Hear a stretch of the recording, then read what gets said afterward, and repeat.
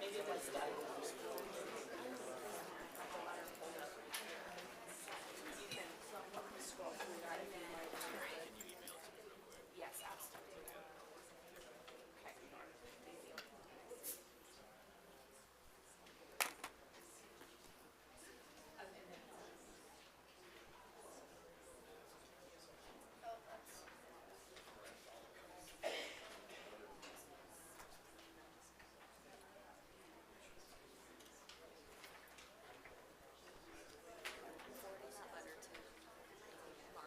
Oh, perfect. Okay, I did notice.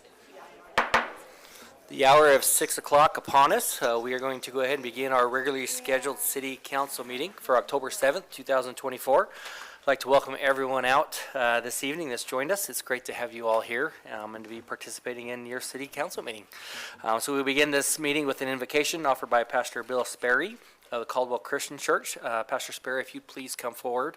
And if everyone would please stand for the prayer, and then if you would please remain standing afterwards for the Pledge of Allegiance.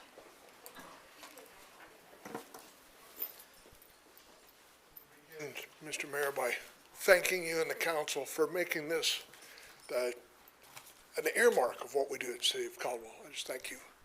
Let's pray. Heavenly Father, we come to you on this day. And Lord, we lift up this meeting to you tonight. We lift up our city. We thank you, Lord, for your hand upon us. We pause also to remember what's happening in Israel and the war, 1-year anniversary of the invasion. Lord, we lift up our nation, the storm that's coming into Florida. And we ask your hand of protection upon us. We know that you are a great God who cares for us, your people. And so we commit this evening into your hands, and we trust you for the results. They are yours. It's in Jesus' name we pray. Amen. Amen. I pledge allegiance to the flag of the United States of America and to the republic for which it stands, one nation, under God, indivisible, with liberty and justice for all. Thank you very much, Pastor Sperry, for that prayer. Very much appreciated for you to be here to do that. Madam Clerk, if you would please. She disappeared. There she is. So she's a magician as well. We'll have to add that to her repertoire. If you could please call the roll. Yes. Counselor Doty? Here. Counselor Register? Here. Counselor Stoddick? Here. Counselor Williams? Here. Counselor Allgood? Here. Counselor Dittenberg? Here. Good. Thank you so much. All council members are present and accounted for. Are there any conflict of interest declarations from any members of the council regarding an item on tonight's agenda? Okay, very good. So we do have one special presentation tonight, our annual update report from the Crime Stoppers of Southwest Idaho. So if you'll please come forward, and if you could just state your name for the record, we'd appreciate that, and then the time is yours. Hi, I'm Bree Mason. I'm the president of Crime Stoppers of Southwest Idaho. So I have it on my phone. I was prepared to look backward. I don't want to look back. So in case you guys aren't familiar with our program, this will actually be our third year partnering with the City of Caldwell, so we really appreciate that. We are the nonprofit behind the phone number 208-343-COPS. We are the only resource that the community has in order to provide anonymous information. Our law enforcement can keep you confidential. We can keep them anonymous. The way that our program works, we receive the information. We work with the each respective agency, and then they go after the bad guys, help tracking down people evading arrest. So let's see here.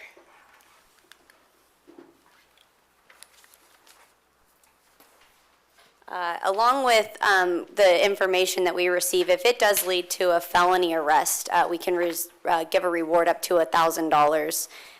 So we typically see rewards, between $200 to $500 are typically what we see. It'd be those higher level crimes that are up to $1,000.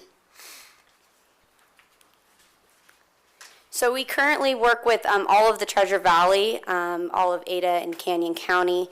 We do a lot for Twin Falls as well, and we're currently looking at possibly continuing to expand throughout Idaho and really, kind of have a cohesive effort of keeping our state safe. So we have 3 different ways for the tipsters to report information. They can use our 24/7 call center out of Texas. They can use the P3 mobile app, quick form that they fill out, or there's also a form on our website.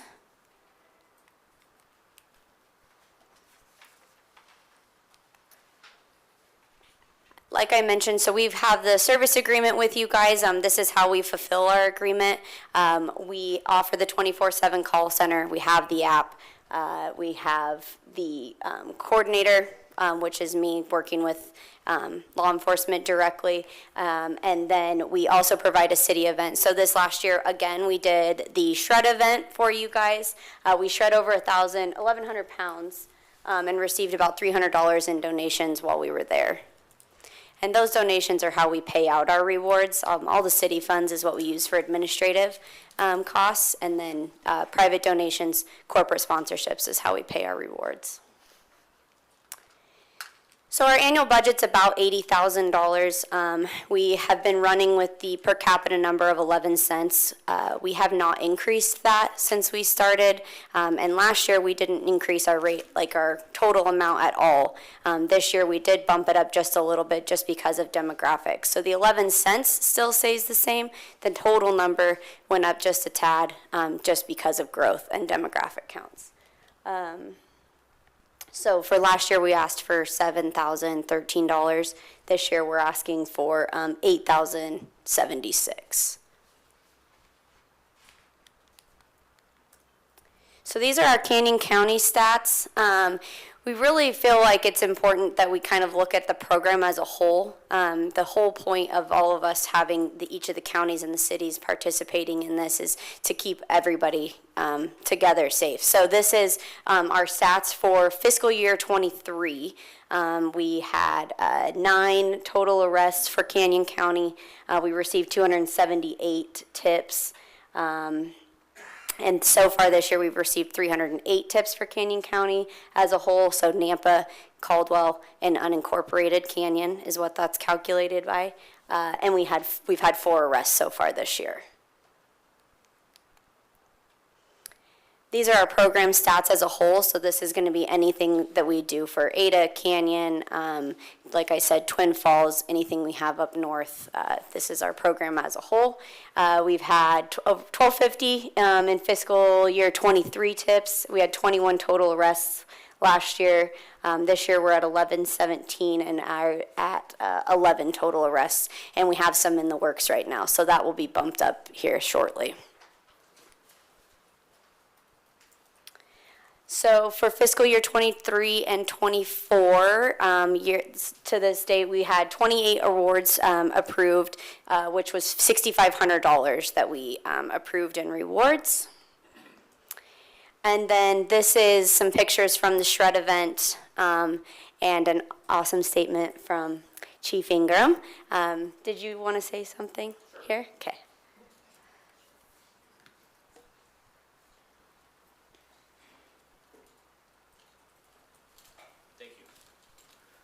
Mr. Mayor, Council, I know we have a very full agenda, so I'll keep my remarks very short.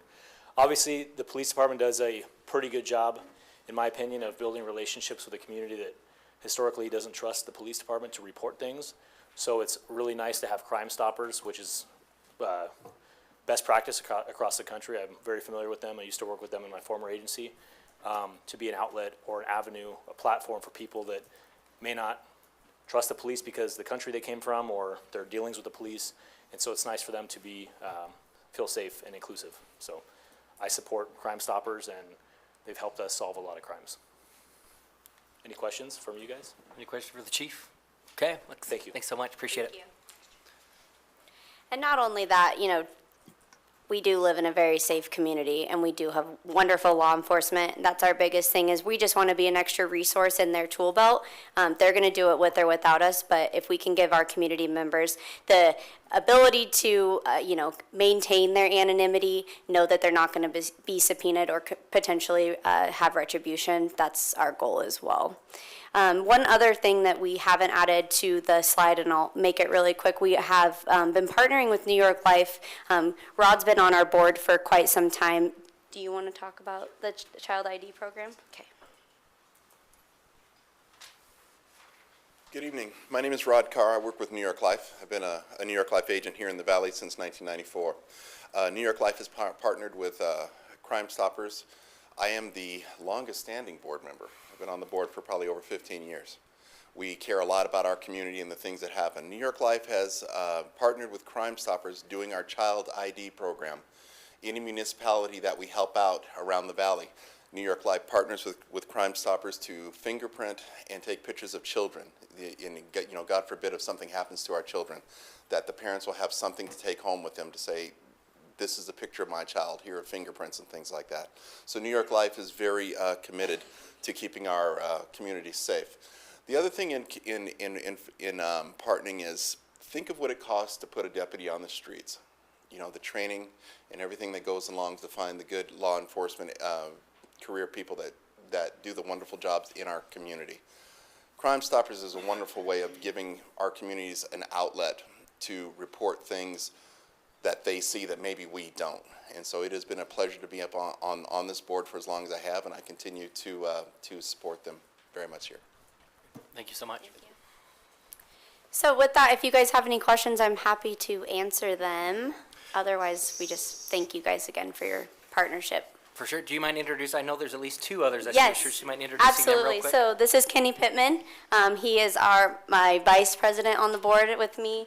Rod, as I mentioned, and then this is Casey. She is our administrative coordinator. So thankfully, with the partnerships that we've created and the service agreements we have with the cities and the counties, we've actually finally been able to hire somebody. And Casey has been doing a phenomenal job of keeping us in line and really strengthening these partnerships with each of our cities and counties. Excellent. And what is your fiscal year? Because I saw that on there.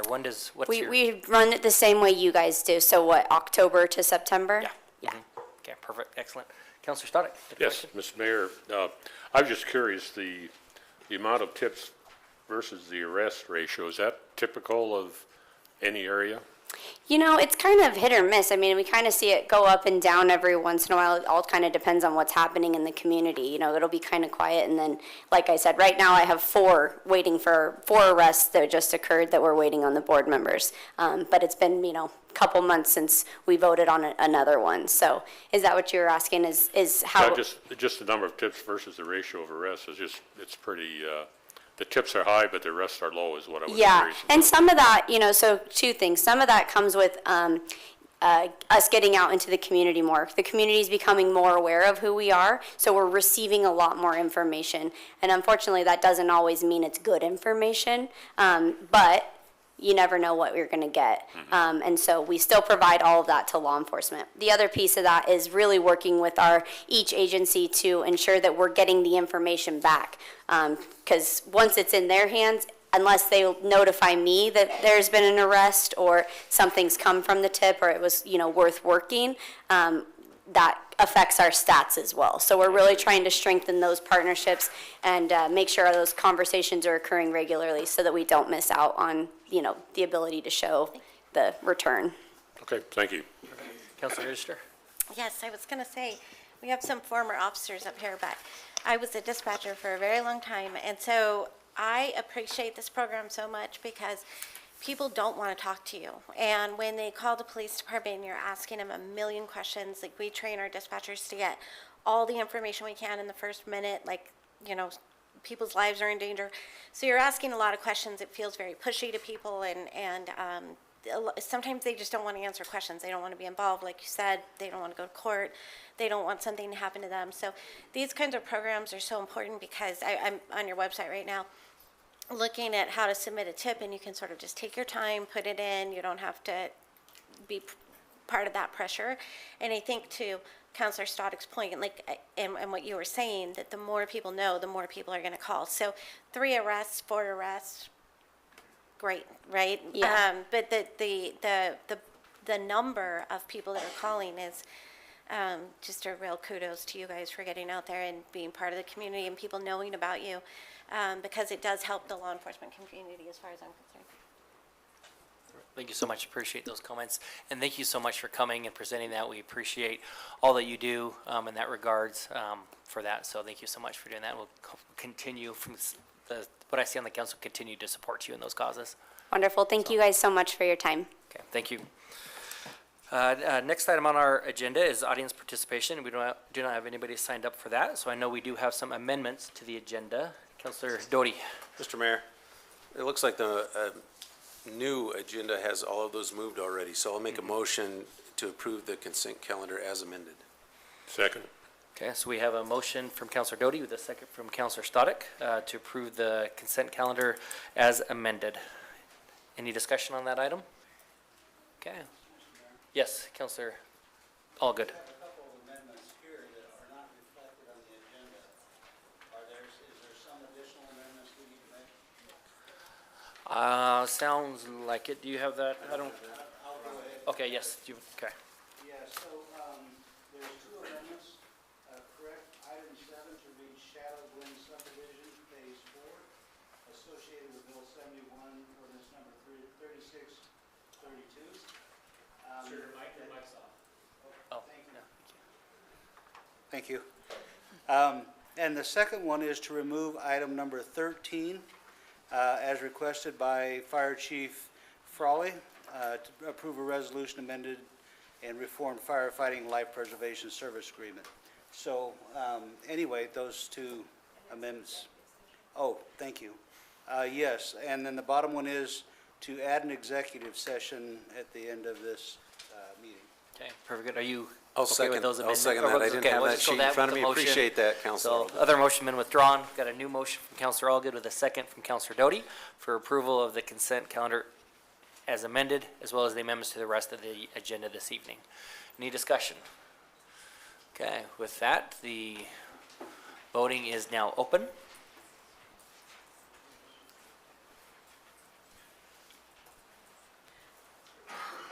Sure it is. All votes are cast. The voting is closed. Now you may need a motion, Mr. Mayor. What's that? Now you may need that motion back from me, or no, are we good? On the, I think, so that was As amended, for. approve it as amended? Yes. So, yeah, So I'll make so- that motion now. Okay, very good. So we do have that motion and that approval, so the original motion to amend it, and then the motion there to approve it, and obviously the votes were in for approval of the consent calendar as amended. So I think are we good then? I think, okay, yes, thank you so much for that. Okay, that moves us into, there is no old business, so right into new business.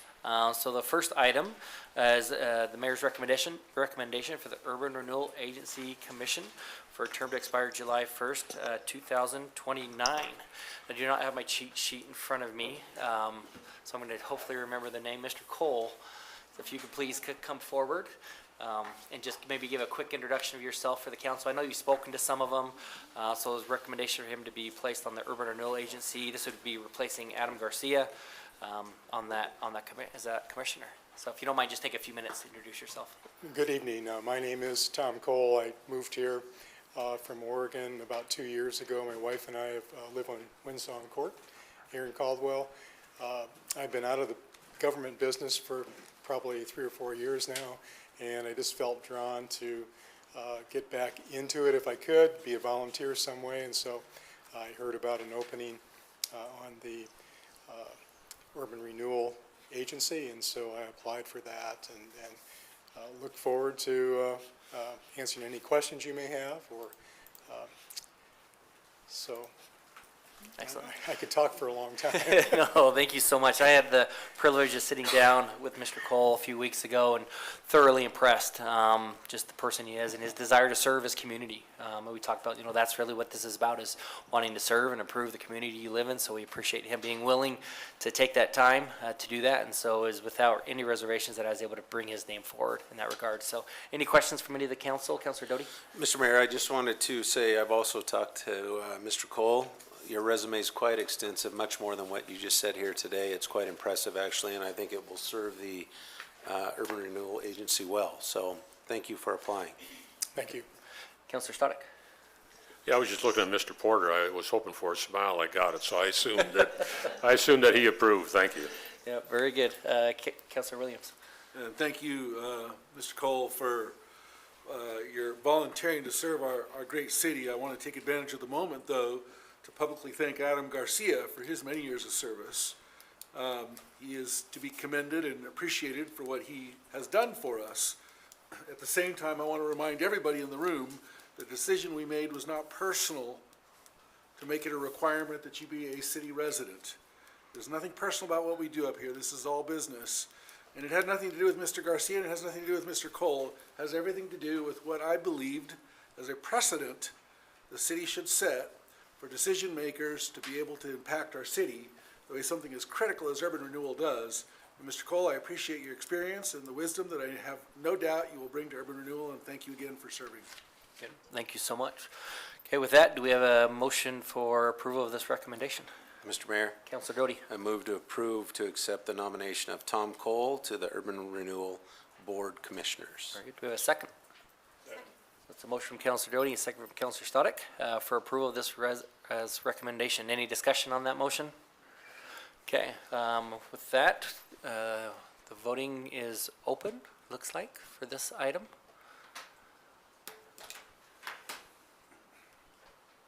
And all votes are cast. The voting is closed. And that motion passes. Councilor Dittenberg, is it no? Is that correct? That is correct. Okay. And I just also want, my light was on before you Oh, took the sorry, I vote. apologize. I didn't see it. I just wanted to make sure that we thanked Adam Garcia for his work. He's been invested in this community for 57 years. And we chose to turn away somebody who had invested 57 years in this community. And like Councilor Williams said, there's nothing personal about letting him go, and there's nothing personal about my no vote. It was principle only. We passed up somebody who committed 57 years to this community for somebody who's been here 2 years. So good luck on the Urban Renewal Agency Board. Thank you. Okay. Okay, well, we appreciate it again. So that did pass. So you will begin, I believe, when is the next urban renewal meeting? Monday. So 1 week from today then, if I'm not mistaken. So we'll put you right to work. So, okay, thank you again. Thank you so much. Appreciate it. Thank you. Okay, we move on to new business action item number 2. So this is a quasi judicial hearing, case number PUD 24-3. Looks like Katie is coming to the front, so we'll turn it over to you for your presentation.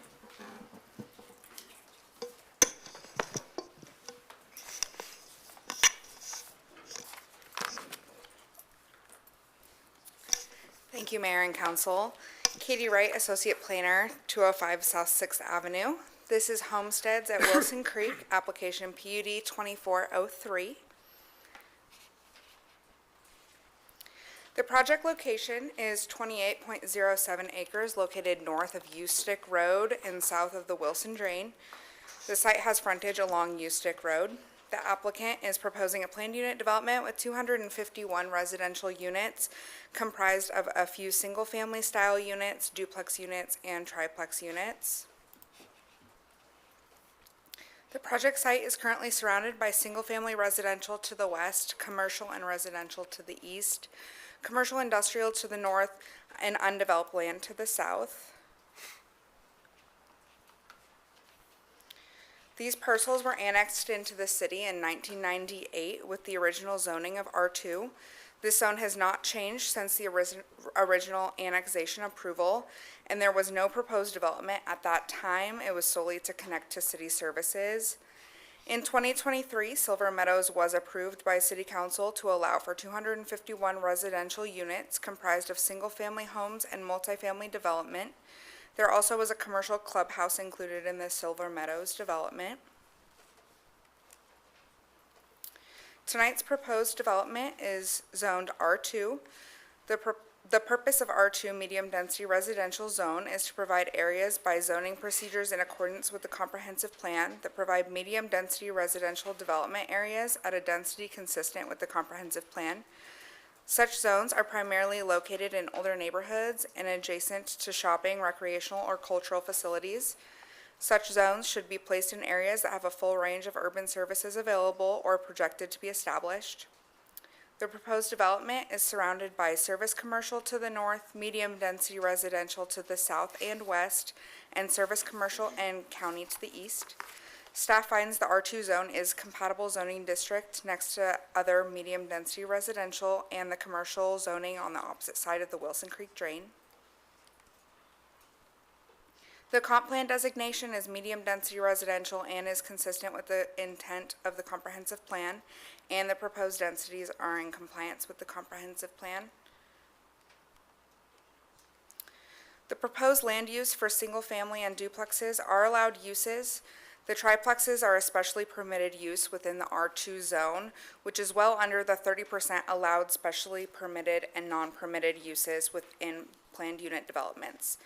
The applicant is proposing a development consisting of 4 single-family detached units, 238 duplex units, and 9 triplex units for a total of 251 units. The proposed development project has been analyzed for compliance with city codes and policies, and staff finds the proposed development is in compliance with all parking and landscaping requirements, is in compliance with all bulk standards for lot size, setbacks, frontage, and height of buildings. The proposed planned unit development is in compliance with all size, land use, design, and amenity requirements, and the planned unit development will have the adequate site access, utilities, and services to serve the site, and the proposed development is in compliance with all zoning and planned unit development ordinances. Due to the application being for a planned unit development, this allows for a request for flexibility within the city code requirements. The applicant is requesting the following: a reduced landscape buffer along the public pathway from 10 feet on each side to 2 feet on each side due to the Wilson Creek drain easement. And they're also requesting to have a 6-foot open fence on one side of the pathway, being the internal side, rather than fencing on both sides, also due to the Wilson Creek drain easement. Public agencies were notified and asked to provide comments. Caldwell School District commented with overall support for the project, with request to consider walking and biking routes as well as bus stop plans. And there were 2 public comments, both written from David and Patricia Henderson. And these letters were in opposition due to lowering surrounding property values and the side effects from construction. The Caldwell Hearing Examiner recommended approval for the request for a planned unit development with the condition: prior to City Council, Pioneer Irrigation District shall provide staff with a letter in response to the original public agency memo regarding this development and the proposed crossing of the Wilson Creek drain. And this has since been removed because they did meet this condition. They did reach out to Pioneer Irrigation District and they showed no concern. The following conditions are specific to this proposal. At time of construction drawings, the applicant shall include a note and details specifying guardrails along the bridge leading to 41st Avenue. At the time of final landscape inspection, wayfinding and directional signage compliant with MUTCD requirements shall be installed along the public pathway along the Wilson Creek drain, as well as all required landscaping as required by Caldwell City Code and the 2040 Bike and Pedestrian Plan. If the irrigation district will not allow certain plantings, a letter from the district will be required, and all plantings shall be relocated to another location within the development. Prior to building permit issuance, the applicant shall record a public access easement over the public pathway along the Wilson Creek drain. Prior to approval of construction drawings, parcel R35829 and R35825 shall be consolidated through a lot line adjustment application. All buildings shall be sprinklered. At the time of final landscape inspection, adequate trees and shrub counts along the major and micro pathways shall be installed. At the time of final landscape inspection, parking lot island ground cover material shall comply with the City of Caldwell Code Section 100709. All berming on street landscape buffers shall be outside of the vision triangles, and this application does not grant approval of signage. Staff recommends that if the council approves the request, that such request is subject to the conditions as specified in the findings of facts, conclusions of law, and order of decision. And I stand for questions. Good, thank you. Questions from council? Councilor Williams. Thank you, Mr. Mayor. Katie, just a question with regard to when I was reading through the packet. This really has to do with staff more than anything, which is why I'm asking it now. Engineering had a concern about the name of it, and I know you said this was formerly approved as Silver Meadows, now it's Homestead. There was confusion in-house. Have we cleared all that up? Is everybody on the same page now? And I you know, when I see the question from engineering, I want to be sure we're not just moving ahead. I'm sure when there's changes like this, things get missed, but are we all up to speed now? Is everybody satisfied? Mayor and Councilor Williams, there has been a lot of internal discussion about the name.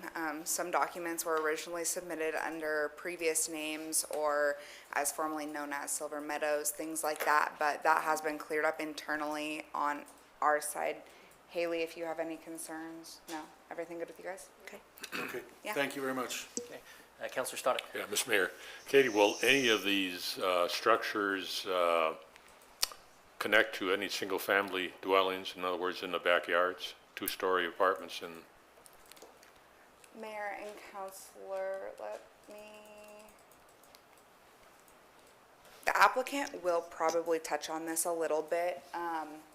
If you can see over towards the 41st Avenue crossing, what's shown as south is really west.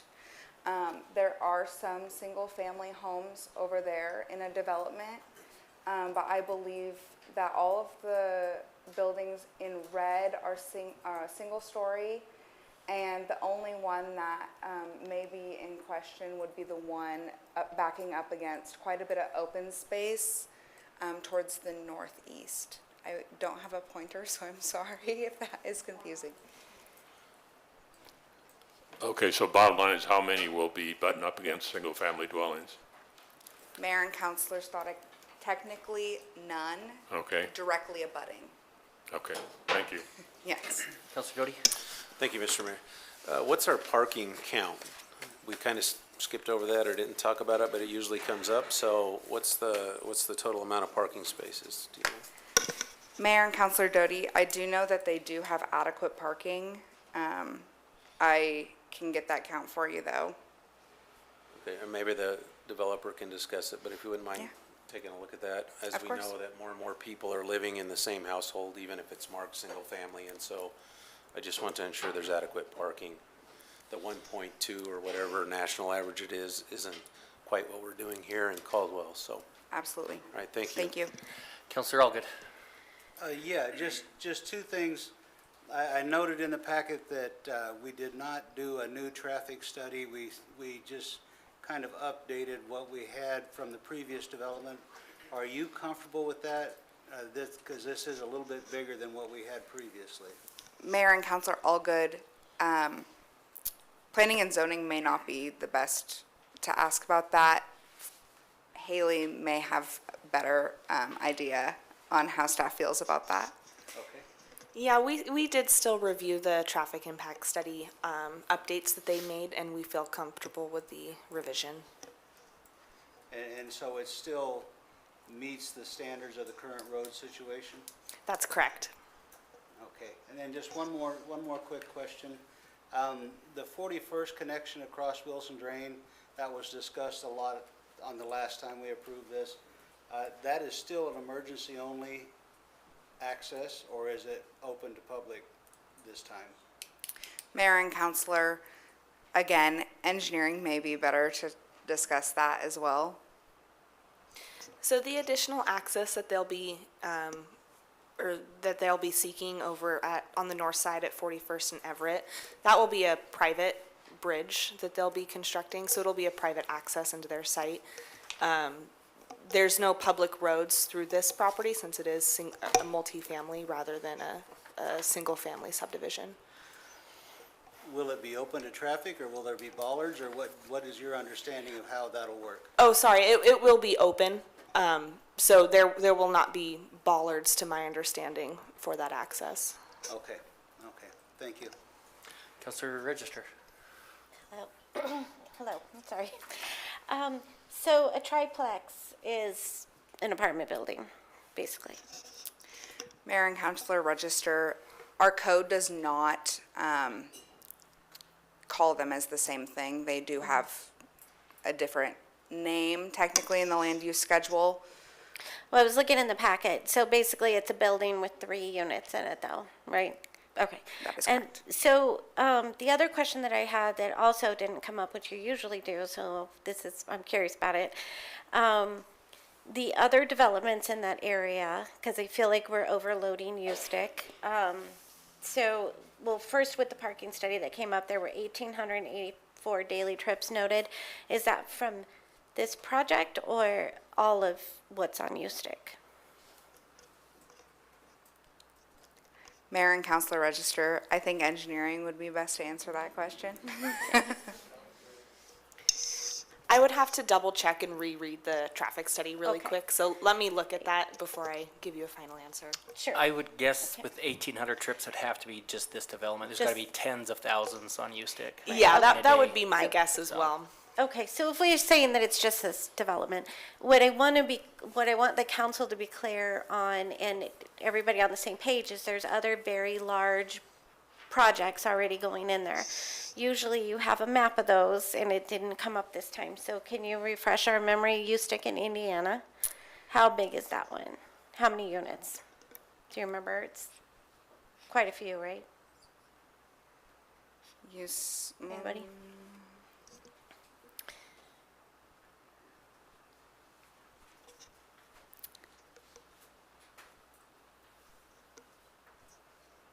I'm sorry to put you on the spot. I don't know if anybody up here remembers. There'll be a development, I think, on the north side of Ustick, on South Indiana, and also on the south side of Ustick. Well, and that's what Both I'm getting at, is I sort of want to approach, where are these going? So we know we have a really, really large development at Ustick in Indiana. I think it was, go Mayor ahead. and Councilor Register, I do know of 3 projects that have been approved that are over, I want to say, Ustick in Indiana, so let me know if this might be what you're thinking of. On the northwest corner, I believe it's Richmond Heights, which is an apartment complex. To the southwest is Greenmont, I believe it's called. Is that multifamily? I want to say there is a mix of housing types, but I am not sure about that. There was one where it was residential in the front and multifamily in the back. Is that one? It might think- be. okay. I apologize, I'm not Let's just- familiar with that one. And then on the other side of Indiana, I believe it's Hoshaw. And that's another planned unit development with some commercial and then a variety of housing types, mostly single family. Okay, so at Ustick in Indiana, we have 3 corners with mixed housing and some commercial in there. I do remember the commercial because I think we asked for some gathering places in there. But so just at Ustick in Indiana, we have 3 corners being taken up with multifamily. And now we're looking at Ustick and, sorry, I don't have that map up right now, but for this, it's Ustick and A little west of Lake. west of Lake. And then we also have that very large development at Karcher and Lake, right? The Charles? That is correct. Okay. Okay. I just wanted the council to be aware of that. I think we are overloading Ustick, so we'll hear what the developer has to say, of course. But I think we're once again putting that cart before the horse, where we're going to put these things in before we even have the infrastructure to be able to sustain it. Thank you. And Mayor and Councilor Doty, I do have your answer for you. It does look like there are 540 spots.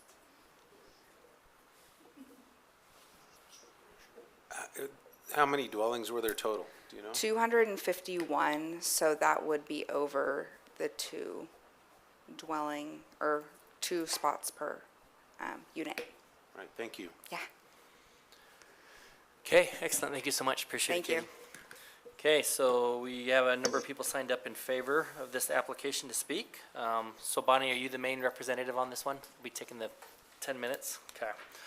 So if you could come forward and state your name for the record, and then after you do begin, we will put up 10 minutes. It'll be, and for everybody else that's testifying, you'll notice your time will be up on the clock here in front of you, and then also we'll be looking at behind you. If you could please keep your comments within that time period, we would greatly appreciate it.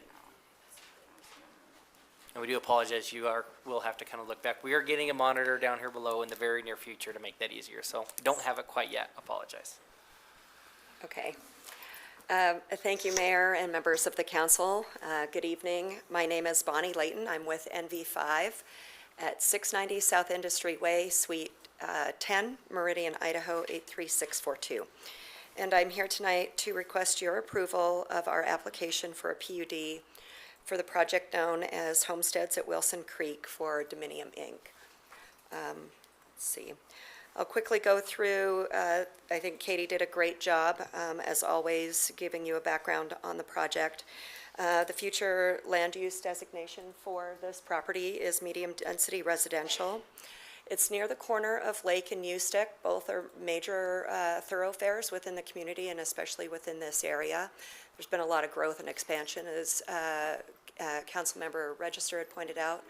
But with that has come a lot of improvements from the development community as well as from the city and planning efforts from staff to make sure that the infrastructure in this area is growing commensurate with the population.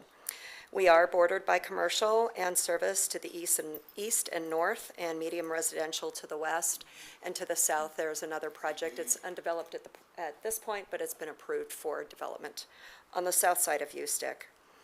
As Katie mentioned, our parcel is already annexed and zoned as R2, and that was done several years ago. It's remained undeveloped. As Katie mentioned, there was a previous project that came through for approval for 251 dwelling units. Our request is to remain with the same number of dwelling units as this project, or as that previous project. We really believe that this project is the right place and the right time for development for the community. We've got very easy access off of Ustick, also north through the north end of our site up to Caldwell Boulevard, and then into downtown. And obviously, as the crow flies, we're not quite too far away from the large business park near the I-84 interchange and Highway 2026. So really providing places for future employees of the community in that rapidly developing area for commercial and industry that Caldwell has been so successful in bringing to the community good paying jobs. So our vicinity map, this shows a little bit better detail of the surrounding conditions and how we are adjacent. Since the hearing examiner meeting that we had, I would like to point out that we've made a few changes to the site plan in unit mix. In the northwest corner, for example, we've changed those last two units that were near the park that we felt had a good buffer. We've actually changed those to single-story units as well. And in order to provide a lot more diversity in the residents that we are able to attract to the community, we've also increased the number of ADA accessible units. They're single-story units. So again, unit count hasn't changed, but we've changed up the mix a little bit to further diversify who could actually live in this community. We think that's a benefit for the project as well as for the community as a whole. The site plan here, as Katie mentioned, oops, I skipped ahead. So here's a little bit bigger image of that. You will see that the buildings in green are the ADA accessible units. Again, those are all single-story units. What we really tried to do with this is be sensitive to the neighbors. You'll notice on our western boundary, we were required to have a 10-foot buffer. We instead did a 15-foot landscape buffer along that edge to be sensitive to our neighbors. We also kept the distance of the homes as far as possible, so we included the drive aisle on the west side, some parking spaces, so there's really a buffer from the single-family residents to the west and ourselves. The southwest corner of the site actually is the only place that we sort of butt up to that, but that's a different type of land use. As you can see in here, that's the church site, so we aren't butting up against any neighbors in that southwest corner. So, but really tried to work to be sensitive to that. Of course, with this project, we will be doing significant improvements to Ustick Road along our frontage, which includes a right-hand turn lane into our project. Let's see. The project site overall is 28 acres. We've got 251 dwelling units. We've actually exceeded the amount of open space required per the PUD code. We're providing 8.95 acres of open space, which equals 32.8%, and code requires 10%. We also have private open space. Each of these units, this is sort of a multifamily living environment, but you're sharing maybe one wall, not multiple walls or people above or below you, and you actually have a private outdoor yard space, something that we are finding very desirable for the residents. Let's see. Oops. Let me get back here. So this is a detailed site plan. Again, some last minute updates that we have done. Overall does not impact the unit count or the traffic impact study. We have various home options and building types in compliance with the PUD code. And let's see. We also, the question about parking came up. 502 parking spaces are required per code. We are actually at 536 parking spaces, which would be an average of 2.14 per dwelling unit. But then we also provide an additional 26 parking spaces for ADA compliance. So we feel like we are adequately parked and exceed the city code on that. This is some images of the community architecture. Really what we're striving for here is to blend into the adjacent community and the architecture around. Very traditional, American traditional type architecture to blend. The colors will blend, really fitting in with the surrounding developments. I'll quickly breeze through some of the slides. We've got a clubhouse here with amenities for the residents to use. Some different versions of some of the floor plans. For time's sake, I just quickly clicking through all of them. Easy enough for me to say, but really, spacious homes that folks can choose what type of living environment they want: detached, attached, single story, 2-story, 1 bedroom, up to 4 bedrooms. Let me just click through a little more. Here are some, the style of the elevations, as I mentioned, very similar to the development around, providing a nice aesthetic, mixing colors and materials for the project. And then I know it was brought up with the school district. We're providing a location for a bus shelter at the north end of the site. The goal there would be to work with the school district. We have the shelter on our site, and then when the bus shows up on Everett Street, the kids would walk across that drive that crosses the Wilson Drain and then get on the bus there. So we've provided for that structure. We've got pathways along the Wilson Drain throughout the site, and then also along U-Stick. So really enhancing the pedestrian safety and accessibility in this area. Let's see.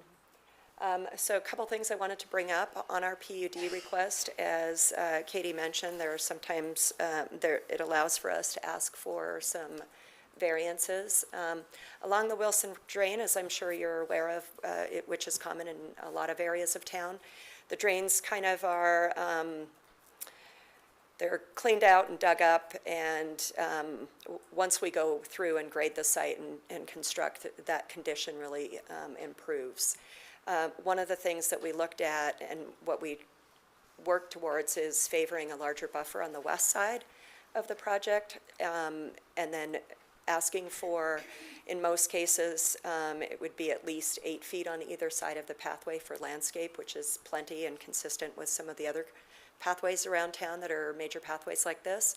But then every now and then we've got a little bit of a pinch point, so that's where the 2-foot request had come from. The only other thing, we are in agreement with the staff report and all of the conditions, but would really like to discuss with you one part that we're really concerned about is one of the comments and requirements in the engineering staff report related to an off-site requirement for development that's adjacent to our site. So it's at the southeast corner on the other side of the Wilson Drain. It's off of our property. There's a parcel there. The roundabout was completed. and most of the sidewalk was put in. But we've created this exhibit and would like to discuss with you some alternatives to the requirements for that language. When we take a look at this condition, what we see is that there's a power pole, some irrigation utilities in there, as well as a pretty significant gas line. And while the city has made efforts to secure right-of-way, we believe that there could be some pretty significant impacts trying to move some of those utilities out of the way to complete the frontage. My client is on board with working with the city to try to complete the curb gutter and sidewalk and expanding out the paving there. But it looks like it could turn into a real hornet's nest, to be quite frank. And that challenges that could be associated with this would potentially derail the project's timeline and also financially. So we've looked at the conditions around. The city is just completing the expansion of the Wilson Drain crossing at U-Stick. The city did go ahead for this image that you see on the screen now. The blue lines in this image, and I can pass out hard copies if you'd prefer. The blue lines in this image are what we have surveyed in. The black lines are the drawings that we receive from city staff for the improvements that the city has gone ahead and made as part of that crossing expansion. And the red lines would be what we would be required to put in with this frontage. Again, we're really concerned that this might inadvertently and maybe overburdensome to the project, tie our hands not only timeline-wise, but to really get all of the moving pieces done. The city did complete portions of the sidewalk on the east side of the crossing, on the south side of the street, but the north side was left out. And so we would just like some latitude, maybe with some language in the conditions of approval, so that if it really becomes a big issue and a major hurdle, that it doesn't, this 100 feet of frontage improvement could potentially, kill the whole project. So anyways, with that, I know I've gone over a little bit of time, I think, but I appreciate staff's help as always, and I'm happy to stand for any questions. Okay, thank you so much, Councilor Register. Just a quick question. I don't know who has this, but it's on the CR Engineering packet, page 19. Can we pull that up?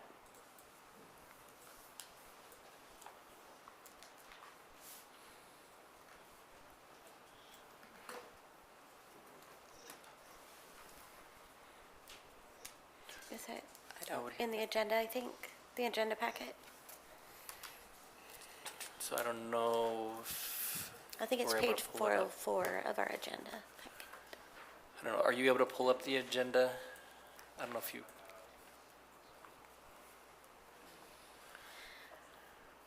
Could you pull up a Google map of this area so I can try to show, I have a question about the boundary.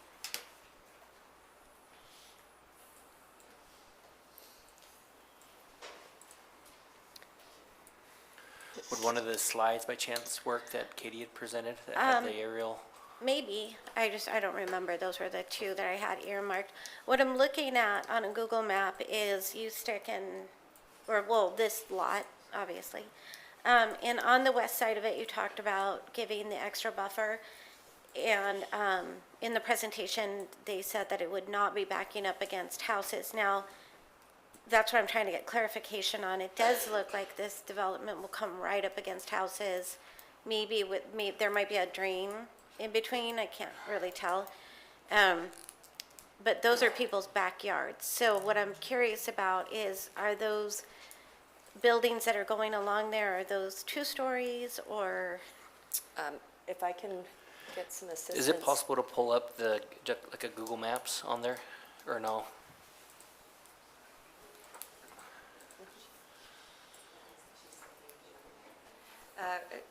Councilwoman Register, are you looking at page 19 of the CR engineering report? Well, I'm looking at that picture, yeah, but I'm also looking Okay. at just like a Google map, Okay, just to get some clarification, but, so that picture on page 19 of that report Uh-huh. that's dated October of 2021 is the previous project that Okay. was approved. So that's not what we're doing. okay, so Yeah.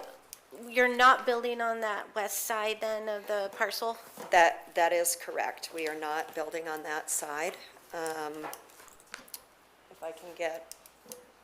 I can get this to turn back, I can show you in more detail. There we go. Because I've merged the two images of where the residents are. So, So that's a Google Maps yeah, image that's a right there. Google Maps one. So you'll see that there's the Caldwell Christian Church. It's a kind of a big square parcel that's adjacent to our southwest corner of our parcel. And then it transitions into single-family residential. Those subdivisions were done a number of years ago. Unfortunately, when those were done, there were no stub streets required to stub to this parcel. So that creates a challenge in terms of connectivity and really impacts and dictates how this parcel can be developed. So Do what you- we did, Sorry, just so I have something to look at, do you have something, I'm trying to find anything in the packet, or maybe one of Yeah. my fellow counselors can help me with what it looks like. yeah, so if somebody could click back to my Page slides. 340. 340, Let's see. Can I go back to the, Councilwoman Register, we got the agenda packet out, so if you wanted to tell us what page on the agenda packet. well, she said that was actually the old plans.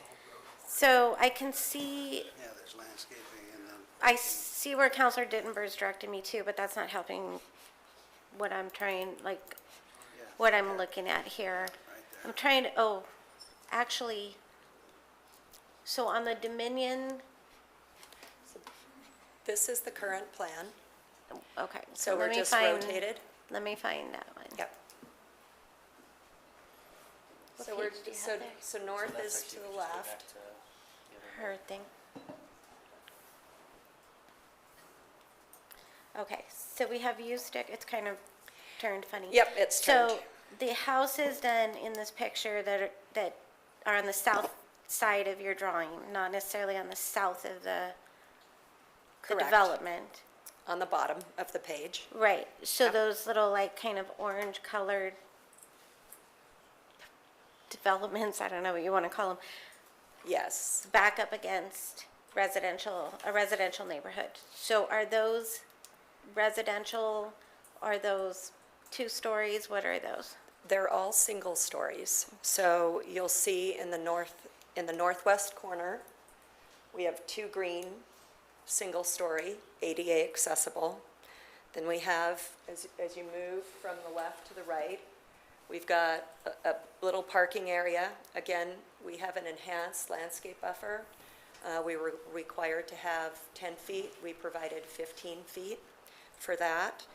And then we felt that it would be important to not only have that enhanced buffer, but then really put those homes as far from the property line as possible. They're single story, so all of the pink or red ones down adjacent to the drive aisle are all single story. The green one that's kind of in the middle there. Yeah, I see it. That's also single story. And then you'll see basically where the one drive aisle kind of tees in. So you see the subdivision. We've done all of that buffering. And then we've gone to where we transitioned to the adjacent parcel. We felt it wasn't as sensitive because it's a church property that will eventually be redeveloped. And so the development pattern changed there slightly. But again, we still have that enhanced landscape buffer for the majority of that. And we did duet units instead of any 3-unit Is the highest you buildings. have a 2-story? That's correct. Okay. Yep. And then, my other question is, you said something about putting in a turn lane on U Stick. You said a right turn lane? That is correct. That's Are what we you- were required to provide per the traffic impact study and engineering. Okay, thank you. Counselor Williams? Thank you, Mr. Mayor. I want to go back. I got a couple of questions, but Okay. I'm confused about the improvements that your developer is being asked to make that are off-site of your property. I was trying to follow you and follow your diagram. Can you go over that for me again, because I'm a little lost, and I want to make sure I'm understanding what your request is and what our request is. Yes. So if you could, sorry, it's been a long day. No for all of problem. us, but help me understand what it is and where it's across the street from this development? Yep, so it's actually in this image, it is kind of right where the north arrow is. So it's on the other side, so it's on the east side of the Wilson Drain. Our property's on the west side of the Wilson Drain. These frontage improvements are on the east side. So they're, it's defined in the staff report as an out parcel, but it's actually an adjacent parcel. Typically, I would define out parcels as we've got property on either side and there's a piece in the middle. This is actually off of that. So if it would help, I do have some hard copies that I can hand out to council, just so you can see the line work maybe a little bit better, if that would be okay with Yeah, everyone. that'd be good. And I suppose while you're doing that, I know there are times when we require a developer to make certain contributions that might not be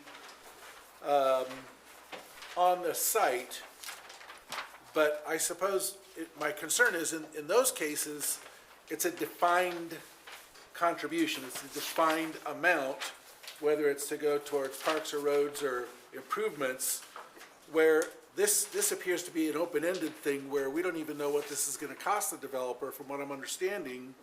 And if they get involved in something that is, I mean, it's almost taking me back to the long discussion we had with our developer out at the airport, and how much was that gonna cost to move a retention pond? And I guess I can understand as a city, we would be saying a developer needs to do some contribution beyond what might be in their property, but is there any way to make it a limited, a defined, if we put a number on it and said, contribute this much towards that, since it's an unknown? I'm concerned what I'm hearing, and I've got a couple other follow-up questions, but I'm concerned what I'm hearing here, unless I'm misunderstanding it. I keep looking at staff, because I want to be sure you help me understand. We're asking this developer to do something by way of improvements that's an unknown expense on something that's not on their site. Is that correct, essentially? Yeah, so I don't know if you would like me or the applicant to speak to this point first, but I'm happy to answer. So this has become a standard comment on all of our staff reports, that we require all developers to complete the frontage improvements on the out parcels for the adjacent properties if we are able to obtain the correct amount of right-of-way to do so. Again, this is a standard comment we issue on all projects, and this was a comment that has been standard for some time, and I believe that it was a comment that was actually initiated from council to include. I'm not sure when the timing of that came, so it might have been prior to this group. But we asked that they complete the curb gutter sidewalk for the adjacent parcels so that we can continue improving our pedestrian connectivity. You're correct, there isn't a stated amount that this could cost. Some developments have required a little bit more work in order to get that curb gutter sidewalk to be constructed. There have been circumstances where the engineering department has deemed that the construction of the sidewalk is unconstructable due to either slopes or existing structures. We were looking at this one in particular. There is a power pole. It isn't a power pole that's part of the entire Idaho power system. It's just the pole that is feeding the single house. So those poles are a little bit easier to move and they're less costly to move And we've had other developers of similar size move these types of power poles to accommodate this, this request in the past. Similarly, there's a structure that was commented on. It was an irrigation manhole. Again, this has been a structure that developers have moved in the past, so we still deemed it reasonable that the developer move these items as part of the frontage improvements. As they continue with design, if they determine that slope would stop them from being able to construct within the right-of-way, then again, that's something that we would happily look at, and we can determine at that time if it's infeasible to ask the developer to do this work. For this project in particular, as the applicant mentioned, there were improvements to the Wilson Drain Bridge crossing that the city completed. What would be typical is that the developer complete these improvements. Since we have already come through and completed these improvements, we also thought that it was reasonable to request that the developer finish the sidewalk connection so that we have full connection from this development over towards the boulevard. Okay, thank you. Help me understand then, what part of that is unreasonable, given the fact that this is our standard for developers, and we would expect this from any developer putting in any development in this property? I'm sorry, Mr. Mayor, I'm still going, so could you respond to that for me to understand? Yeah, Mr. Mayor, Councilman Williams, when we look at this condition, we are concerned that it might not be just as easy as moving the power pole. Are we allowed to put it in the right-of-way? Do we have to move it outside of the right-of-way? This particular property has some pretty significant trees in that location that could be impacted, not only by relocating the power pole, but putting in the sidewalk. I'm also concerned about the alignment of the driveway. The project on the south, the driveway is in a different location. The offset is usually a maximum of 10 feet for an alignment, or else it has to be really far off. So this could potentially be in the wrong spot. This parcel is now up for sale. So redevelopment of this parcel is likely to come sometime in the future. Would we be putting these improvements in the proper spot? There's a significant gas line there, so that's also a concern. As we look at the project south of us, a project called Solstice, that project was not required to do any of the bridge widening improvements that would be required of other developers. It's a similar sized parcel. I think it's probably got about the same number of units. And so the city did go ahead and provide that expansion on the south side of Ustick, as well as completing the curb gutter and sidewalk that returned around that you can see in those black lines. This is a project that I was out there a week and a half, 2 weeks ago, was under construction. I don't know if it's been finalized yet, but myself looking at it, thinking, you know, there's traffic mitigation fees that all of us pay. This frontage would have seemed like a great candidate to include in the rest of that improvement. But stopping short on the north side and not on the south side further enhances our concerns that there's some real problems in this location. Again, my client is happy to work with the city, but what we're really concerned about is we're going down the line and we can't get building permits or certificate of occupancies because this is tied up in some sort of hornet's nest, legal issue with maybe the property owner because we're impacting him and he doesn't like what we're doing. There's a lot of scenarios that become out of our control that really spiral this project and really increase the risk for us to actually get this done in a timely manner, in a fair, cost-effective manner as well. Mr. Mayor, there's a lot about this discussion that troubles me. Was this a condition for Silver Meadows as well beforehand, this same requirement to do all these things? Councilman Williams, yes, it was.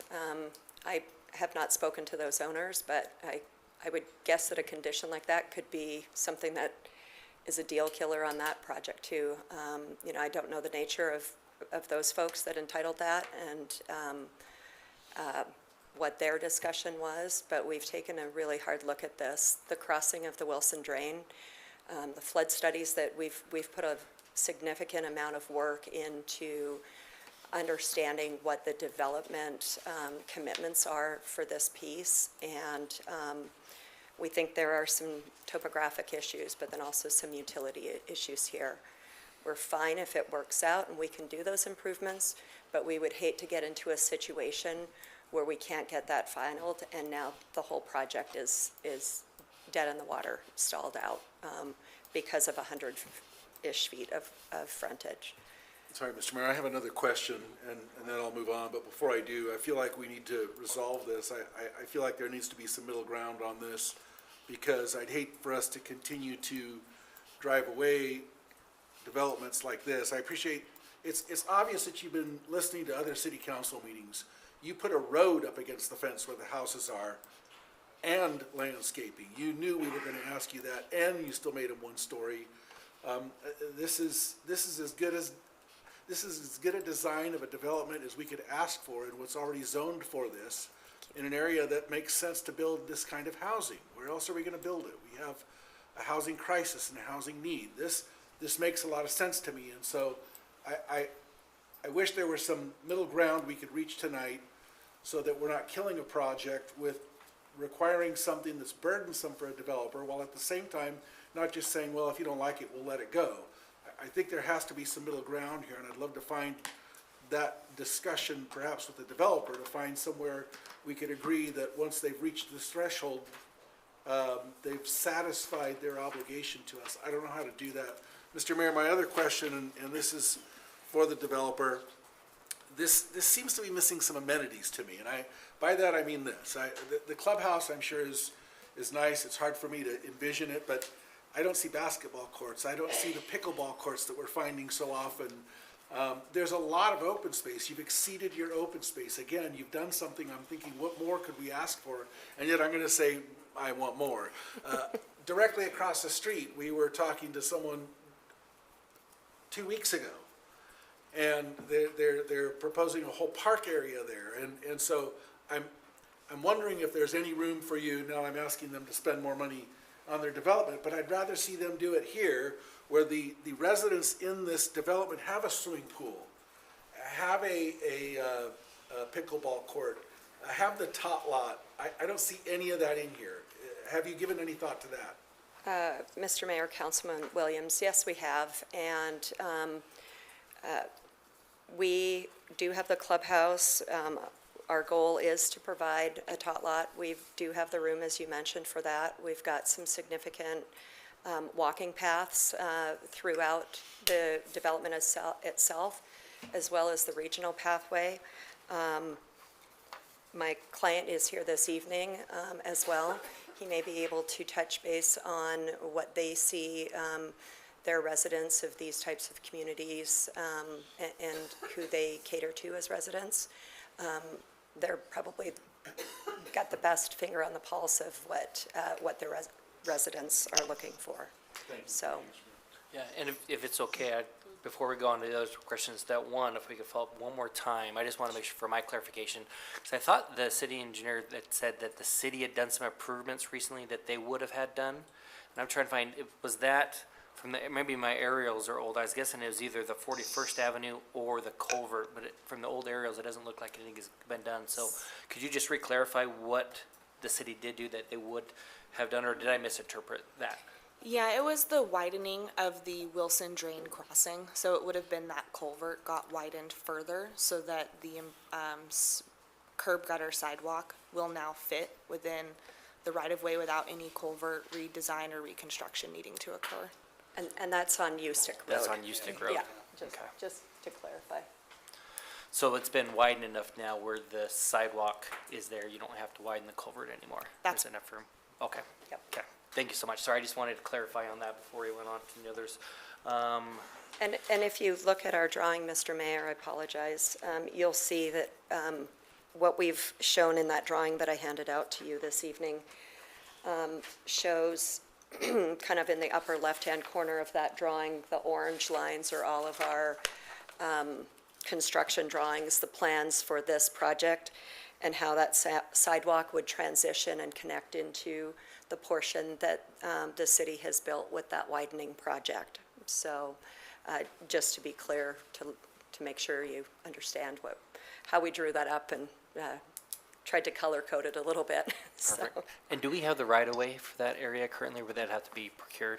We currently have the right-of-way. Okay, perfect. Thank you so much. Councilor Allgood. Yeah, Ms. Layton, you're just going to be up here all night. okay. So one of the things I just want to confirm with you, because we're talking about the traffic on U-Stick, the access from Everett and 41st into the north side of your property will be open for coming and going from this subdivision. Yes, Councilman Allgood, that is correct. It will be a full access. These are private drive aisles throughout the site as opposed to a public street, but they're open for people to drive in and out. It will not be locked off or bollarded off, but we felt for this type of community, we didn't want, in the previous application that was approved, they had private streets. It was a very different development than what we're proposing, but So some of the residents of this neighborhood could leave on 41st and go out to the boulevard. 100%. And I think a lot of them would actually take that way. I think the long-term goal for the city, and I can let your staff speak for this, but I think the long-term goal is to actually put a concrete barrier down U-Stick so that a left turn eventually would be impossible in this area outside of our project. So as you come in off the boulevard, off of Lake, you turn and head west on U-Stick, you've got the right-hand turn lane to get into the project. But I think over time, as U-Stick is built out, I would anticipate that there would be quite a few folks heading north through the site up to Everett and 41st. Yep. Okay, and continue. Yes, please. Where's the stormwater housed in this project? Where is it going? It's not going into the drain, correct? It's all on the property? That is correct, Councilman Allgood. We've taken a very close look at this, really from up front, based on experiences with other projects like this here in the city of Caldwell. And so all of the stormwater is retained on site as it's required to be per city code. So some of these open spaces will be stormwater catches?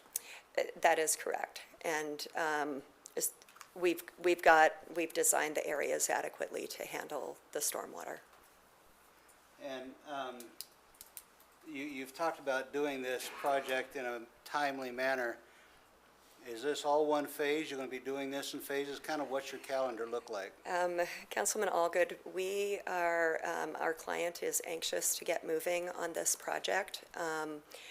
There are some issues with phasing more from a construction standpoint. We would like to phase it so that we could build through the site. We do have Layton Construction here who's on the development team that could maybe speak more articulately to what we're proposing to do based on experiences that we've had here with other similar type projects.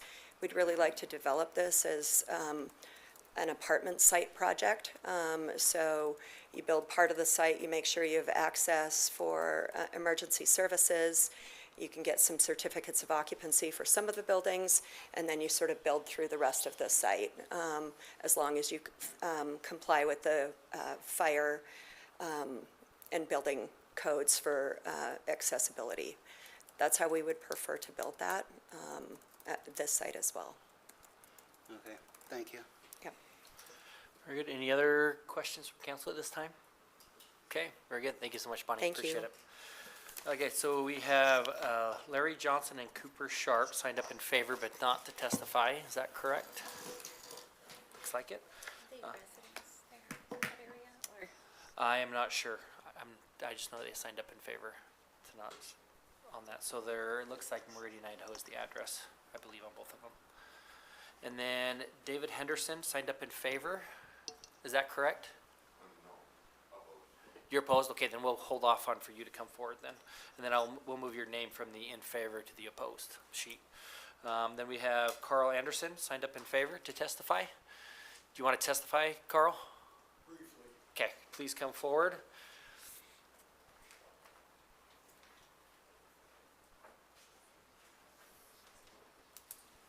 And if you could state your name and address, and we will ensure you're brief, as we'll give you 3 minutes. How's that sound? I won't need 3 minutes. Okay. Carl Anderson, 1816 Idaho Avenue in Caldwell.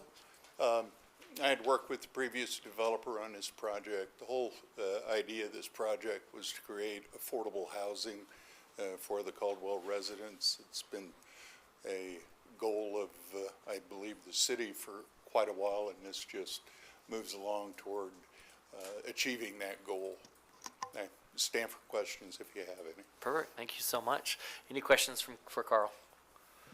Okay, very Thank good. you. Thank you so much. Appreciate that. And the last person signed up in favor to speak is Elizabeth. I will pass on my time unless you have any questions. Okay. I don't see any green lights. Okay, very good. Thank you so much. Okay, so we do not have anybody signed up in neutral, and it sounds like we have one person signed up in opposition, so that would be Mr. Henderson. So if you could please come forward. And if you could state your name and address for the record, then you'll have 3 minutes for your testimony as well. My name is David Henderson. I live at 3813 Duluth Avenue, Caldwell, Idaho.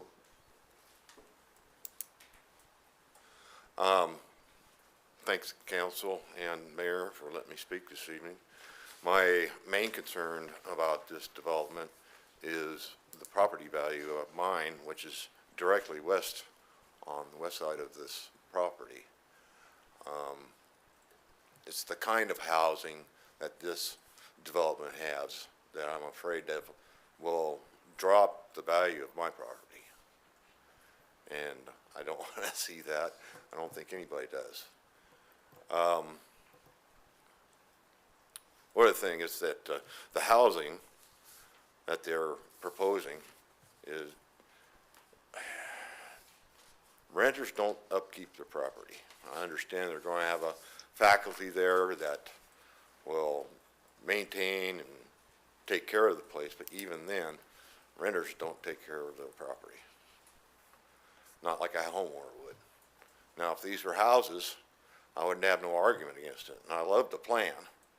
The plan looks great, but it's the housing that concerns me. That's all I got. Okay, perfect. Thank you so much. Any questions from council for Mr. Henderson? Okay, I don't see any. Thank you so much. Appreciate you being here and providing that testimony. Okay, then that'll move us back to rebuttal. So Bonnie, if you want to come up, and you'll have 3 minutes for your rebuttal testimony, and then any questions that may come up.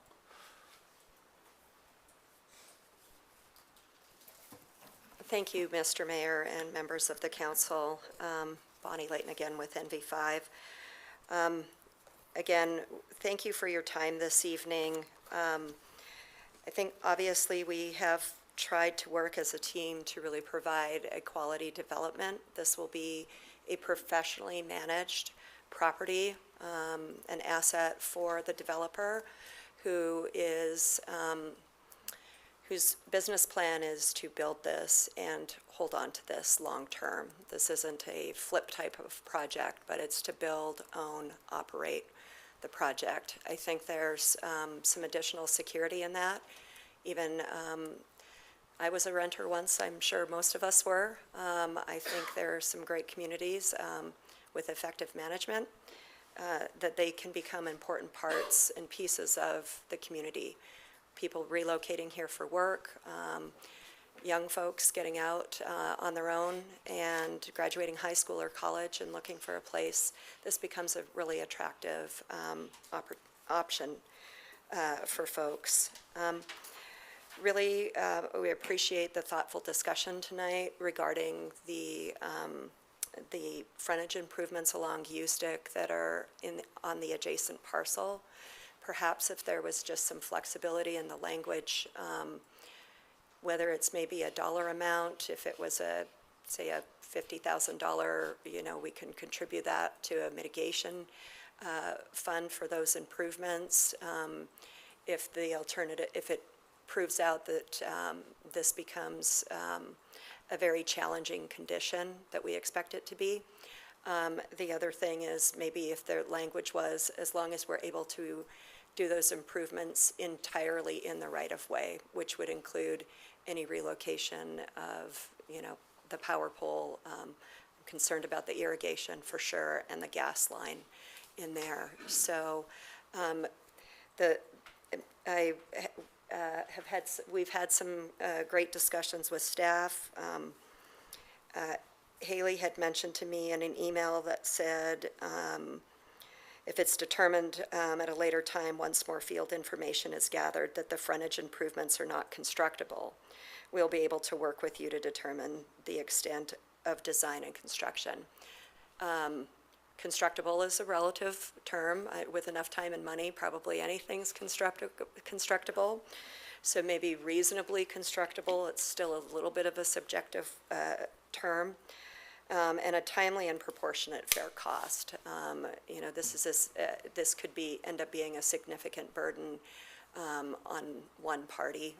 And so I appreciated the language that she wrote in that email. It's not in the staff report, and we were directed to discuss it with council for that specific condition. Open spaces, we are required to provide so many per the PUD ordinance, and so we will comply with that. I think we've got room for a dog park and a tot lot. Like I said, we have a lot of trails in the area, as well as contributing to the large regional trail along the Wilson Drain. So. And if you could, I just noticed, sorry, the 3 minutes is up. Okay. I forget to not listen for a beep, so. But other than that, we appreciate your time this evening and staff's time, and hopefully we can figure out some workable language for that one condition.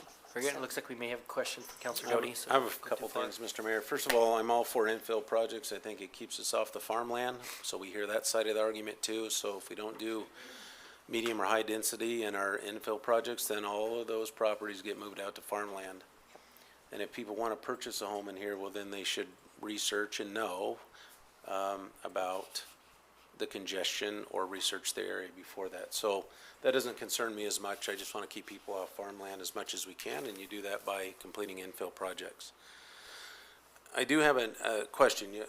There was mention about a manhole cover being moved and a power line being moved, but do we often have, I think your biggest concern, if I'm reading this right, is a gas line. Is her company gonna have to move a gas line to complete what Councilor Williams was talking about? That seems quite significant. We don't always have people move gas lines, right, or do we? And I'm looking at our engineer, Mr. Mayor. Yes, so the applicant had brought the gas line up to me just right before this hearing, so I would have to do a little bit more digging. I wouldn't anticipate that a gas line would need to be moved with surface improvements. However, I would have to see the survey.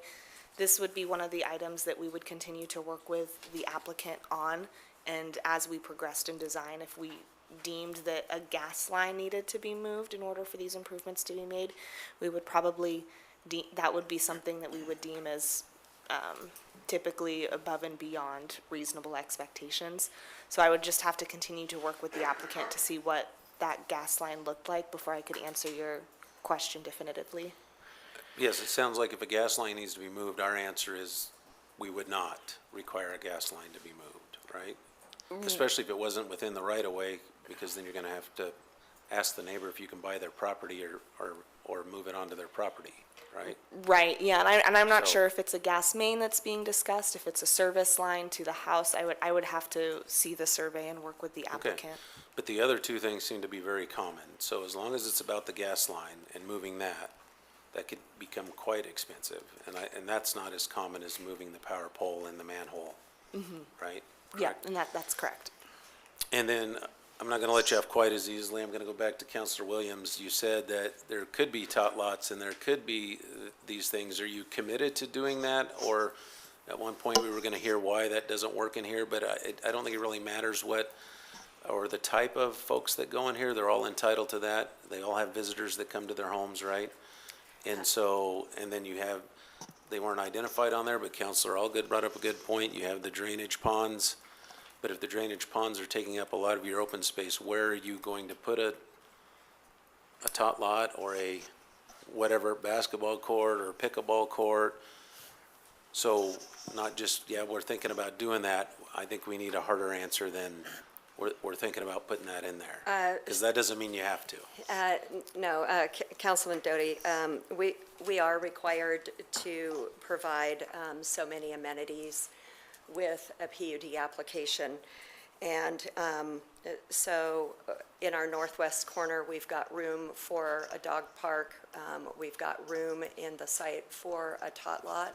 Those were intended to be in there. I apologize if that sounded wishy-washy, but that is part of the requirements for the PUD, that we have to provide those amenities, and our construction drawings would have to show those, or we wouldn't have approval to go horizontal or vertical on the project. And Mayor and Councilor Doty, just to clarify, the staff report mentions that they'll be having a play structure, a dog park, additional open space beyond what is required, solar panels, and a clubhouse. All right, so Mr. Mayor, so just to follow up on that though, have those been identified to you as to where those will be so that they don't interfere with the drainage ponds? I mean, as, it sounds like it's coming, but has anyone checked out the land to make sure those can, just because they're on there, is there land to put those requirements? Mayor and Councilor, sorry about that. Based on the plans, there, I believe the housing plan, Bonnie, it might be that you sent with the different color types, that calls out a dog park and a tot lot. I'm not sure if it's on the updated one.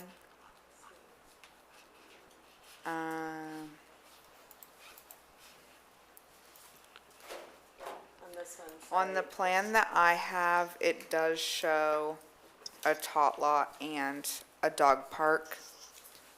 I believe that both of those were up in the northwest corner. Yes, and again, the part about the open space requirement, again, for the PUD is we are required to have a 10% open space, and we're at about 38%. So we've evaluated where those, where the qualified open space would be and the non-qualified open space throughout the site to make sure that we are well exceed what the code requirement is. Just making sure she doesn't have anything else to add, Mr. Mayor. Yeah. Good? Oh, Mayor and Councilor Doty, just to clarify, Bonnie is correct. It is a requirement for the PUD, so they will have to have 4 minimum amenities. If you guys were to want to require those specific ones they listed in the narrative, you could condition that. I think our concern mostly is normally it's on, all of that is on a map that we see outside of just the general packet, whether it's in the presentation or here, so that we can visualize where that might be, but I think you've answered my question. Thank you. Yep. Counselor Dittenber. Mr. Mayor, thank you. First of all, I think this project checks all the boxes except for one box, and that's that 100 feet of frontage. And before I ask my specific question, I think it's important to consider this going forward in all of our projects. Do we want to develop this property, or are we going to let 100 feet of sidewalk hold us up?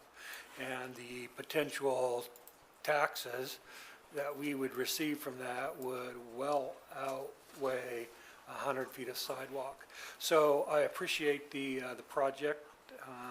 Like Councilor Williams said, the buffer along the residential to the west, and all of the considerations, including the bridge onto 41st Street.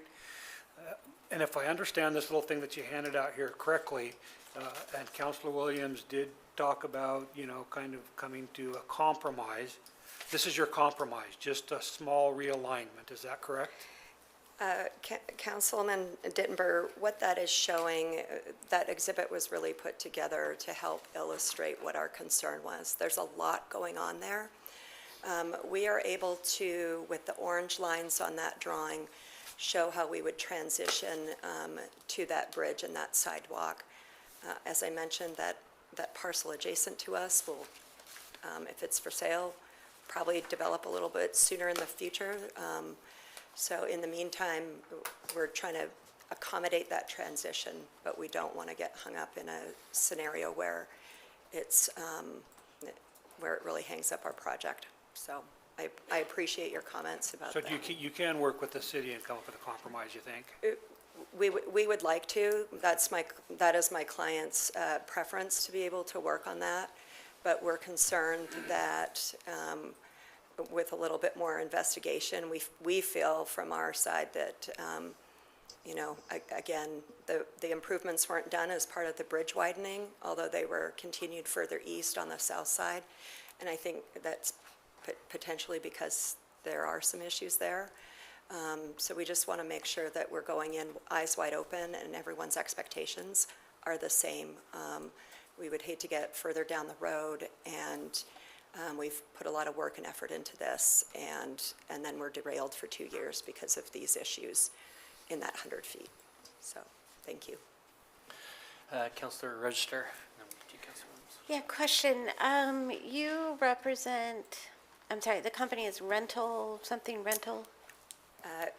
Councilwoman Register, that is the current property owner of the project. So we have an owner's authorization that permits us, along with Dominium Inc., to process this application. So what company do you represent then? Dominium Inc. Okay, is- and they're local to Idaho? They are not local to Idaho. They're headquartered in Phoenix. But they have been working on projects all over the country. Again, my client is here if you would like to hear more about their work. But they've found, I know in my discussions with the team from Dominium, they've found that Caldwell is a great place to be, like most of us have, and this would add to a housing stock that's much needed and to a demographic base in the city of Caldwell, both young and old, that could really benefit from a project like this. Okay, thanks. Yeah. Councilor Williams. Thank you, Mr. Mayor. I'm going to try to make a motion, and I hope it splits the baby. Okay. So is this a motion, because we still need to close public testimony? You're right. All that. Sorry. So can I move to close public testimony then? You can. Okay, so we have a motion from Councilor Williams and a second from Councilor Doty to close the public testimony portion of this hearing. All those in favor say aye. Aye. Any opposed? Then that motion passes. Now Mr. you're free Mayor. to do, yes, whatever you'd like. I move that we approve PUD 24-3 based on the findings and facts and conclusions of law, and that we stipulate as testified the dog park and tot lot will be included as conditions of this, as well as that any improvements that the developer would be required to make would be in the right-of-way and reasonably constructible. I realize that language is still vague. I don't know how better to make this a motion, but that it be a directive as well for us as a city to be reasonable and that it be constructible within the right-of-way, that be part of the motion, Very good, along with all the other conditions as listed in the report. as Correct. listed in the staff report. Thank Okay, you. so we do have a motion in favor to approve it as listed, as detailed by Councilor Williams, and I believe that was a second from Councilor Dittenber at the end. So we do have a motion and a second, so that would open it up for discussion from council. Councilor Register. Yeah, so I just had a couple of things that I wanted to point out based on just some of the things I heard. I'm certain I'm going to be outvoted on this, so that's fine, but I'm still going to make my points. Mr. Henderson is correct. It does hurt your property values when you put multifamily up against residential neighborhoods like this. I live in a neighborhood where this has happened. It's very, very frustrating. And I think that to say that the people who live here should have done their research or whatever was said it's not appropriate. I had a home and they built multifamily next to me that there was no way to research that. It came in after us. So I do feel like putting the residents first is important. And the other issue that I've had with my own situation is that once it's done, it's done. It's very, very hard to get anybody to help you once that's done. I can, as a sitting city councilman, I report things that go on at the multifamily building with me, and I can't get any, most of the city council, with the exception of like 2, to even return my calls. And it's very hard to get anything definitive from the city. So I am very leery with my own experiences of putting more multifamily near residential when I know how it goes. The other thing too is that half the time we sit up here and we call ourselves a small historical agricultural town when it's convenient, and then the other half of the time we say, no, we're going to put in more growth. So I think we kind of need to decide who we are. I'm very pro-responsible growth that makes sense, but Caldwell is not equipped. We don't have the means or the infrastructure to solve the housing crisis in the Treasure Valley. This is a great project. It was done very thoughtfully, but I think it belongs in a bigger city. Nampa, Meridian, Boise, I don't think Caldwell has. Like I said, we don't have the public safety. We don't have the infrastructure. We already have 3 gigantic projects going in on Ustick, and then now talking about putting in another one is irresponsible. And I do think that we need to think of the future, but I do think we need to envision what this growth looks like. So in 10 years from now, when you're driving down Ustick, and there's 4 very large multifamily property projects, and the streets are torn up, and we haven't been able to widen it or do whatever we need to do, and we have tons of traffic, we can come back to this conversation and see maybe where we should have thought of those things. Okay. Councilor Stoddard. Thank you, Mr. Mayor. I do have a problem with this development also. If it was single family, I wouldn't have any problem with it. But, affordable housing, the gentleman in the back there said we need more of that. I mean, I guess, again, what's affordable housing? Is it something that starts with 300,000 and up or 200,000? And, I just have a problem with that also. And when you look at the other 3 projects that are going to be going in this particular area, I can't help but believe that it would not reach the traffic requirements that we need when you include this one in it. I do have a little bit of problem with the out-of-state investor. The gas line project, again, what's ever reasonable. I mean, I can't tell you how many times that developers have come up and say, well, we'll do if it's reasonable, and all of a sudden there is an amount that they say we can't go over this because it's not profitable for us. So what's ever reasonable, usually the city gets stuck with the short end of the cost stick, so that bothers me a lot. And again, that gas line deal, I think, is a real problem for us, so I don't know what we're going to do there. But anyway, those are my comments. Thank you, Mr. Mayor. Yeah, appreciate it. Thank you so much. Okay, that looks like all the discussion for the motion, so we will move into the voting. So again, the motion was to approve the request with the conditions as outlined and the additional ones as noted by Councilor Williams in that regard. So with that, voting is open at this time.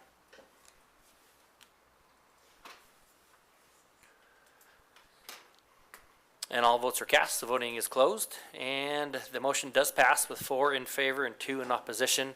For those watching at home or listening that could not see that, so Councilor Stoddard and Councilor Register did vote in opposition, with the other 4 council members voting in favor of the motion. So that means that it does pass in that regard. So I stand for a motion to close this public hearing.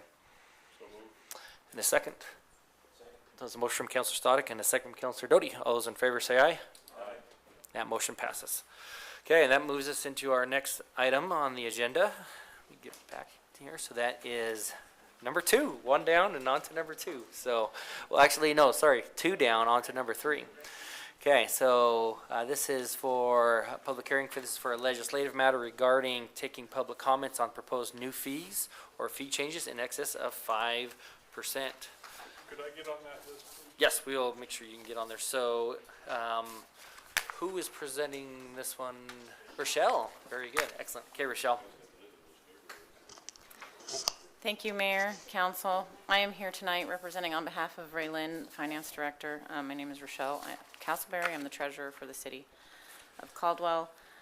Here tonight for this hearing, which is for the purpose of taking public comments regarding fee changes for Caldwell Executive Airport, Caldwell Event Center, Caldwell Cemetery, City Clerk, Caldwell Fire Department, Caldwell Golf Courses, Finance Department, Library, Community Development, Caldwell Parks and Recreation, Police Department, Public Works, which includes water, engineering, mapping, building. The fees listed exceed 105% of the fees last collected and require public notice and hearing as prescribed by Idaho Code, Section 631311A. We did increase and add several new fees in several departments this year. Discussions were had between the finance director and the department heads and other appointed officials to discuss needs within those divisions for the upcoming 25 fiscal year. The budget has already been set, and some of the revenues projected were in light of some of these new fees added. With that, I stand for questions Very good. or open to public testimony. Very good. So questions? Yes, Councilor I Doty. just have a request. If we could, in the packet is the changes to all of the different fees, and it might be beneficial to have that up so that when folks are referring to those, that we can see where they're referring to. That'd be great. Are you able to get that pulled up, Eddie? And that'd be page 476, looks like, in the packet. Okay, perfect. So while he's working on that, is there any other questions from council at this time? Okay, doesn't look like that. So we will go ahead and move into our testimony from the public. So, Stan, were you in support, neutral, or in opposition? Okay.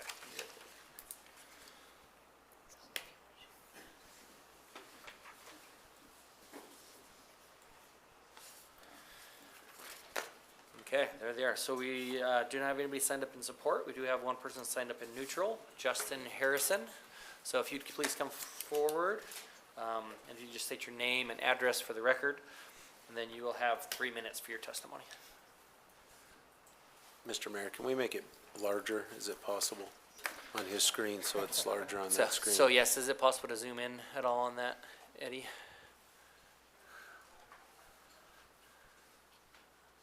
Perfect. Okay. Oh. Slide over. Okay. Very good. Okay.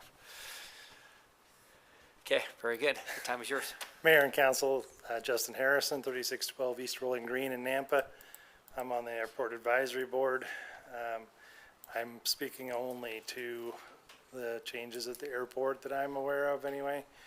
I know Scott has a tough time making things come together and getting more viable on us, but the amount of square footage and the cost on property taxes is pretty minimal for the amount of increases he's looking for. So I just know that we have to do it at some point, and as much as I don't like increasing fees, sometimes we have to do that.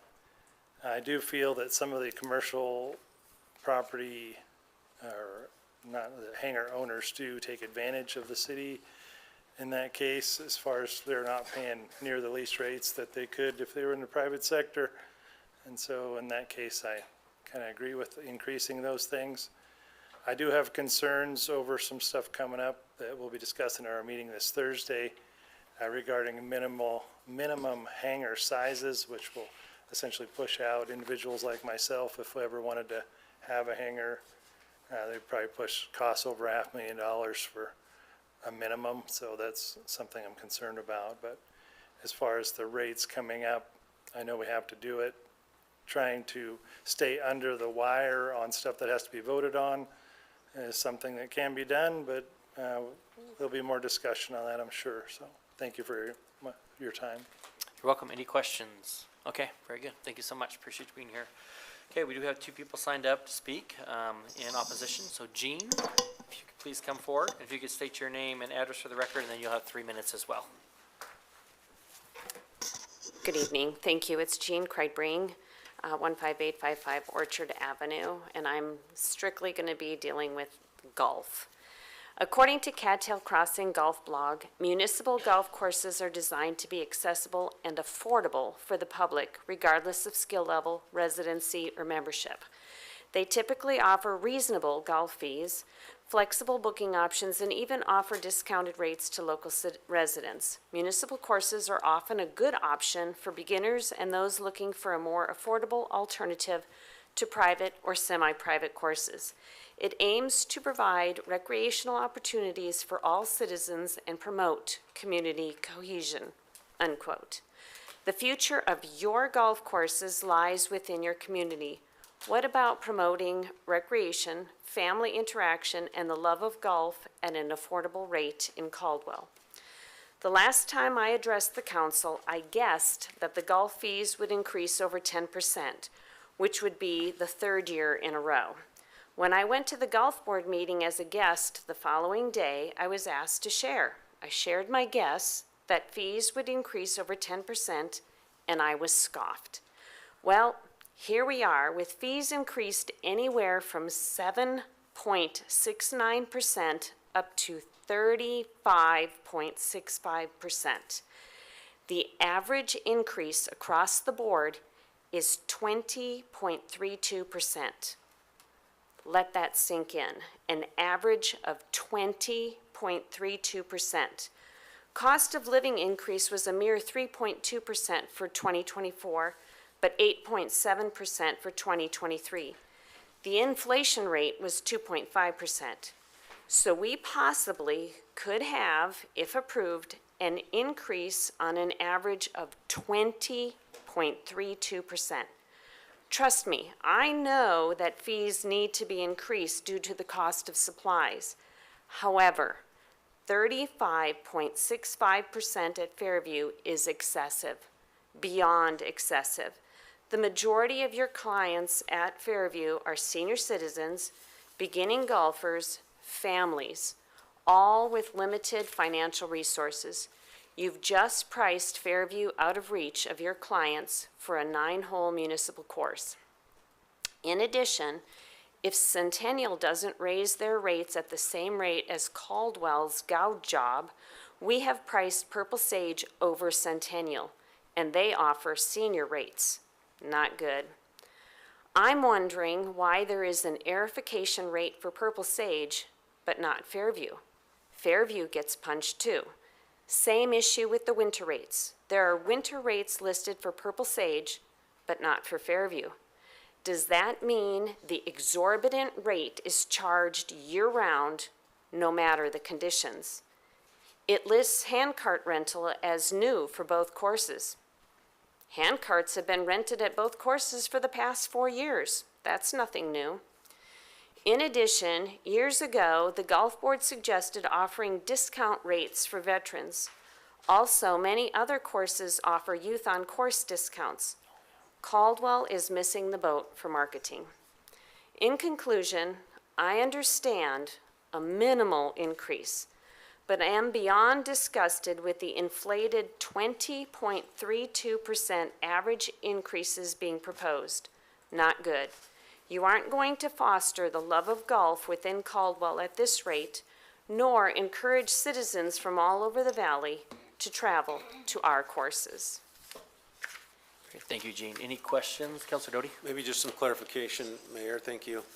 I'm guessing whatever the group was that put the rates together may want to speak, or we may hear from them as to why the increase. So I do not see, so it was our new golf pro that proposed these. I do not believe. He's on vacation. He's here, so he's the one that reviewed them, and made those suggestions. On that, we do have our Parks and Rec director. She's brand new, so I don't want to really throw her out there.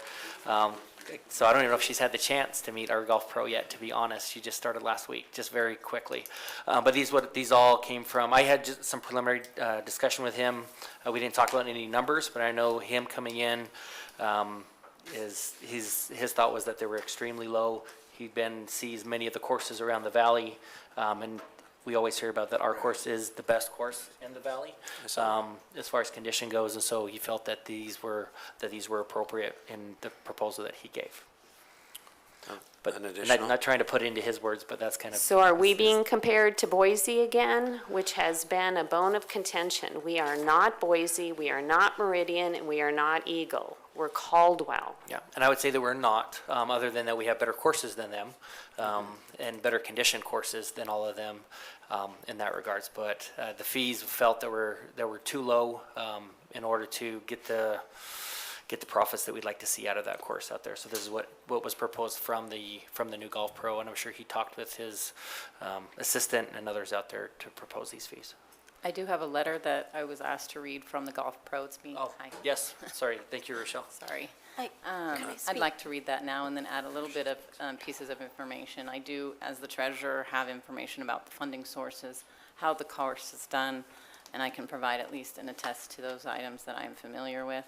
So I'll start with the letter written by the golf pro, who did negotiate these fee increases with Raylan.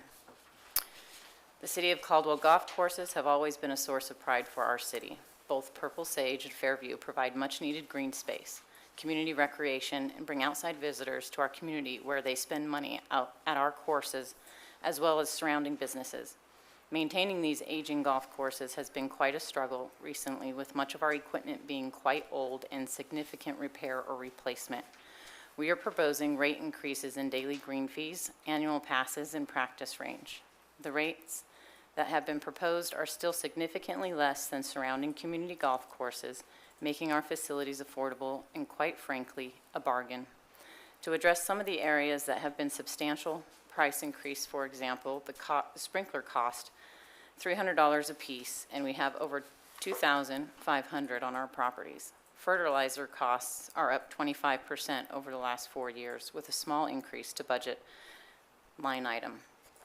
Another area is irrigation systems. The one at Fairview is over 60 years old, and Purple Sage is over 30 years old, and both are in need of repairs and updates. Several weeks ago, the 30-year-old main freezer at Purple Sage went out, and the cost of replacing was over $4,000.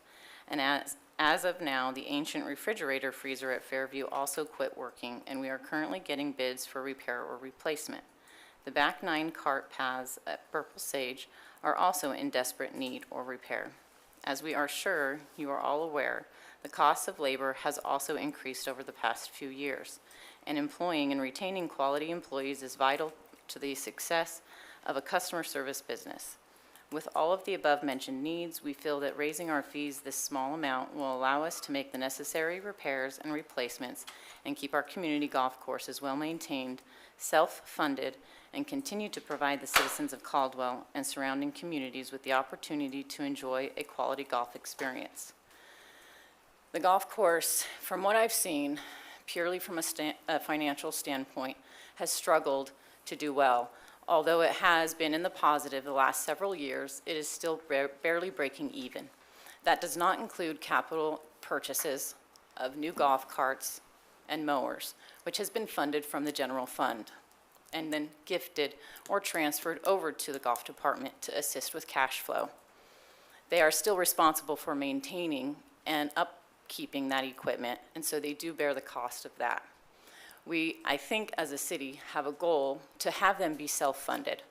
Without them being self-funded, they will be using property tax funds to supplant what they don't get through fees. The golf course, when I started here, was much smaller. The area surrounding the golf course was much less populated. The senior citizen and family fees that have been charged and the larger market for that golf course have now become smaller markets. The larger golf market of the golf course is now newcomers who are coming into the city, new people who are purchasing homes in the surrounding area and within Caldwell. As the city and that area around the golf course have grown, the market has changed, and we are trying to adhere to that. I think that if we do have a goal to sustain the golf course, these fees are necessary. Otherwise, we're asking every taxpayer to contribute so that we can make sure that they stay whole. In this route, I think it's a little bit better, and this is my personal opinion, because it targets the users of the golf course and doesn't spread that fee across to community members who are not necessarily using the golf course. And that I'll leave for comments and questions. Mr. Mayor. Do you have an additional question? Just a couple. I appreciate that. A couple things, though, I would like him to look at, whether it's now or in the future, because certainly don't want to hold this up over this question, but the airification and the winter rates, just in case it was missed, for Fairview, we just need to clarify that at some point with him, if it was unintentionally missed, as to what should take place at Fairview. Yeah, and we can definitely do that, and if he'd like to, feels that it's appropriate to bring that back to reduce that, he can. Counselor Register? Yeah, so I wasn't at the last meeting, as we know, so did we already discuss this, or is this the first time we're seeing it? First time. Okay, then I'm gonna ask that we put this off until we can really look at this and make sure that we all understand what's going on or talk to our constituents. I understand the idea of putting the cost of the hobby on the hobbyist, like, I understand that, but I think when you're putting these big things in here, like the airport and these new fees and this big increase that she's talked about, I think it deserves more time than what we have right now. I'd also like for the people who made these decisions to come here and explain to us why. I guess I'm wondering, did finance just decide that they were going to increase these fees? Did each department decide that these were the request to increase fees? From what I was told, these were requests coming directly from the Golf Pro. Well, I mean, and in general, reviewed like by for Raylene. each. Oh, for each one? These are requests that came from the departments for the needs that they saw were necessary. Raylene then provided recommendations. I do know that in this specific situation, the original request coming from the Golf Pro was higher, so she did, there were some additional increases in there that she was able to bring down because she felt it was a little unfair to do as much as was asked, and so she did bring that down a little bit so it wasn't as drastic. I don't know about all the other negotiations that happened between the department heads and appointed officials as far as that kind of thing goes.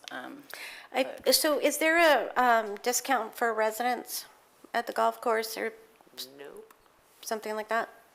I don't believe there's a current. So that would be part of the reason why I wish that he was here is to discuss something like offering that, a discount to our residents, and then putting those fees onto the out-of-town visitors maybe. Because the problem that I see is that we, as a city, we continue to tax people to live here, and then we continue to put more fees on them. Whether they are participating in golf or the airport or calling the fire department or whatever. And we keep approving these developments. And in the last discussion, I think it was Councilor Dittenberg said, we're going to get all these taxes paid from these developments. So when do we start taking that money and putting it towards this instead of charging the individual person, I guess is my question. So I'm going to ask that we put this off until all of the players can be here and answer these questions, and we can come up with some other ideas like the resident discounts and things like that. So is that a Yeah, that's a motion. So to continue it to a date certain of 2 weeks. October, so that'd be October 21st. If they can be here, yes. I have a question on that, just because operationally, there's other departments on here. Do you want to revisit all the departments, or is your focus I almost purely on feel like golf? it should have been a workshop, honestly. Like, I feel like kind of when we broke down the budget, that was so productive to have them come in and explain to us that. I don't know that the rest of my council members are gonna wanna sit through that kind of workshop, but if they don't, then at least it'll give me some time to do some research into why these, what was behind it. Cause I think when we vote on something, we should know what we're voting on. I think that's a good idea to have that. I think we just present it this way because of past practice. We've always just Sure. brought it forward. We've never had a workshop, so I think that's kind of new. Doesn't mean we can't do it, but definitely appropriate. I'm just trying to see if you want to make certain departments within this select so that we can maybe try and move forward with certain departments, if you're okay with those increases, and then I don't know if we can. I think it but- would just be all, we would just have them make sure there's a representative if the motion does pass, that if Yeah, they I do- can't be there, then. Yeah, because because we kind of, so let me just give a bit of past practice so that you're familiar with normally proceedings, and this is completely aside from the golf stuff, but just in general, we do the public hearing, which is required by legislation to give that information, and then we do it on all the fees, and then consecutively, the next two action items are then to propose the resolutions that actually have the increases. So if we can say, yes, these look good, but we want to revisit certain departments, then we can move forward with the fees for the year, because we can't in our systems update any fees until you guys approve them, and so it does delay that increase. So I'm just trying to get an idea if you want us to, because we have to do notification, so it would be a good month before we could come back. And I'm just trying to be efficient with whether or not you feel comfortable doing Well, I just think, select departments as or I'm everything. looking through this, I would like to have a chance for Mr. Swanson to come back with the people from the airport, not just, I don't mean the city, I mean whoever wants to come, because those are affecting. No, I know, but I don't know how many pilots are out there right now. But what I'm saying is to give them a chance to come and speak, right? Like, about these fees. Correct. As well as, so I guess I'm gonna modify a motion then. Well, we do have every Can I depart- remove certain? Yeah, that's what and I don't even know, because we've never done this before, so I'm new to this. I don't even know if it's possible, but if we could say, let's hold off on golf and airport and the ones that we have questions, and then approve the rest. So that's what I'm thinking, because I'm looking through here and I'm seeing that, okay, so the police department wants to increase their cost of copies, being, whatever, from 10 cents to 30 cents, okay, fine, right? Those kinds of things, but the things that affect a group like that, like a membership group, so the airport, golf,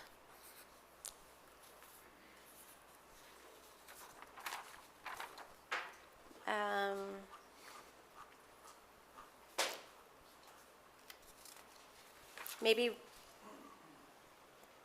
recreation, if we're increasing the fees for classes and youth sports, it looks like, and the pool stuff.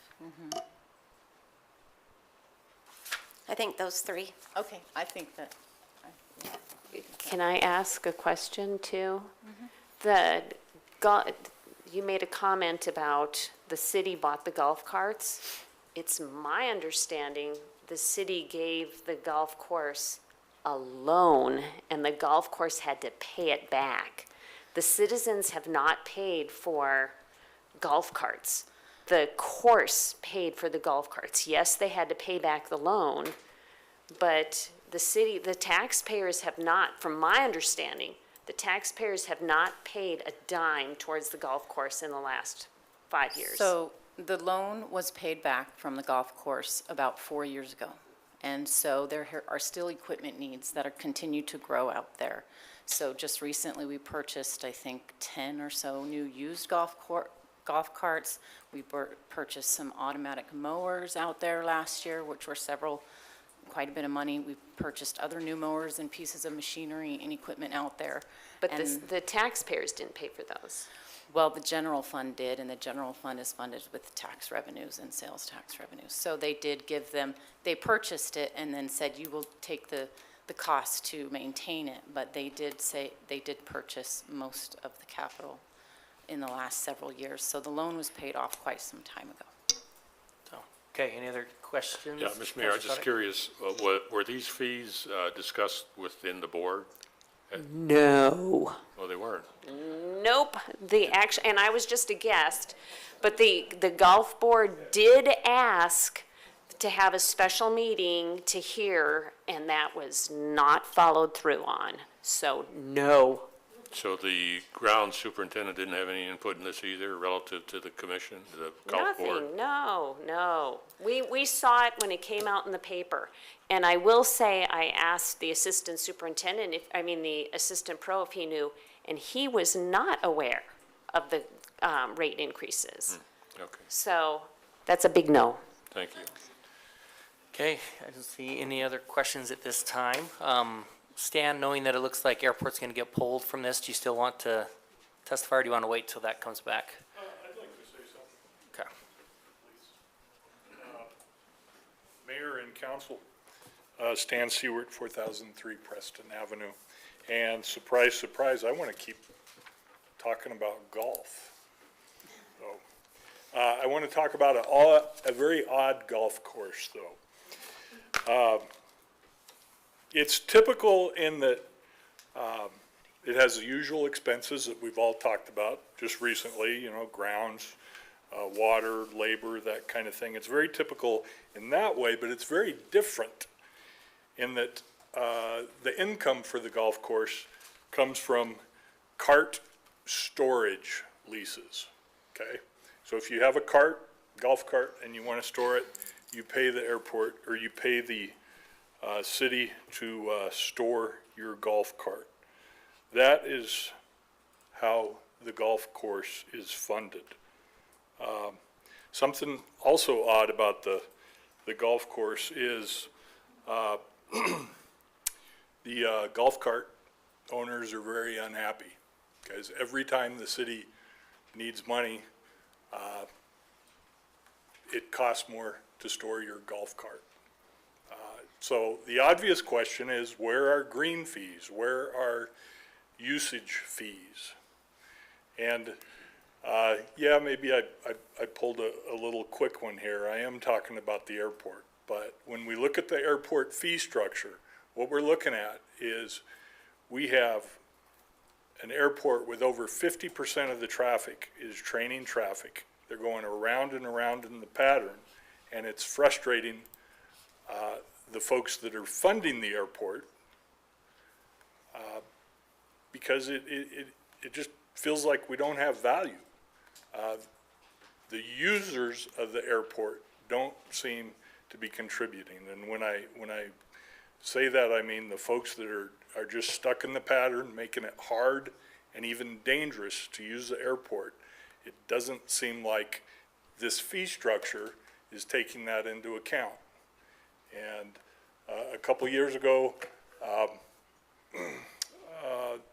this council put it right on the lap of the airport commission to come up with some ideas, and I was discouraged that didn't happen this go around.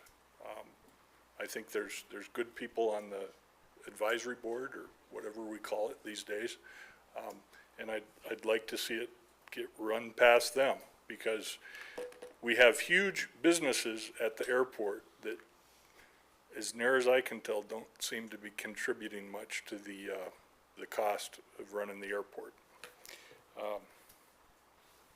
Thank you. Okay, yeah, thank you so much. Any questions for Stan? Okay, thank you so much, appreciate it. That's everybody that has signed up.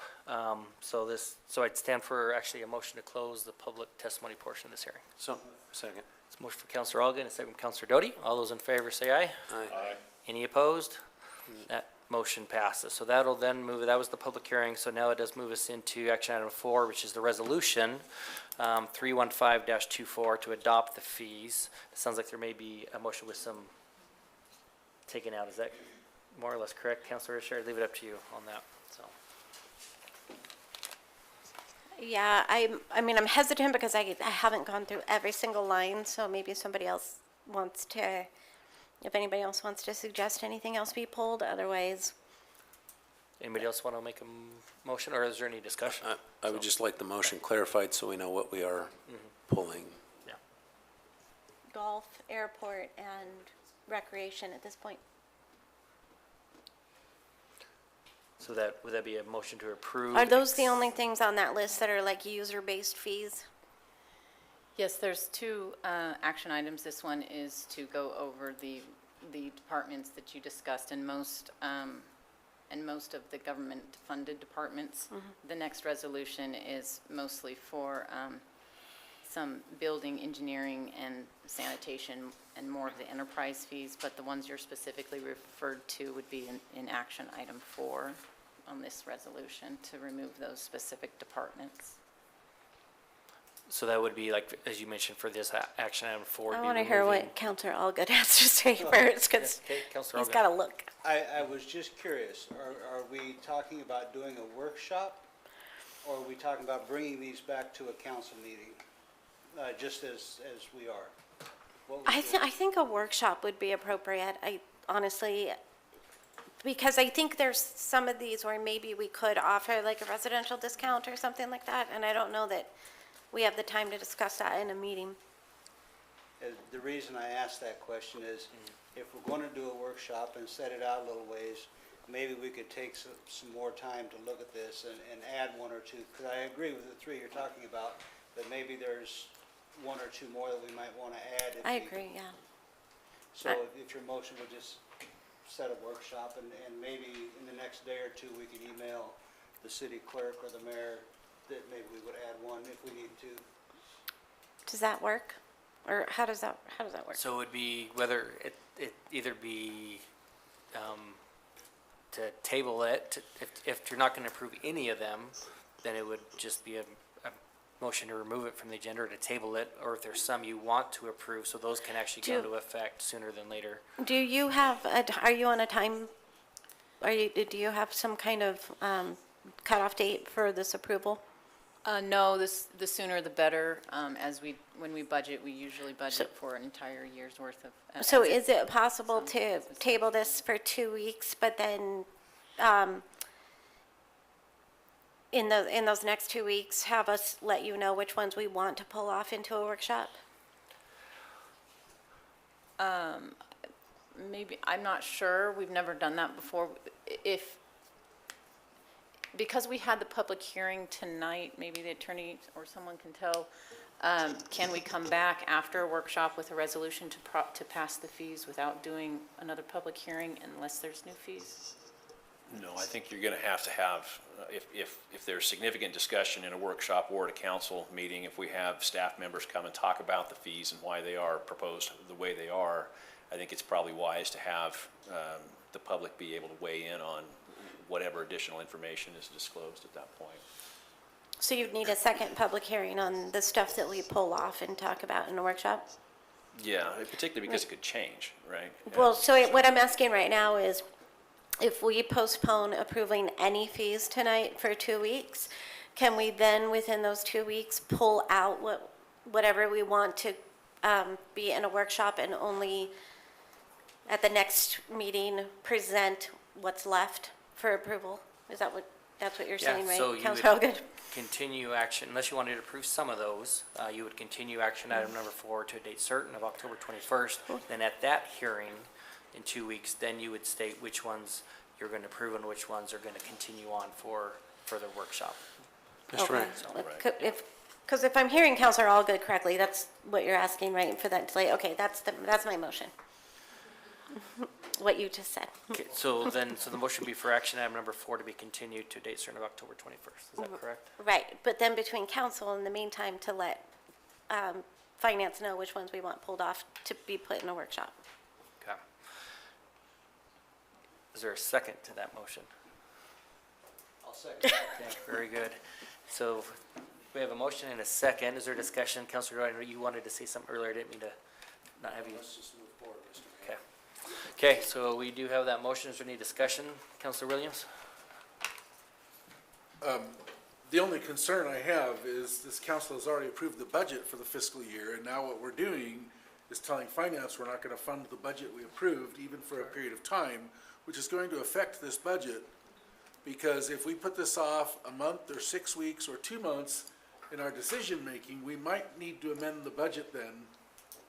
Because what I'm hearing from our finance director is the clock's already ticking. Yeah, that's why there's the urgency. It just affects the projection a little bit. I mean, we do use averages, so it's based off of average increases. It's not based off of actuals, and so there's a little bit of room there to wait a little bit, I guess you could say, but we want to get these, so we can move forward with charging the correct fees for the current year, since we're already in the fiscal year, as soon as possible. Mr. Mayor, thank you. So first of all, I think I'm in favor if the motion is to approve the fee schedule, removing golf and the airport, because they were here tonight. And the reason why I'm going to say that I'll vote for that, I don't want to approve postponing it, and this is why. There's this remarkable responsibility in government to be transparent, and to do your work, and to do your homework, and to put numbers on a piece of paper, and to bring forth a good and honest budget. There's also this incredible responsibility from the public to be informed. We don't need to spoon feed them. We don't have to call every golf user. We don't have to call every airport hangar user and say, what do you think about this? There's over 300 fees here. And they've been noticed up, and I think if we delay it, we're opening the door for more delays and more delays, and I think the city and the staff has done a good job, and so I would support moving forward with either approving the fee schedule, either up or down, and not delaying it for workshops. Counselor Allgood? Yeah, I just wanted to make clear, kind of opposite of what Councilor Williams said. When we passed this budget, or when we built this budget earlier this year, these numbers didn't exist. The budget that we passed was not based on these numbers. These numbers were not out there when we passed the budget. So our budget is not hinged on us approving this. Secondly, I do think it's important then that if the council has, or the public has a question about fees, that the person who built the fees be here to explain why the fee is there, because we're by all means not professional in every area on this list, and somebody with more knowledge could probably answer the question far more reasonably than we could. So anyway, I support Councilor Register's motion, and we will try to get this done as quickly as possible. Okay, other discussion, Counselor Stoddick? Do you mind, so turn your microphone on?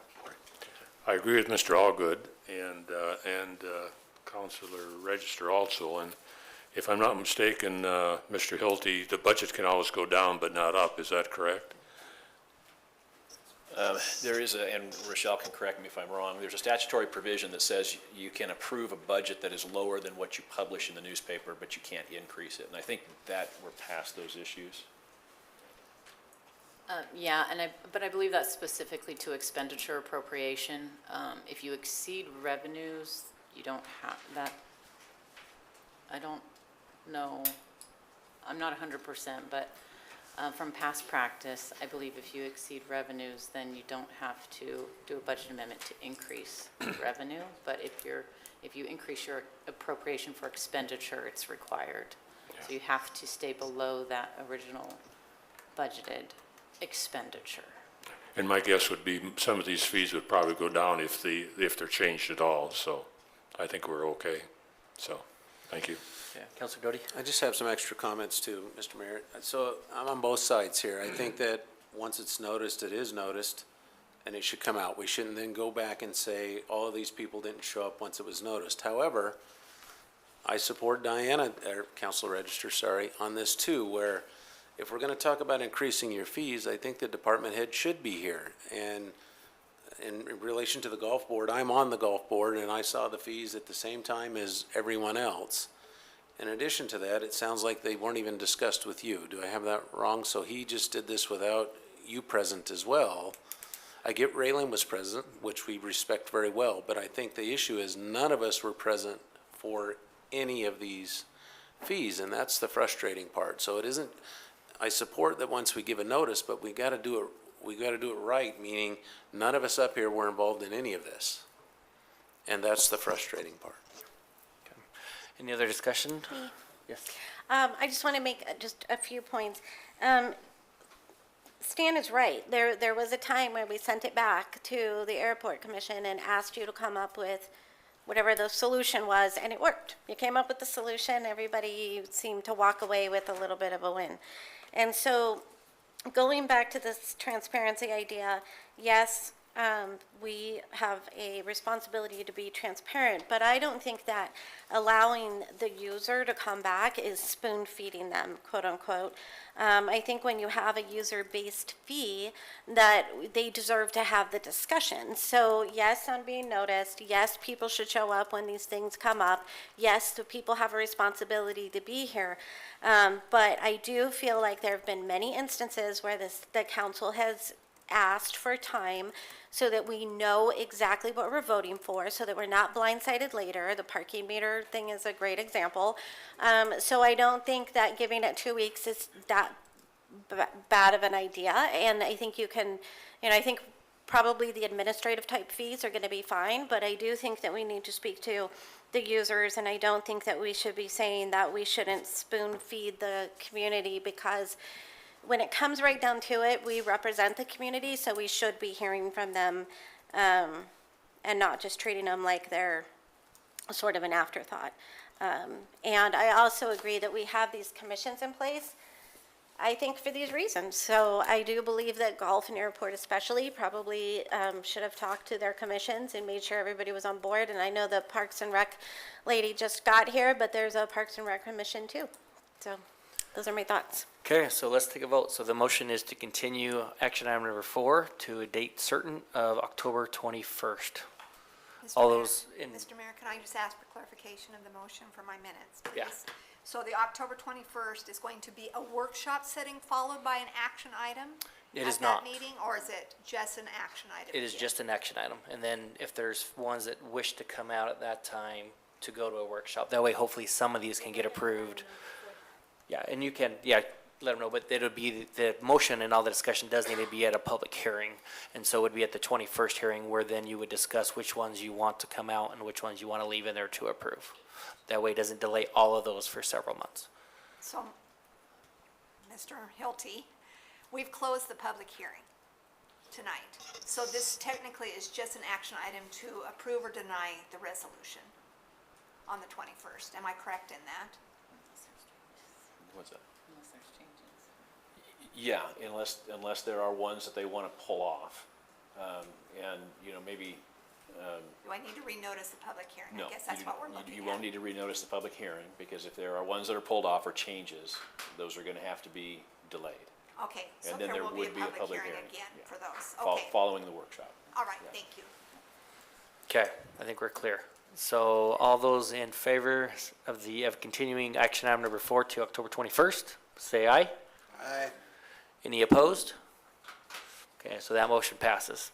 So now we are on to action item number 5, and this is also a resolution for adoption of fees, and this is specific to sewer, water, streetlight, mapping, building, sanitation, and engineering departments.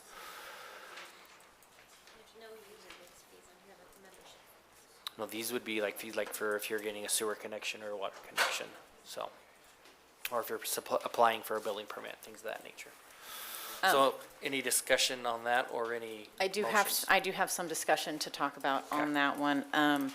When we gave the packet to you guys on this one specifically, we had been misinformed by Republic Services of the fees. So on page 567, it identifies the new sanitation fee schedule, and that has been replaced by the paper packets you guys got in front of you. The fees you have in front of you are the correct fees, and they are actually less than the amount proposed in the packet. There was an error in the calculation, which was caught at the very end of the week last week. And so I just wanted to clarify that. I also want to identify that this increase is specifically strictly due to an increase in landfill fees that are being passed through to us. Within our contract, they are able to increase based off CPI index annually, but that is not what this increase is a representative of. This is strictly a pass-through cost to cover the unexpected increase from the landfill fees. If it wasn't for that, there would be no increases in sanitation and recycling, and so I also wanted to just clarify that. Okay, perfect. Thank you so much. Appreciate that. Any discussion regarding this item or any motions for this resolution? Counselor Allgood, do you have, I see your light on. I'm sorry. Oh, no, you're fine.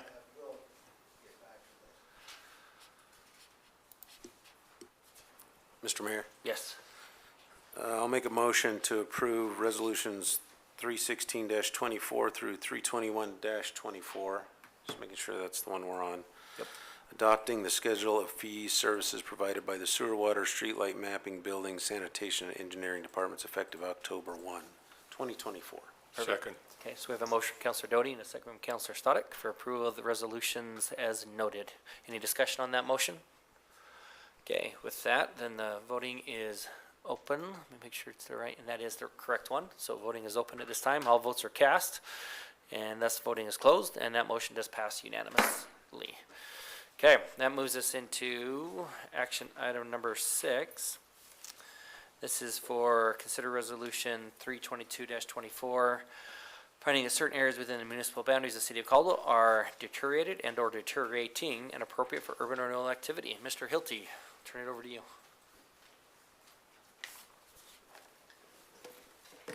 Thank you, Mr. Mayor. I think as council is aware, there's been a discussion about what we call a site-specific urban renewal area downtown. The property is on the corner of Arthur and Kimball. It was included within the prior Caldwell East Urban Renewal Area. There were, I believe, 3 efforts to try to see that successfully redeveloped, and we just never got there. The agency never got there. There is some interest in it. There's a belief, I think, by staff that having it as an urban renewal, approved as an urban renewal area or project area would be beneficial to seeing the redevelopment. And so the property is still currently owned by the Urban Renewal Agency, but it does have to have an urban renewal area, project area, and a reallocation area in order for it to be successfully, to issue an RFP, to solicit development and move forward. The first step in the process requires the city council to make findings.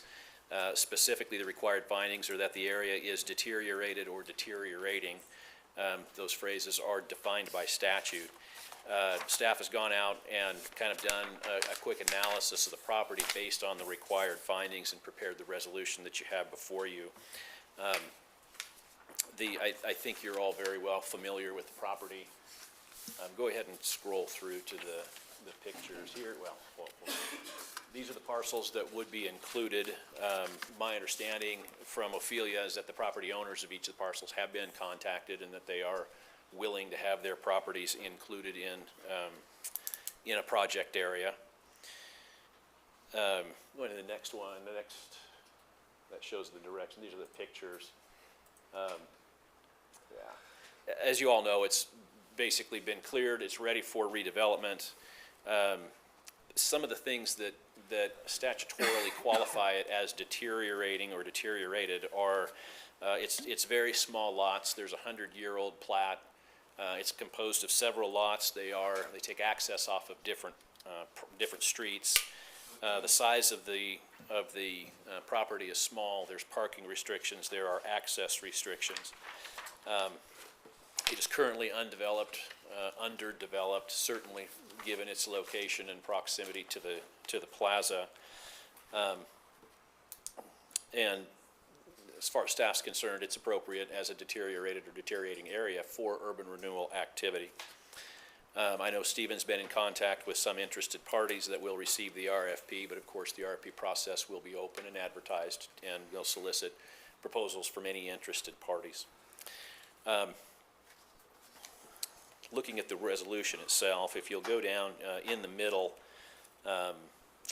two recitals, it speaks to an interference with the sound growth and to the condition of the property, I should say, interferes with the sound growth and development of the area. I think, given the fact that we've tried to see this redeveloped on multiple occasions and we've never had it successfully done, speaks to that. And that is a public health and welfare type of an issue. The next one is really parroting deteriorating area. I think it probably applies better. Faulty layout in relation to size and poor access, obsolete platting. There are multiple owners, even though the property is very small, and it's underdeveloped economically. And these conditions do substantially impair the sound growth of Caldwell and constitutes an economic liability. Once the council has made that finding, and the finding that redevelopment of the area is likely to increase the equalized assessed value, which I think is very clear, and we've seen that with all successful urban renewal projects, and that there's a need for urban renewal activity to move this area forward toward redevelopment, then the plan will be prepared. The plan needs to be approved by the Urban Renewal Agency commissioners. It needs to be reviewed by the Planning and Zoning Commission for compliance with the comprehensive plan. And then the last step in the process is a public hearing and ordinance creating the area, which we would hope to have before you before the end of the year. But again, you're not approving a plan, you're not approving a redevelopment, you're not authorizing a development or issuing an RFP. All you're doing is saying that this property meets the conditions for us to then take those follow-on steps under the statute. And with that, I'd stand for questions. Thank you so much, Mr. Hilty. Councilor Doty. Sorry, Chuck.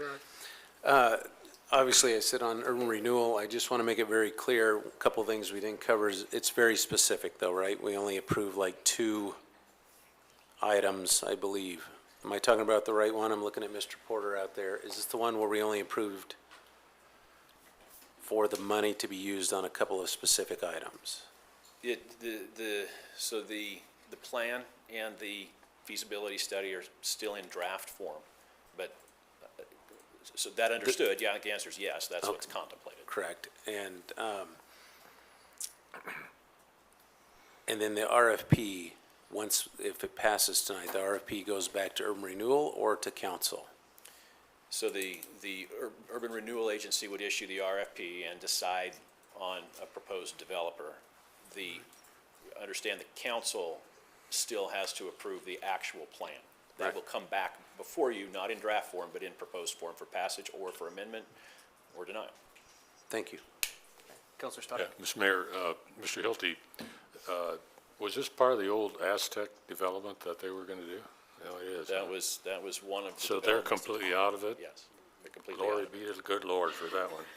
The other question I had is, can an urban renewal district be canceled at any time, once it's approved? Do you know? The answer is no. There is a sunsetting process that's statutory, and I'm not going to be able to quote chapter and verse, but it can be closed down and needs to be closed down when the projects are complete.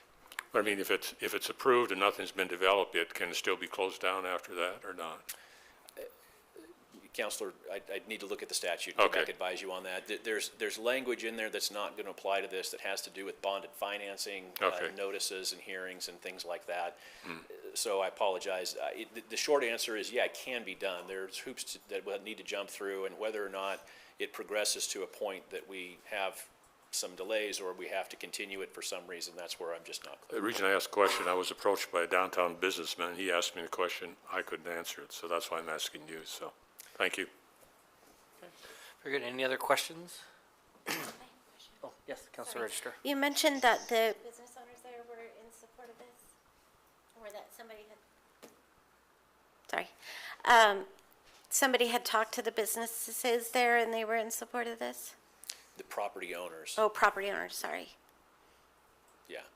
I don't know if businesses in the vicinity have been spoken. Well, that's okay, but the property owners were in support of it. That's my Sorry. understanding. I didn't do that talking, but that was what was reported to me. Thank you. Okay. Any other questions? Councilor Allgood. For a motion, Mr. Mayor? Yes. I move to approve Resolution 322-24, finding that certain area within the municipal boundaries of the city of Caldwell are deteriorated and/or are deteriorating and are appropriate for urban renewal activity. Very good. Do we have a second?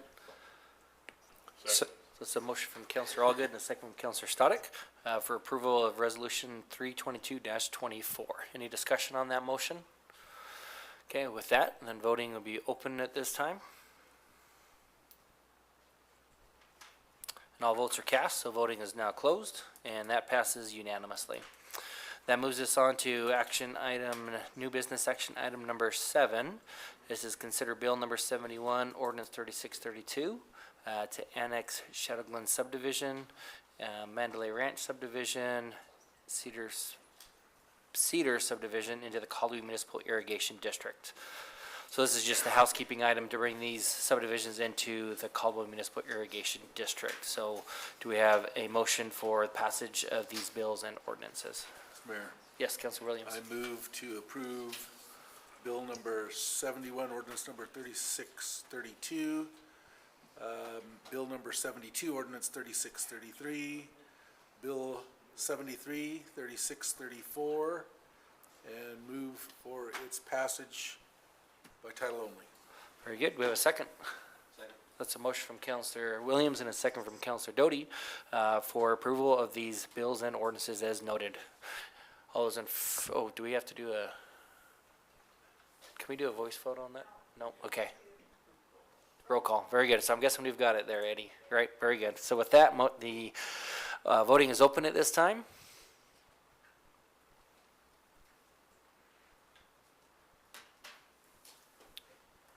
And all votes are cast. The voting is closed, and that motion passes unanimously.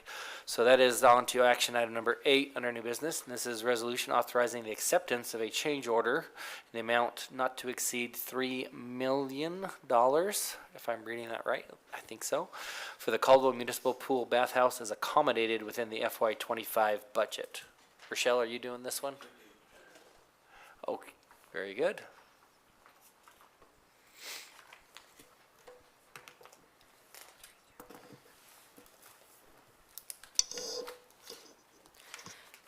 Mayor, council members, so last time we met, I gave a brief update on the pool and the bathhouse. And so I just wanted to close the loop now. As we have gotten our budget numbers back from our contractor, we now have a much better idea of how much that bathhouse is going to cost. We're looking at a total budget to complete the bathhouse of $4.5 million. I know it says $3 million here in our action item for fiscal year 2025, and so I'm gonna rely on Rochelle to speak on that just a little bit more. But I will stand for any questions that you may have for the increased budget that we have shown tonight. Again, maybe should we have Rochelle touch on that difference first, because I'm guessing that's gonna be a question from Yeah, I was everybody, wondering so. what the difference. Do you mind, Rochelle, just noting on that? Yeah, so I did speak with Raylene about this and identified where she had, how we're going to come up with the funding for this additional impact. For this specific one, 85% will be covered by park impact fees, and 15% will be covered by general fund capital. There is a fund balance in impact fees for Park Division right now. I don't think we have planned use of that for 2025, and that's where most of that 85% for the bathhouse will come in. And then the 15% from the general fund, which I'm not 100%, I can't speak to how she came up to that determination, but I can say that we're projecting to come in for general fund balance in general for the fiscal year 2024. We're projected to show a lot less in use of fund balance than we had originally planned in the budget. So we are seeing cost savings there as a whole in the fund. So that's all I have to say on that piece. If you have any questions, I'll be happy to answer them. Perfect. Okay. Councilor Stodic? Yeah, just a question. Okay, do you know what the unforeseen condition was? Sorry, the unforeseen condition, what it's going to be, or? Yeah, whatever it is, I just like to know. Well, we're not digging too deep into the ground. We're just doing the foundation. We're not doing any utility work. So hopefully the unforeseen conditions are minimal on this project, but So water in table, construction, is that what you're talking about? in construction, I'm sure we'll come across one for Okay, you. all right, thank you. Counselor Allgood. So you threw me for a loop at first, so I just want to clarify. We're talking 3 million or 4.5 million? So the total budget for the bathhouse will be 4.5 million, but the 3 million is coming out of the 2025 fiscal year. Am I stating that correct, Rochelle?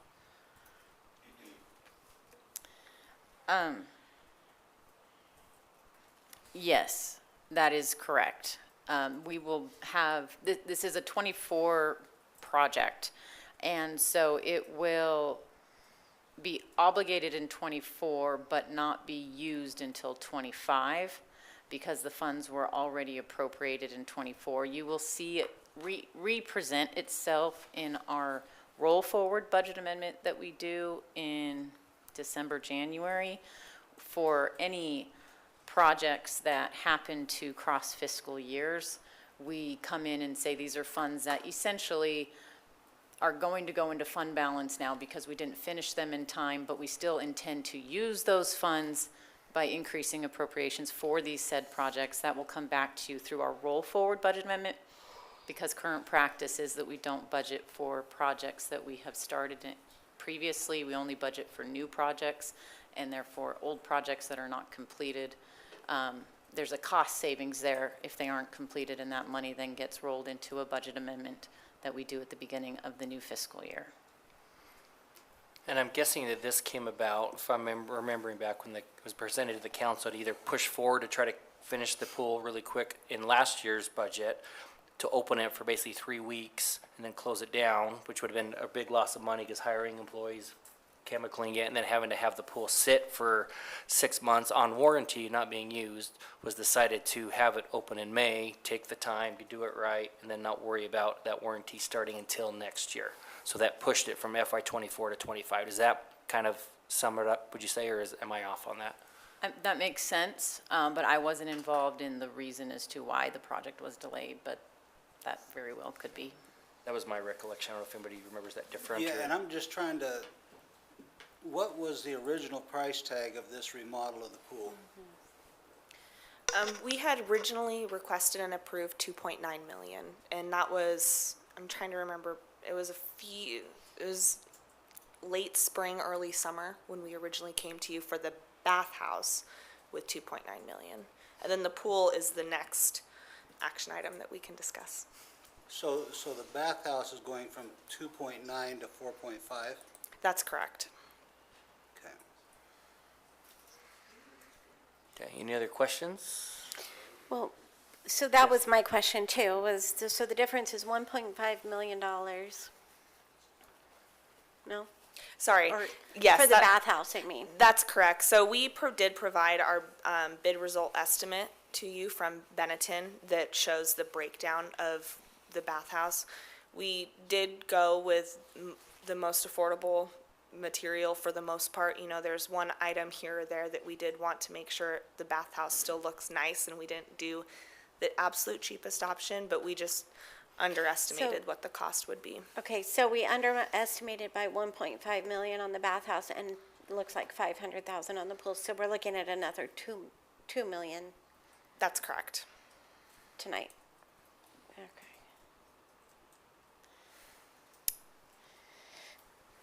Okay, thank you. Any other questions? Okay. Anyone, it says as accommodated within the FY '25 budget, so I'm guessing, and I know Rochelle, Yes, sorry to so put you on the it's kind spot, of but confusing. So there's a Yeah. roll forward piece, so then the 3 million includes the 2 million increase, plus the amount that wasn't used intentionally in '24. So the total appropriation for '25 would be the additional 3 million, if that makes sense. clear as mud. Actually, no. So, just so we're clear and the community's clear, taxpayers clear, how much out of this in the pool are we going up that wasn't budgeted or reserved?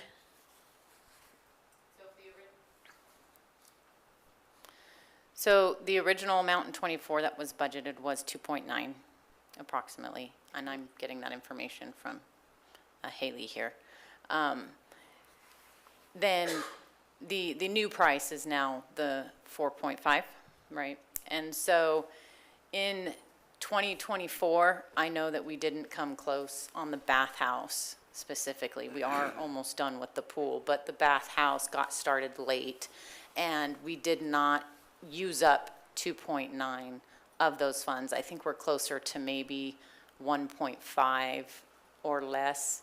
And our projection is to come in right around that 1.5 range at the end of this year, which means we still have $1 million in the budget from '24 that will get saved, I guess you could say. It's going to go into fund balance once we close up the year.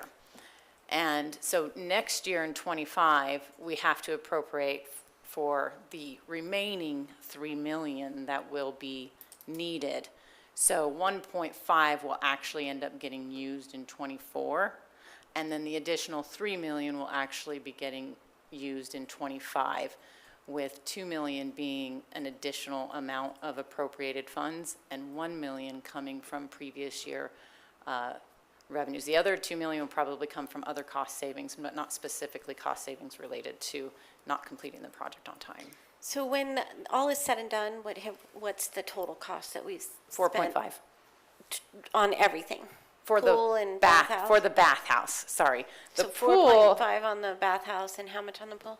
the pool, the original budget was, you might be able to speak better to that. Yeah, the original budget on the pool was 4.5, and tonight we're requesting a change order to increase to 5 million. So 9.5 million total to put the pool back together? Correct. Yes, approximately, when all said and done. I thought we were, well, because I thought we got a quote for like 12 million to do all the bells and whistles and slides and all the stuff, but now, I mean, maybe that would have gone up too, I don't know. Councilor Stoddard? Mr. Mayor, just out of pure frustration from my business background, if I was off this much in the potato cellar, I probably wouldn't have a job the next day, but that's just my frustration over the whole bidding process. Yep. Any other discussion or comments or questions or motions? Councilor Dittenber? Mr. Mayor, I make a motion that we approve the resolution authorizing the acceptance of the change order in an amount not to exceed $3 million for the municipal pool bathhouse. Very good. Do we have a second? Second. Okay, so we have a motion from Councilor Dittenber and a second from Councilor Doty for approval of this resolution. Any further discussion? I have something to say. Yes. And I think this is, I can speak for this side of the room, only because I've heard both of them say it, and probably that side of the room. But it is really frustrating that we're so far off. It's not your fault, but it's very frustrating that we're so far off budget-wise. And the reason why I feel like I'm going to say yes is because we can't leave it half-built. And so I think we need to, I don't know how we could have done anything different, but so that the community knows our choices are to leave it half-built or approve this to get it done. Okay, any other discussion? Okay, with that, then the voting is open at this time.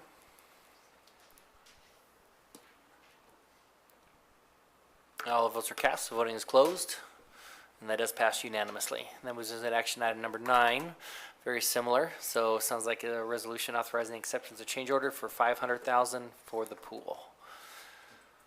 Yes, thank you, Mayor. Thank you, council members. So for the pool, we're requesting the change order for $500,000, the increase of $4.5 million to $5 million budget. We did go ahead and provide to you a, this document was titled Pool Project Financials, and this highlighted all of the change orders that we have been seeing throughout the process of the pool construction. We highlighted the few that were excessive and that we believe were what really pushed us over the limit of going over our budget. So a few items to highlight, again, as they're highlighted here. The lighting was supposed to be included in the design to put in new lighting in the pool. Once we started construction, we realized that this was not included in the design, so we had to redesign and reconstruct some of the lighting to ensure that the fixtures worked properly with modern, with our modern light bulbs. Utility rerouting, that was a big one that we experienced, and that was just working with water and sewer on site in locations where we're not expecting them to be. The utility storm drain reroute and tree removal, this is what we worked through this summer, where we ran into some irrigation line and we weren't quite sure what it was, but it was right in the way of where we needed to put some storm drain manholes. Pool decking and grading plans, we determined that it made sense while we were already in the middle of demoing some concrete and re-pouring concrete around the pool to complete all the pool decking. And these last couple of items are all along that area. So it's the pool decking, the 2 patios, the patio metal railing. Once we looked at that, getting that pool decking reconstructed, we realized that we had to do this because it was not ADA compliant. So we did not want to open up a pool where our brand new pool had ADA uncompliant patios. So we decided it made the most sense to just go ahead and redo some of these patios and get the proper railing in there so that we could be ADA compliant when we reopened. And with that, I stand for questions. Okay, very good. Questions? Councilor Williams? Mr. Mayor, further frustration, how do we have any assurance that this development isn't going to come back to us for another $500,000, for another $1 million? And I get that it's easy to say this isn't your fault. Whose fault is this? How are we so wrong? And why do we just happily keep approving money? And again, I feel like there's zero accountability for figuring out who broke the bank for more than double what we approved this for. It is, I don't know, in any other business, Mr. Stoddard, you're right, this wouldn't be entertained in this fashion, but because it's government and it's taxpayer money, we just keep saying yes. How sure are we that we're not going to need any more money? Yeah, with the remainder of the pool project, we feel very confident that the remaining $500,000 will get us to the completion. We only have a couple items left to do, and that includes really just doing the plastering around the pool, and then we can test it and open it this spring. The majority of the work that is yet to be complete is with the bathhouse. So with the pool, as Councilman Stoddard mentioned, you know, the unforeseen conditions that will always pop up. We believe that we have gotten through all of those unforeseen conditions, and the remaining items, we feel confident that this additional $500,000 will get us there. So the unforeseen stuff, I just want to, I'm sorry that this is all kind of coming down on your shoulders. The unforeseen stuff is one thing, right? Mm-hmm. What concerns me most about what you said was that the city thought that a certain, was it the lighting, I guess, that was supposed to be included in this and wasn't. How did we miss that? That's the kind of stuff, like who, I'm sure maybe shouldn't say it in an open meeting, but I guess, Mayor, this goes to you then. If we have people who are looking at these contracts or budgets or whatever it is that are missing the things that need to be in there to the tune of almost $500,000, then maybe whoever that is either needs some new training or something needs to go on with that. Something needs to happen. We can't keep having this problem. Yeah, absolutely. And unfortunately, things get missed in construction documents all the time. With the bathhouse, we're doing a much more thorough QA/QC process, our quality control process, and we're doing that by having the contractor on board with us from the beginning. Typically with design and construction, everything gets designed, the owner reviews and approves, and then passes it off to the contractor. With the bathhouse, we are having the contractor review all of the design with us now to try and catch all of those missed items, because they're, in a large plan set, they're just unfortunately inevitable. They happen in design. But having the contractor on board with us now makes our QA/QC much more efficient, and hopefully we catch those items on the front end. We also have been able to have them catch items that can make the construction more cost-effective. So it's great that we were approved to have the contractor and the designer on board at the same time. So in the future, I would like to move forward that way, where we have the contractor on board so that we can catch these items sooner. And I appreciate that. I think that if that's the change that's going to make the difference, then great. We have an epoxy company. When we go out and give a quote, we give it based on whatever material that we've sourced and so on. And if during the project we run into a problem, we eat the cost. We've never put it back on the customer. So it also falls onto the contractor in that sense, where if, everybody needs to make sure that they're on the same page. And I feel like the city for far too long has these things come up where it impacts the taxpayer. And like Councilor Williams says, we just say, well, we'll just, it's just 500,000, or it's just this, or it's just that. We cannot do this anymore on projects. So again, we can't leave it half done. But in the future, and this probably more to the mayor and whoever, we have to be more careful.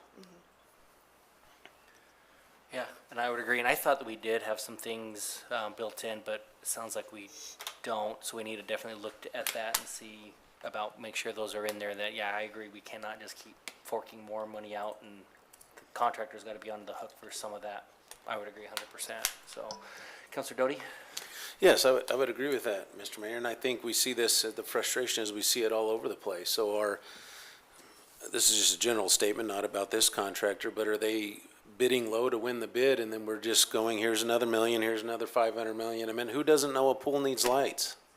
Who doesn't know that, And so it is very frustrating. I get if you hit a pipe under the pool, or there's a tree root you didn't know that was under there. But to be this amount of money off, either they didn't know what they were doing when they bid it, and we didn't know what we were doing when we looked at it, or they sold us a bill of goods to just keep adding and adding and adding and adding things that are unforeseen. And I think there's probably a standard design for a pool, one of them probably being lights, maybe even that it holds water.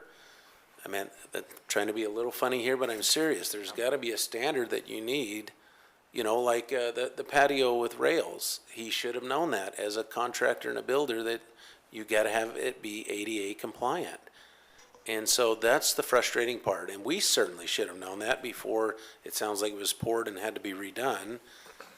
You would think a contractor would know that. So either we need to write our contracts better so that it encompasses all this and doesn't just let them off the hook, and all the other things that we mentioned here tonight.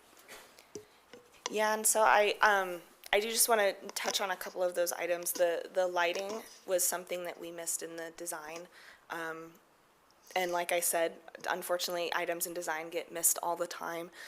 Our contractor has been really great to work with. They have been eating costs with the city, so the city is not paying 100% for all of these foreseen conditions. Our contractor has been working with us on a lot of these items. And then regarding the rails and the ADA compliance issue, I should have specified it's the existing patios that we were trying to save that were out of ADA compliance, that we determined we need to reconstruct more existing conditions than what we had anticipated. So that was why we decided to add the railing and reconstruct patios. It was the existing patios, not something new that we had just poured. Any other questions, discussion? Okay, perfect. Thank you so much. Appreciate it.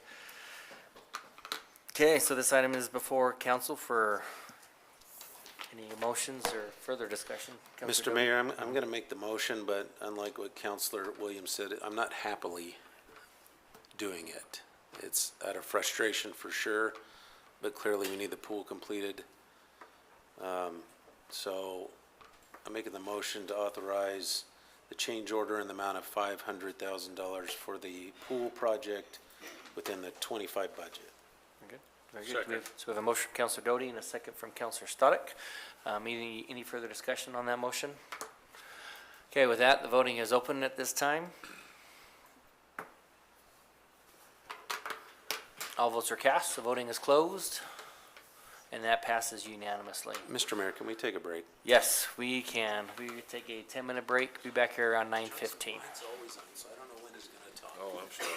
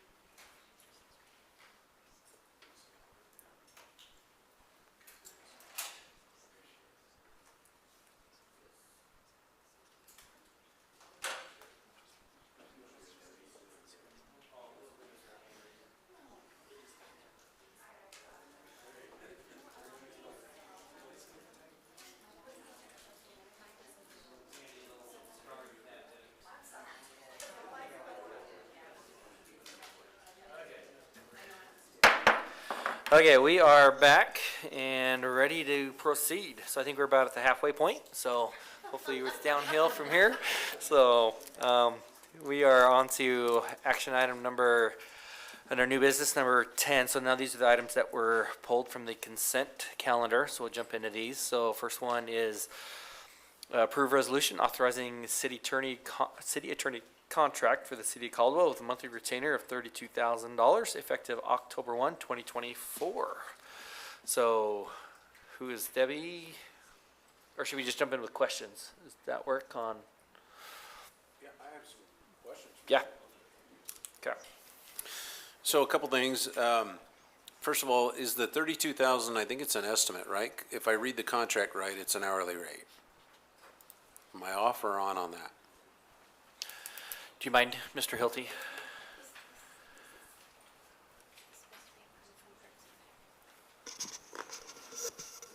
The $32,000 a month is not an estimate. That's a flat monthly retainer for all of the general retainer legal services.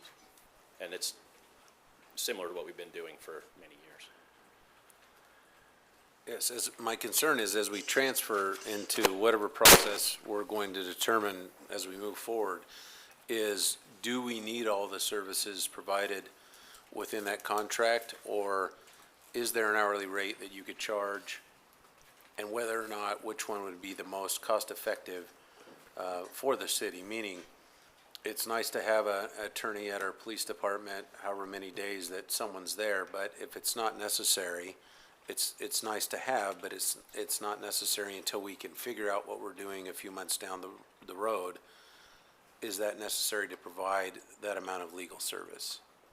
Or quite frankly, even the ones that your other attorneys provide? Is there something we can go without? Sure. In the meantime? Sure.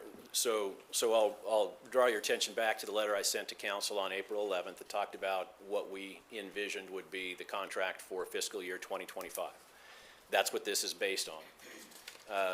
That letter, I believe, predated the initiation of discussions about going in-house and then some of the discussions we had with council through the summer. And it provided an analysis of the hours that we're spending working for the city on average. And you simply multiply that by $200 an hour, which would be our government hourly rate, and you came up with the 32,000, and I can't do the math in my head. It seems like it was 160 hours a month, something like that. That's what this is based on. There was an alternative to just go with $200 an hour, which we are fine with if you want to do it that way. It came up a couple of times with Ray Lynn. It seemed like she was really kind of focused on a flat monthly retainer. There are advantages to the city in doing that. But looking at it a little bit more holistically, we've obviously given notice that we're not going to be the attorneys going forward, and that this contract really, for as long as it goes into 2025, is a proposal to assist you in a transition period.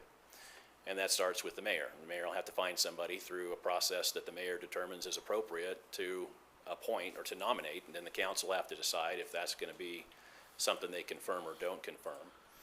I anticipate that, well, I don't think we can anticipate exactly how that's going to go. He may hire a firm, he may hire a single individual, and that individual may come needing some assistance until the rest of the department can be filled out, which means that this is likely to be amended as we go, and we're fine with that. We just want to be compensated for the hours that we do spend. And so we could do that starting right now at the $200 an hour, and then it'll presumably, kind of adjust itself as the city gears up with whatever the next move is. Alternatively, we can do the 32,000. That was what I perceived that Ray Lynn was more interested in. I think it's easier for her, certainly more predictable. But I'm comfortable with the 32,000, and then discussions as we go about reducing that. The agreement is terminable by either party on 30 days' notice, right? So nobody's locked in forever. I think we have reasons to come together and try to work out that issue. But I agree with you that there could be a date where this ends and you start with something else. It's more likely that there would be some overlap. And we try to accommodate both. Yeah, and so, yeah, with this, as I'm reading through it now, it's seeing because there was that hourly rate, the hourly rate is for additional legal service that is like above and beyond what your standard is. That's where that hourly rate, now that I'm looking at Correct, that, yeah. comes into play. Yeah, sorry, I should have Yeah, no, you're clarified good. that. So No. the 32,000 is for the routine stuff. The unusual stuff would be billed at the $200 an hour. But it is also true that that $32,000 a month retainer is based upon an estimate of hours, based on what happened in the last fiscal year, at $200 an hour, yeah. Councilor Williams? Thank you, Mr. Mayor. Mr. Hilty, thank you for your patience with us as we go through an unusual and unprecedented process at this point. I suppose the question really is more for us than for you, but it has to do with you, and so you're standing there. What is the plan? We've known now for a month. When was your letter? Anyway, what's going on? What are we doing? Have we done anything? Or are we doing nothing and just waiting on the good graces of Mr. Hilty and his firm, who thankfully are willing to be patient with us, but now we've known for a month we need to do something. Have we done anything? And what is the plan moving forward? And if you're telling me, in conjunction with that question, if you're telling me that this can be amended at any time to the straight hourly rate, I think sooner or later we'll have to get there in the transition period. But if you're comfortable with this being amended 30 days at a time, if need be, I could live with this amount. However, at some point, we're gonna need you at an hourly rate as we do this transition. I just need to know what's going on, because we've heard nothing since then. And so it leaves us, who are going to have to approve whatever decision you put before us, wondering, has anything been done, or are we just hoping that Mr. Hilty will hang in there for another year if it takes us that long? Yeah, and we don't want to do that to Mr. Hilty here, his firm, so there has been discussion. We actually will be coming to council on the 21st with the executive session to discuss it. It is an employee matter, so that does allow us to go into executive session, so we do have that planned, and are working, I'm working with Ray Lynn as well, looking at figures and amounts, so you know what that cost is. And again, it's gonna be an estimated cost, but what we expect those costs to be going in-house and the different routes, to present that to council as far as, you know, the number of staff that it's gonna require to house that department, you know, the improvements to the building to create those office spaces for those new individuals working at that. So we have had those internal discussions, and we will be bringing that next city council meeting during executive session to have more in-depth talk with the council and direction on that. So, if I may, Mr. Mayor, then, I'm sorry. No, go ahead. So you're convenient with this arrangement as it is, obviously, because you've put this before us, but this is something that you're willing to work with us on based on this, going back to the original proposal. This isn't gonna create more heartburn on top of heartburn. No, the contract doesn't, right? The process, you know, may go in fits and starts and so forth, but I was sincere in my letter. I've been here for 26 years. I'm not leaving, you know, I think that this process will prove to be more difficult maybe than some of you think it will be. Finding the right people is gonna be critical. And there's more than just budgetary issues that need to be considered there. It could take some time, and you can't go without attorneys. And so, Thank you. so I'm here because I love the city. I do want to see it move toward conclusion. And so I'm anxious to see the process get going, but I know it's going to take some time. Councilor Allgood? Well, I gotta say, my frustration level is really high. We dealt with this at budget time. We had a plan laid out. Mr. Hilty's office was going to work in adding a person over here, and Mr. Hilty, as you said in your email, is our appointed official for legal services. That has not changed. And yet we keep beating this thing where, well, we need to change attorneys, we need to go in-house. But as Councilor Williams just said, we keep having all this conversation when we already had a plan laid out. We already had a transition laid out. Mr. Hilty is authorized to be our attorney through, I think you said 25 or 26? 26 is when, And so, again, as Counselor Williams says, we keep bringing this up, well, we need to change attorneys. Well, I don't see anything, there's been nothing formal that I've seen about us changing attorneys. There is talk back and forth and all that, but it just seems to me that this stuff is being pushed without any general direction whatsoever, and I agree with Mr. Hilty completely. If we think we're going to hire private attorneys and just make this casual switch, we are really misguided, in my opinion. I don't think it's going to be anywhere near smooth. And the idea that we keep making these sideways remarks about the firm that's represented us for 26 years, but there is absolutely nothing formal about what's going on here. We're talking about, well, maybe we can reduce it to billing $200 an hour or whatever services we need. But again, what's the plan here? We had a plan. The plan was workable. The plan was budgeted. And again, we're back to this subject about, well, how long will we retain Mr. Hilty's firm? It's like, who said we weren't? When was that decision made? Did I miss something? I'm curious because I'm not aware that we are dismissing Mr. Hilty's firm. When did that happen? Counselor, in fairness, that was what I tried to put in the letter, right? We're leaving, and we'll help you through that process. And you and I have had the conversation. I understand why you're leaving, or would want to leave, but it frustrates me that under the situation that you're leaving, because it's not a agreed upon or formal situation with this body.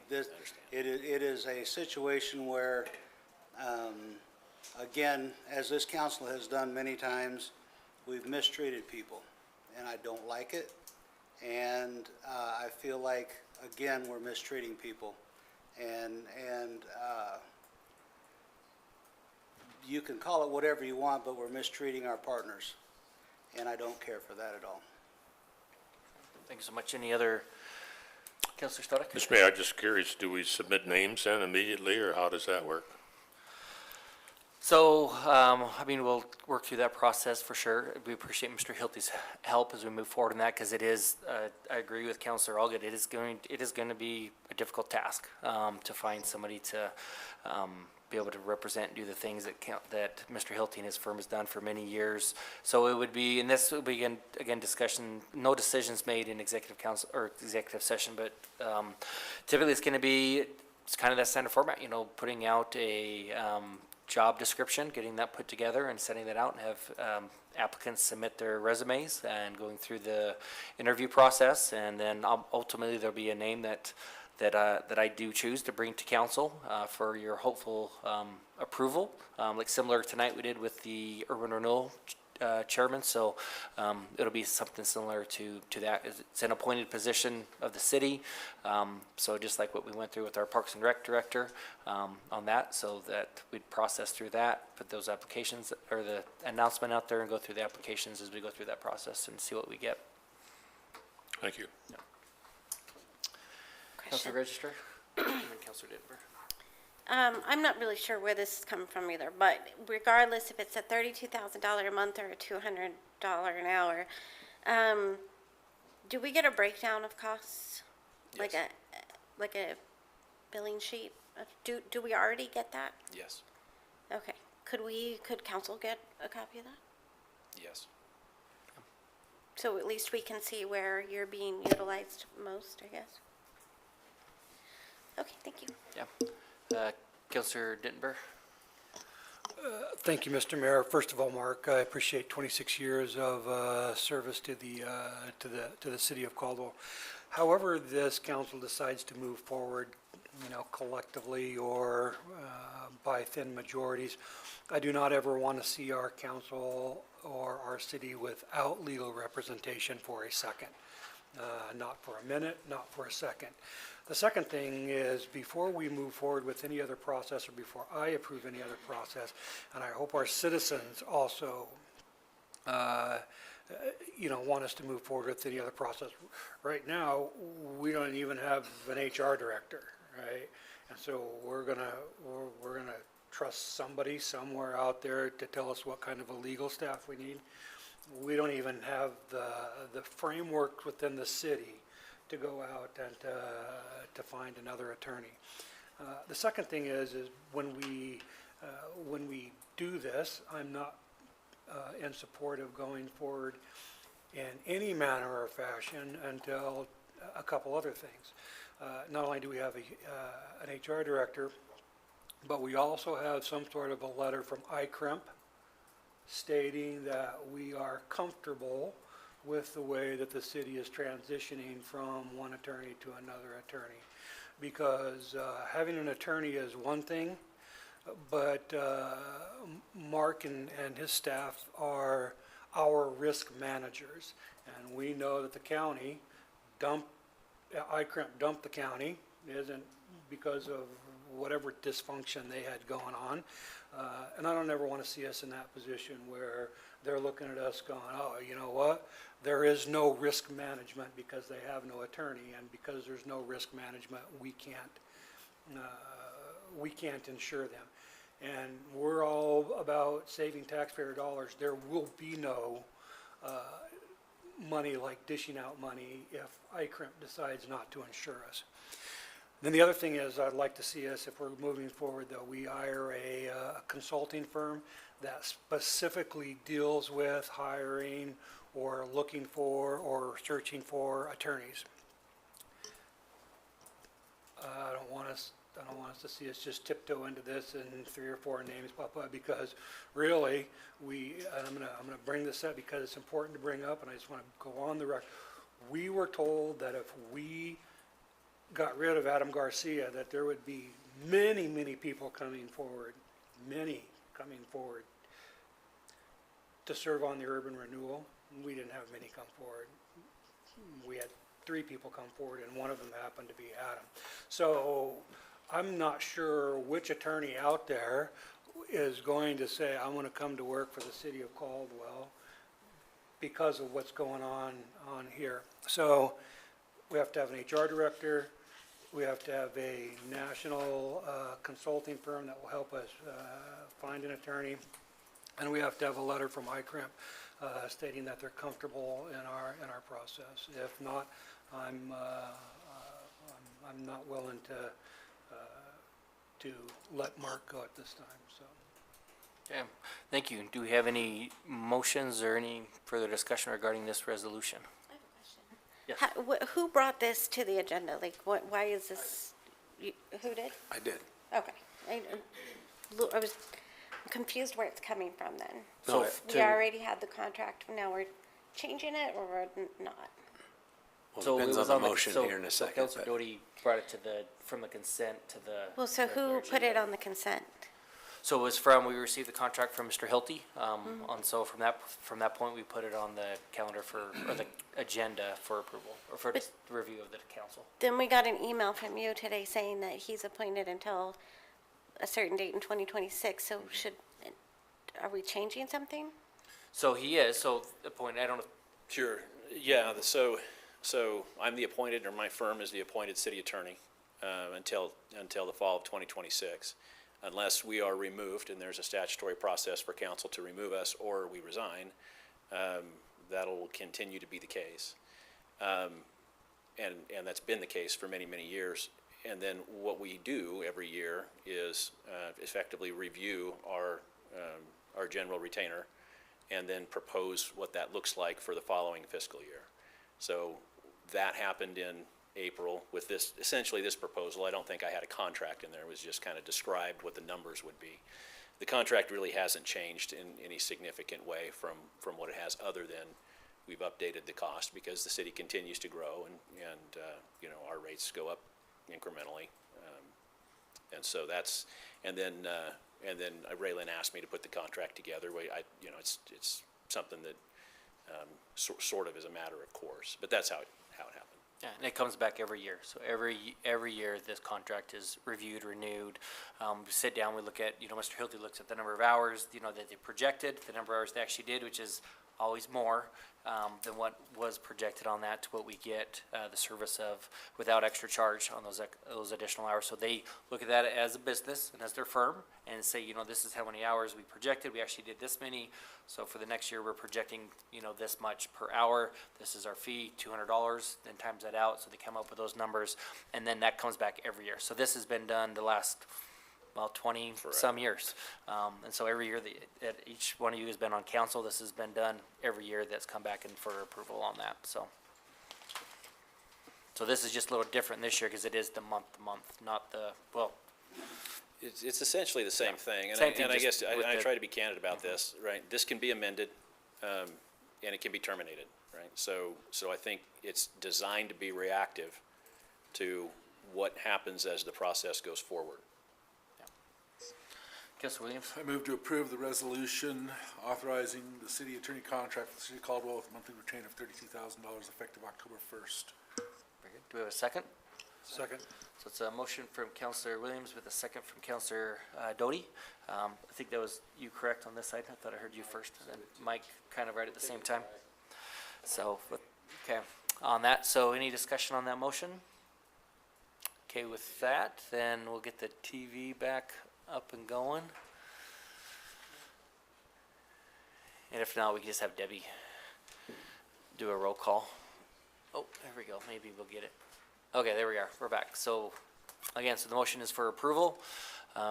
Voting is open at this time.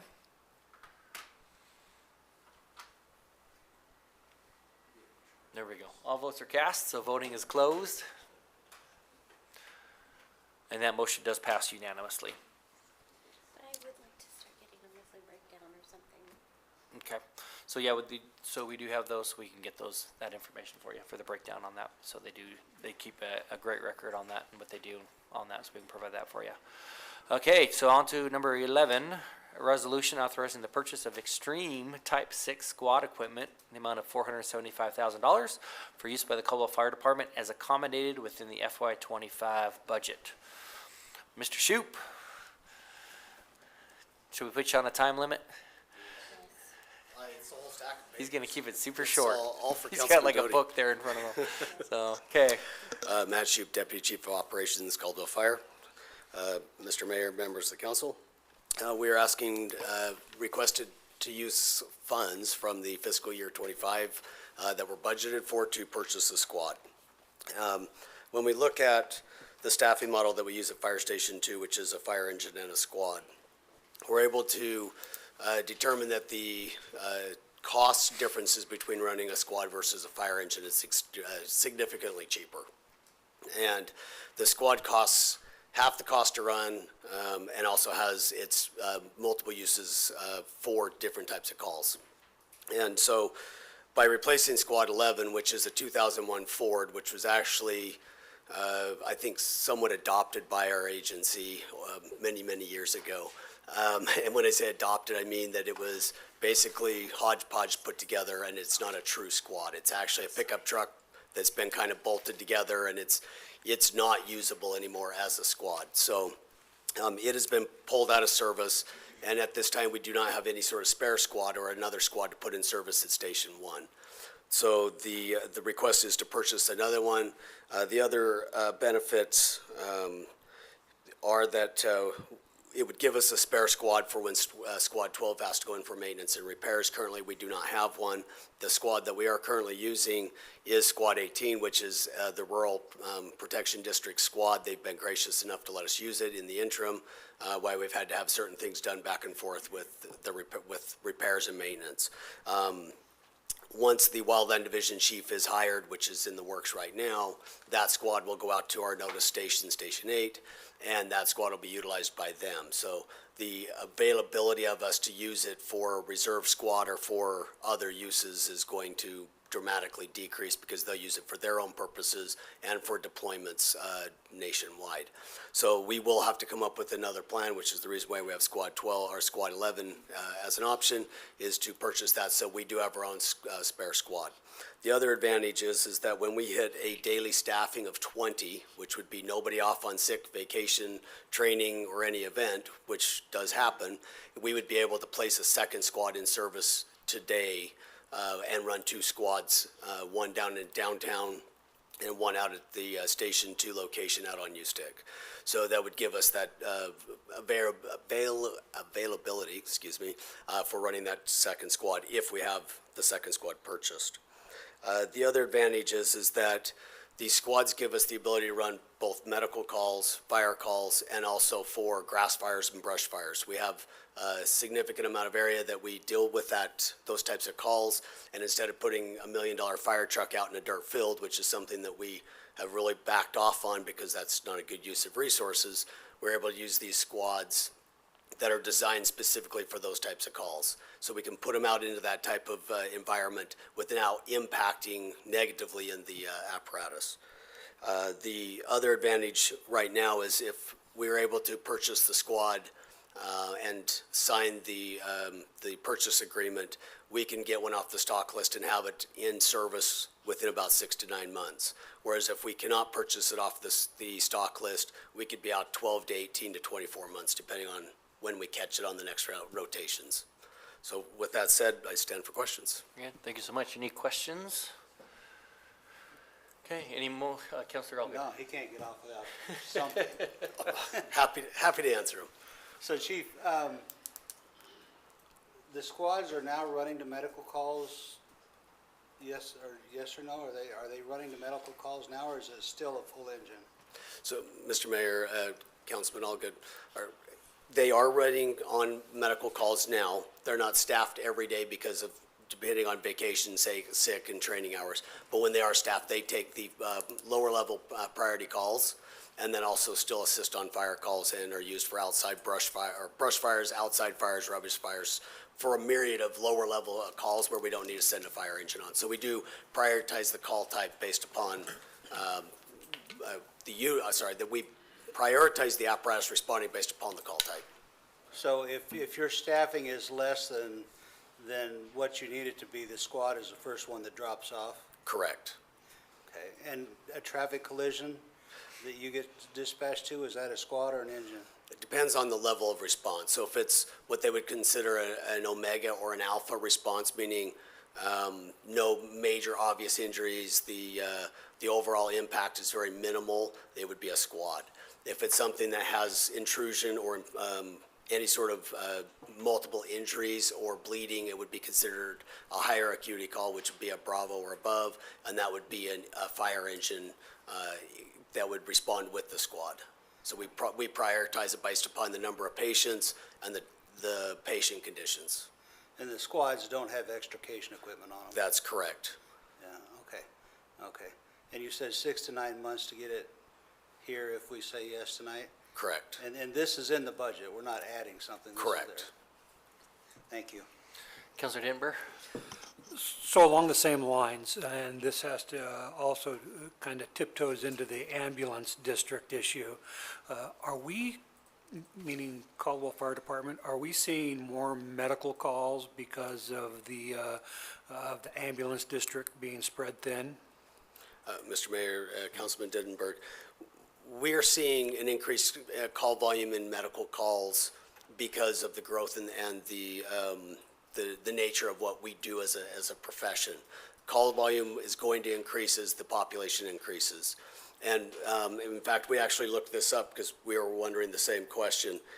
We started doing EMS service in Caldwell Fire in 1968. So from 1968 to current, we've done medical and fire protection. We're an all-hazard agency that encompasses any type of issue. So that means we don't shy away from whatever the call type is. And that kind of goes back to over 50 years of medical service. That doesn't mean that we transport them. It means that we stabilize the patient, we provide patient care to them, and there's a handful of times that we actually cancel the ambulance because they don't need to respond. We're able to help that patient out with whatever they need. So it could be a lift assist, helping somebody who's elderly up off the floor and getting them into bed. We don't need to transport them. It could be some of your smaller diabetic issues where we can actually solve that issue before the ambulance gets there. It doesn't mean that the ambulance service isn't still needed. It means that we are helping out our community and helping out our citizens with the ability of what we can do for them. So your goal would be to have a squad in every station? I think as call volume increases, it's a good option to bridge the fiscal responsibility of running lower acuity calls with those types of units. So yes, as we grow, they would be a great option to continue. The call volume out of Fire Station 1 justifies a squad to be put into place to help pull some of the calls off of the Engine 11 and the Truck 11 that are running out of there now. And so there would be a firefighter and a paramedic, or are they both one and the same in the vehicle, or how do you divvy responsibilities inside that squad? So there's a little bit, there's the CLA, the labor agreement that we operate under, sorry, losing my voice. We operate under the CLA that determines some of the staffing levels in conjunction with what management's rights are.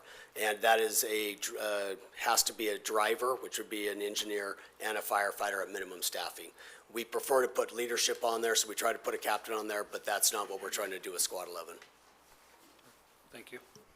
And sorry, also just follow up, they are all EMTs. Some of them within our agency are paramedics, but they are not functioning as a paramedic, they're functioning as an EMT. Councilor Allgood? Mr. Mayor, I move to approve the resolution authorizing the purchase of an Extreme Type 6 squad equipment in the amount of $475,000 for use by Caldwell Fire Department. Second. Motion from Councilor Allgood and a second from Councilor Williams for approval of the resolution. Any discussion on that motion? Okay, with that, then voting is open at this time. Hey, don't go too far. I think you're going to be up here again in a second. I am. All votes are cast, the voting is closed, and that motion passes unanimously. Okay, and yes, now we go into number 12. So this is the resolution declaring a trailer to be destroyed by fire. Who would have guessed? So, Chief Shoup, it's all you. Okay, Matt Shoup, Deputy Chief of Operations, Caldwell Fire. Mr. Mayor, Council, members of the council, we're requesting the surplus of a 1994 Carmack enclosed trailer. This trailer was, when I spoke with our clerk, we were actually having a hard time even determining when it was purchased, where it was purchased, because we thought it was actually purchased by the state OEM, Office of Emergency Management, through the Hazardous Materials Fund, which it was not. It was purchased, we are fairly sure, through city funds. Trying to do some research, is fairly old. But the reason why we want to surplus it and destroy it is it was holding foam that was used, hazardous materials foam that was used for transportation and for Class B type fire. So gasolines, liquid petroleum, stuff like that. It held foam that and equipment that transported those types of resources to a call. So like a plane crash or a diesel that was on fire. That type of foam was used, and it's an AFFF foam. And I don't know if you've looked at a lot of different news reports, but it's actually been subject to a lot of lawsuits nationwide for carcinogenic type material. And the Class B foam, which is AFFF, the highest fluorine amounts is in the year 2000, 2001 foam, which was the type of foam we actually had in that trailer. It's taken us about a year or two through permitting and through getting a disposal agency to take it all, that we were finally able just a couple weeks ago to get rid of it and out of our inventory so that we no longer held that type of material. The trailer is contaminated with that foam. It seeps into the wood, it seeps into all the nooks and crannies on the trailer. The trailer is not something that in all good conscience we could sell or reutilize. The only safe use of that trailer is to dispose of it and dispose of it by fire. Okay, very good. Any questions? Mr. Mayor? Yeah. So I understand disposing it, and that's my question is, should we be setting it on fire? Has anyone examine what that's gonna put into the air? It's the safest way to dispose of those types of agents. So it burns it up and converts it, so it's non-toxic anymore. I mean, smoke is toxic, but the off-gassing is by far safer than trying to actually do another type of disposal. The mitigation companies, they do it through incineration anyways. Okay, very good. Any motions? Mr. Mayor? Yes, Councilor I Doty. guess I'll dispose of it. Make a motion declaring the trailer with the Caldwell Fire Department with VIN 1C9C16206R1212039 as surplus and be destroyed by fire due to its condition. Do I have a second? So it's a motion from Councilor Doty and a second from Councilor Stoddard for approval of this resolution. Any discussion on that motion? Okay, with that, voting is open at this time.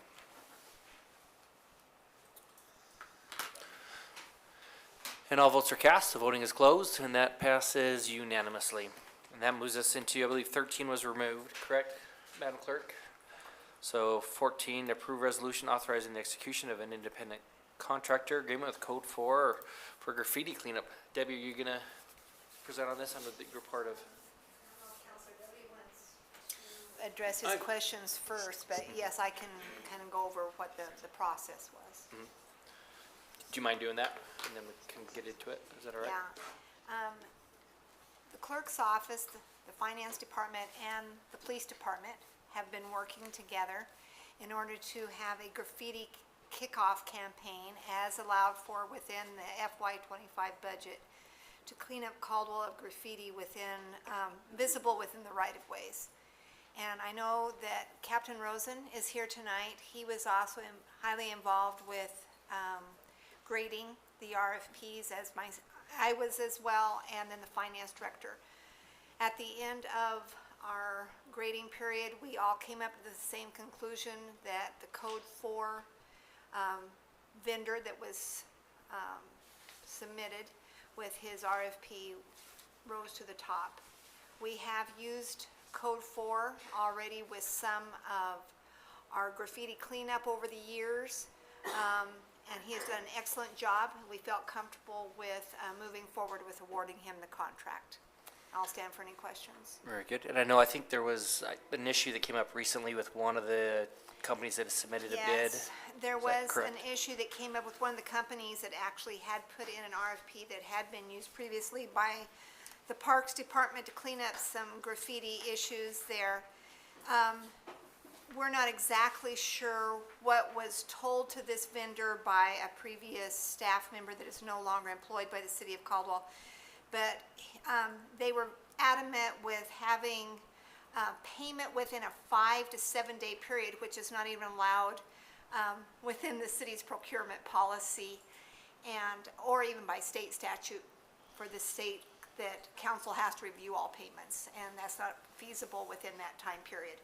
So the one vendor that did submit an RFP, we have instructed different departments not to use them at this point because of their adamant stance on payment that we are not able to comply with. Perfect. Okay, thank you so much. Questions? Councilor Doty? Mr. Mayor, I have some. Councilor Allgood? Me first? Yeah.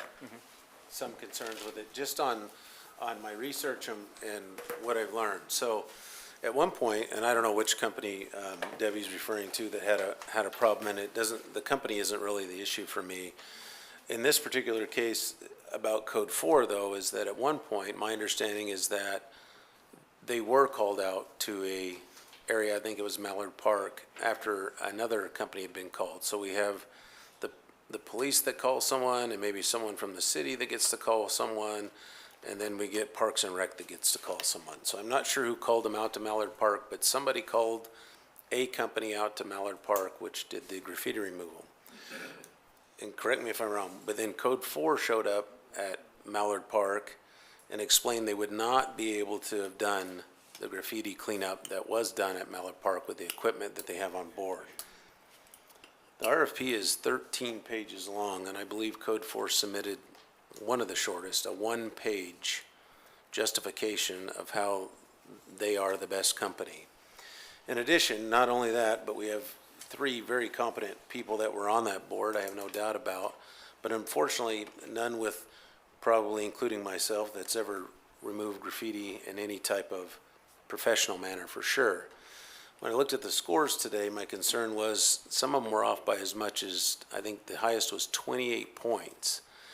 And so I'm a little concerned with that, having people on that board without the training in graffiti removal and how we get 28 points difference, unless I'm reading it wrong, Debbie, in some of those scores. So if we have one person saying they don't even qualify, if you were talking about in school, and then we have some going up where they almost get a grade, B or A grade, so to speak, just to simplify it. How did we come that far apart in those scores? So I have some real concerns that Code 4 can handle everything that was required in the RFP. We have to have trucks with ladders, bucket trucks. You have to respond within a certain amount of time with a one-page submission of how they're going to accomplish that. And I'm guessing probably all of them were missing something within their proposals. However, it just seemed pretty vague and not very complete. The scores were completely far off on many different categories. In addition to that, I don't think we have anything that stipulates if we choose Code 4 or any company, what is the, and penalty may not be the right word, Mr. Hilty may have to correct me, what's the ramifications for not complying? So if you win it based on the vagueness of, sure, we can do all of that, but you're not able to accomplish that, such as show up and go, well, I can't do that, what is the process in that aspect? Other than, I think, when I reviewed all three, that they all bring different types of experience and equipment and abilities. Would a rotation list work better? Would I don't know, I'm just really concerned to how far the scores were apart on some of the judging areas and how we came to that, like a non-passing versus a passing type of score. So those are my concerns. Mr. Mayor, can I address the Yeah. Code 4 with the Mallard Park? I initially made the phone call to Code 4 in regards to the equipment that was there at Mallard Park, and there was also some graffiti that was reported by one of the citizens on a fence that was by the freeway. He did respond to both. When he went to Mallard Park, it was already removed. I spoke directly to him about that. There wasn't anything that he reported to me that he couldn't remove that. So I'm not exactly sure where that comment came from. It wasn't from Code 4 himself. He was ready to remove it. When he got there, it was my understanding that staff had actually used some kind of graffiti type of solvent that had removed it from the equipment themselves, not a different company. But then he moved forward with removing the graffiti off of vinyl fence, which would have been a solvent situation as well, and moved it without any problem.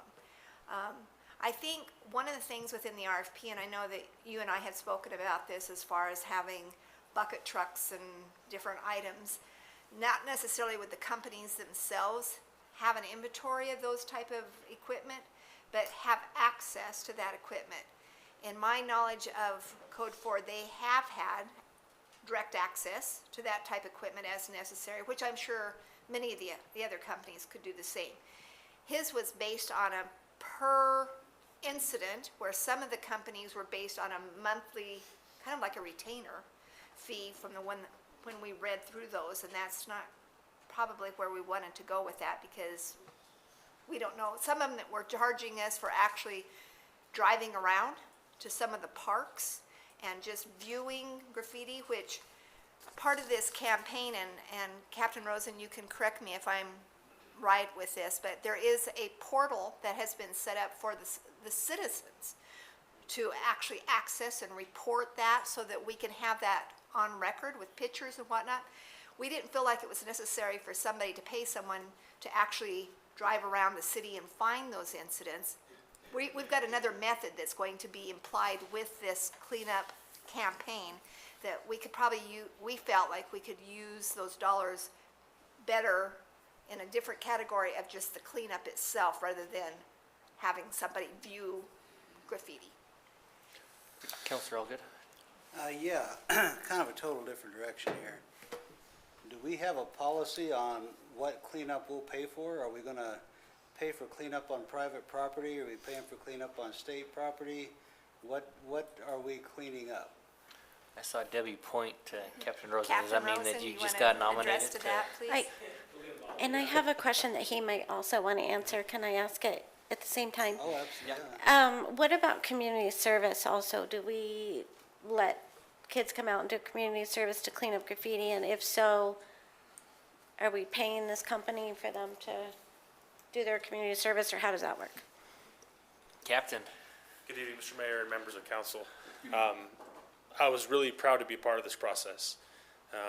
Graffiti cleanup, along the lines of what Chief Ingram speaks about, the broken window theory, is incredibly important to us, right?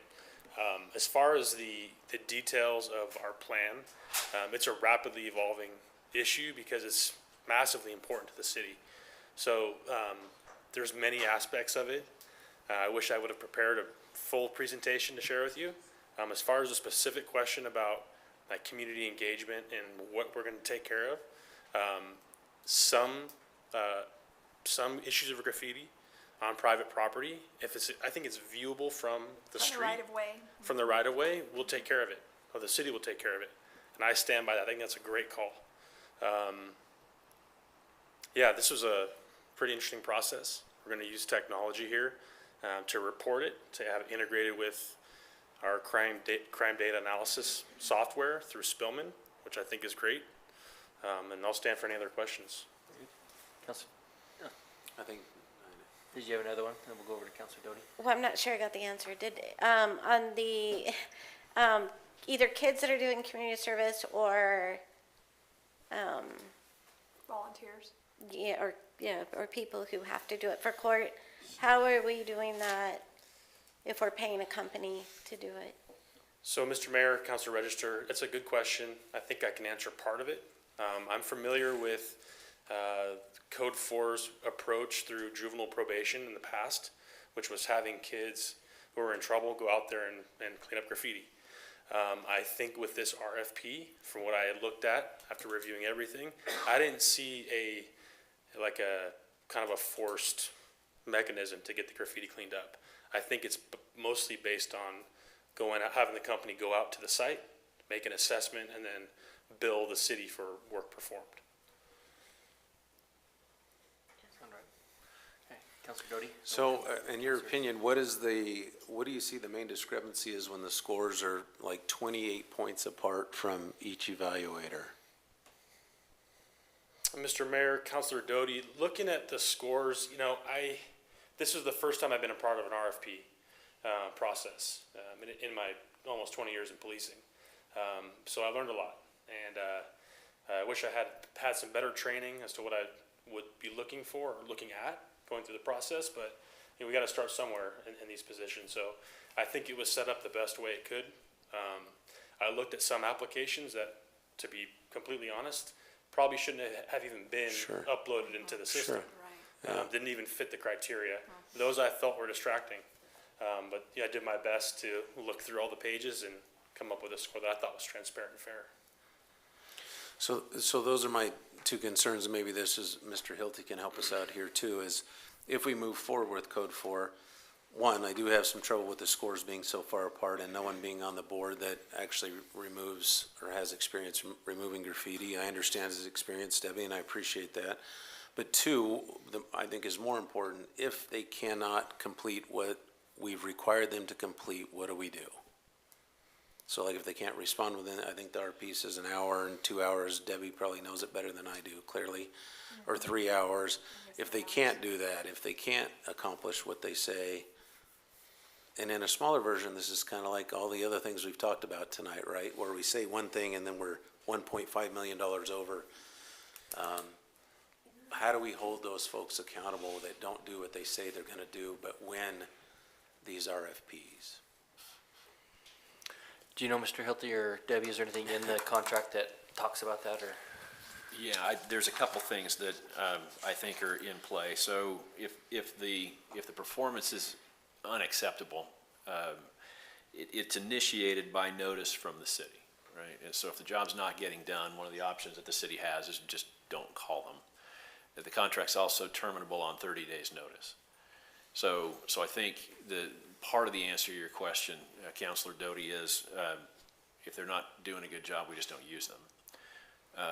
And then the second part is, again, if there was, if they didn't do a good job and got paid, that and technically would be a breach of contract. And the city could look at it from that perspective. For the one-time costs, that they would be charging the city, rather than some sort of action for breach of contract. I think probably the way this would go is they just wouldn't be used in the future, and the contract terminated. Okay, and then just one more. And then is there an issue with, let's say, clearly they go on vacation or something like that, and if we need something removed in an hour, is it a violation of the contract to call someone else, or must we let them not succeed by saying, well, you weren't in town, and then we have to leave this graffiti up that we're saying that needs to be removed in 1 hour, but we're gonna leave it up for a week because they're on vacation? So what are we doing in that case if life happens? Yeah, if I was posed with that question, I would just say, if it needs to be down, it needs to be down. And if they can't do it, call somebody who can. I don't see that it's a breach of contract to call somebody else. I think it's probably assumed in good faith that we would give them the opportunity whenever the need arose. And as long as they were doing a good job, we'd stick with them. There are advantages to the city here. There's a very robust insurance requirement, which is helpful. Prices that are fixed, right? So I think there's something that's owed on our part in terms of good faith. Mr. Mayor, I could add to that as well, is that the Planning and Zoning Department has a list of contractors for abatement purposes. And certainly that would be another resource if for some reason Code 4 was not reachable because they're out of town, out of state, out of the network, whatnot. We certainly could rely upon that list of contractors as well that does abatement for them and has done a great job in the past with various instances. So I think that's an option that would be a good fallback. Counselor Allgood and then Counselor Denver. Oh, so the reason for my question, Captain, was the Greenbelt, Wittenberger Park, going around the Greenbelt. It's every bridge abutment, every underbridge is covered with graffiti right at the minute. Most of it's recent, but there's a lot of it. And I'm looking at these dollar figures and thinking, holy cow, how much is it gonna cost to cover that? Because there's so much both sides of the river. Have you guys looked at that? Do you guys have a plan for that particular kind of stuff? Mr. Mayor, Councilor Allgood, when I was speaking to the group responsible for this project, I made it pretty clear that from my perspective, and you've heard me testify to the council before, I like technology. I like the use of technology as a force multiplier for us to not have to do the same thing over and over and over again. So when I was looking through the RFP stuff, the price and the brevity or the vagueness of certain, pricing for things to get done was a red flag in some cases for me personally. But also, I think there's a multifaceted approach to this that, hopefully this group can get on the same page with and deploy some of those tools that I want to see out there to stop it. I'm a little confused by that answer, Captain. Yeah. So are you saying they can maybe apply some stuff that will prevent us from continuing covering up the same graffiti over and over, or what are you saying there? Well, I think, I think there's a purpose behind my confusing answer because it's a work in progress, really, is the short answer. But I'm hopeful that, we can use multiple different things to fix the problem through technology, through some products, through abatement, through enforcement. Gotcha. Counselor Denver. Captain Rosen, thank you. You just happened to be standing there, so take this comment however you want to take it, Sure. but this might be directed more at the city and whoever. Sometimes in the process of abatement or getting rid of graffiti, I see ugly stuff, right? You see a nice white building with, red Norte and blue Sereno one day, and the next day it's painted over with gray paint. in a block and a blotch, and I'm not even sure that it's even better than the graffiti itself. Are we working somehow to find an appealing abatement process and not just a throw whatever paint's in the back of our truck today on whatever colors? Mr. Mayor, Councilor Denver, I actually have an answer to your question, believe it or not. I'm happy to take the hard questions. You know, we are partnering with many businesses in the city to get paint actually donated, and we're looking at storing it, having a full swatch kit to be able to deploy to limit that exact problem. So, you know, hopefully it provides the council some support, knowing that we were thoughtful about that and came up with a plan to minimize that as much as possible. So hopefully you don't see that too much. Okay, very good. I see all the lights are off, so appreciate it. Thank you so much Thanks, for that Mayor. additional information. Is there a motion from any council member regarding this resolution?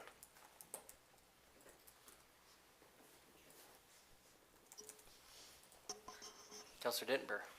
Mr. Mayor, I make a motion that we approve the execution of the independent contract agreement with Code 4 as presented. Very good. Do we have a second? So it's a motion from Councilor Dittenber and a second from Councilor Williams for approval of the resolution. Any discussion, any further discussion on that motion? Okay, with that, then the voting is open at this time. And all votes are cast. Voting is closed. And that motion does pass unanimously. That moves us on to number 15 here, resolution authorizing the acceptance of the AI, artificial intelligence policy for the city of Caldwell. Did Jose, oh yeah, there he is. Jose, do you mind coming forward and giving us a brief overview on this, how it came about and where we're at? Jose Manchalka, IT Director. So we currently did not have an AI policy in the handbook, and after speaking with Ray Lynn, she attended a finance director, and I attended a Idaho Government Summit. Everybody was talking about AI, and we don't have it in the policy, just as we didn't have social media years back in our policy, so we thought we'd incorporate it and get that policy in there. Very good. Thank you so much. Any questions? Councilor Doty. Could you just expand on that a little bit of what the AI policy either restricts or allows? The AI policy would restrict using any artificial intelligence on the city's network, using the city's resources, and exposing any of our data to artificial intelligence. But not if they want to write a term paper or something like that, right? It's just if they're going to use it within the application of the computer to get assistance and allow information to be shared with AI. Using the city's data. Yeah. Okay, thank you. Okay. Any other questions? Councilor Dittenber? Oh, Yeah, I don't know, I guess I'm not of the age that I fully understand how AI works, but, you know, I engage the services of a graphic designer who occasionally says, hey, this is AI, how do you like it? And I say, yeah, that's great. How would this policy affect the general staff? I mean, are they using AI to complete tasks for the city? Mayor, Council, Denver, they could be using the city's resources, city's data, and if they're putting that data out there without really knowing that they're putting that out there, then you're exposing the city's data. I can. Jose, if I can, because I think I'm about the same age as Counselor Dittenberg, but I think I understand AI. So if I'm understanding it correctly, you take something, put it into AI, it translates it, maybe makes a press release or whatever, like, and the reason for this is to secure, so that we're not putting something into AI that could be confidential or not meant to be out there or whatever to protect the city. To make the employees aware not to use the city's data, and In the program. correct. Right. I just wanted to also point out, that just in case, but under principles number 2, I think, is that supposed to say AI generated content must be validated by a person before public release? It looks like maybe part of the word got left out there, just in case. I don't have the policy in front of me. So, We noticed Yeah. some Yep. typos in here. that Just to be was provided. sure that if we approve it, that it'll, anyway, I Yeah, make a that'd be motion right. to approve this and move along. Very good. Okay, so we have a motion for approval. Do we have a second? A motion from Counselor Register and a second from Counselor Stodic for approval of the AI policy as presented. Okay, any discussion? With that, the voting is open. Jose's glad to be here. And all votes are cast. The voting's closed. Paying overtime for him to be here. His Cowboys got lucky last night. That was all skill. If the Cowboys were on tonight, he would not be here. I can guarantee you that. So, okay, that did pass unanimously. Okay, so that moves us to, action item 16, finance report. Who's doing that tonight? Counselor I Register. think so. Mr. Mayor, I move that accounts payable in the amount of $5,253,888.47, represented by check numbers 180926 through 181486, and payroll in the amount of $1,586,386.04, represented by check numbers 39607 through 39652, and direct deposits be accepted, payments approved, and vouchers filed in the office of the city clerk. Very good. Do we have a second? Second. Motion from Counselor Register and a second from Counselor Stodic for the finance report acceptance. All those in favor say aye. Aye. Any opposed? Motion passes. Okay, so we do have just a couple items of discussion we'll go through pretty quick. The first one, since she has stuck around for so long, Tiffany, we may let you come up and talk about this. So I know that there's been some talk about Solstice Park, or do we want to make Rob throw him to the wolves? On that, if you remember, there's some talk about this a few weeks ago. This is the development off of Ustick Road. Staff has concerns about it because it does not front Ustick Road. It is kind of hidden in the back, where most likely will turn into majority of use by the private citizens of that neighborhood. Cost to put in the parking lot and restroom facilities would be around $300,000 to $400,000, if I'm not mistaken. So the recommendation from staff is to not accept that as a public park, but rather to use that money to go into our other parks that we're looking at. We have a number of them. The one next to Fire Station 3 that we need to improve to get us out of hot water with the feds for grants, as well as a couple others that we could use that money, we feel, more prudently. So that would be the recommendation from staff, to not proceed with that as a city-owned park. I know that Rob reached out to Lee Genke. He's the one that presented that today, so we did reach out to him today. I don't think you heard back from Lee. Is that correct? Not as of 5 o'clock. So not as of 5 p.m. So that was, and when did you email him? What time do you remember approximately? 2 p.m. So did not hear back from him as of 5 in regards to that. But that was the proposal was to not pursue that.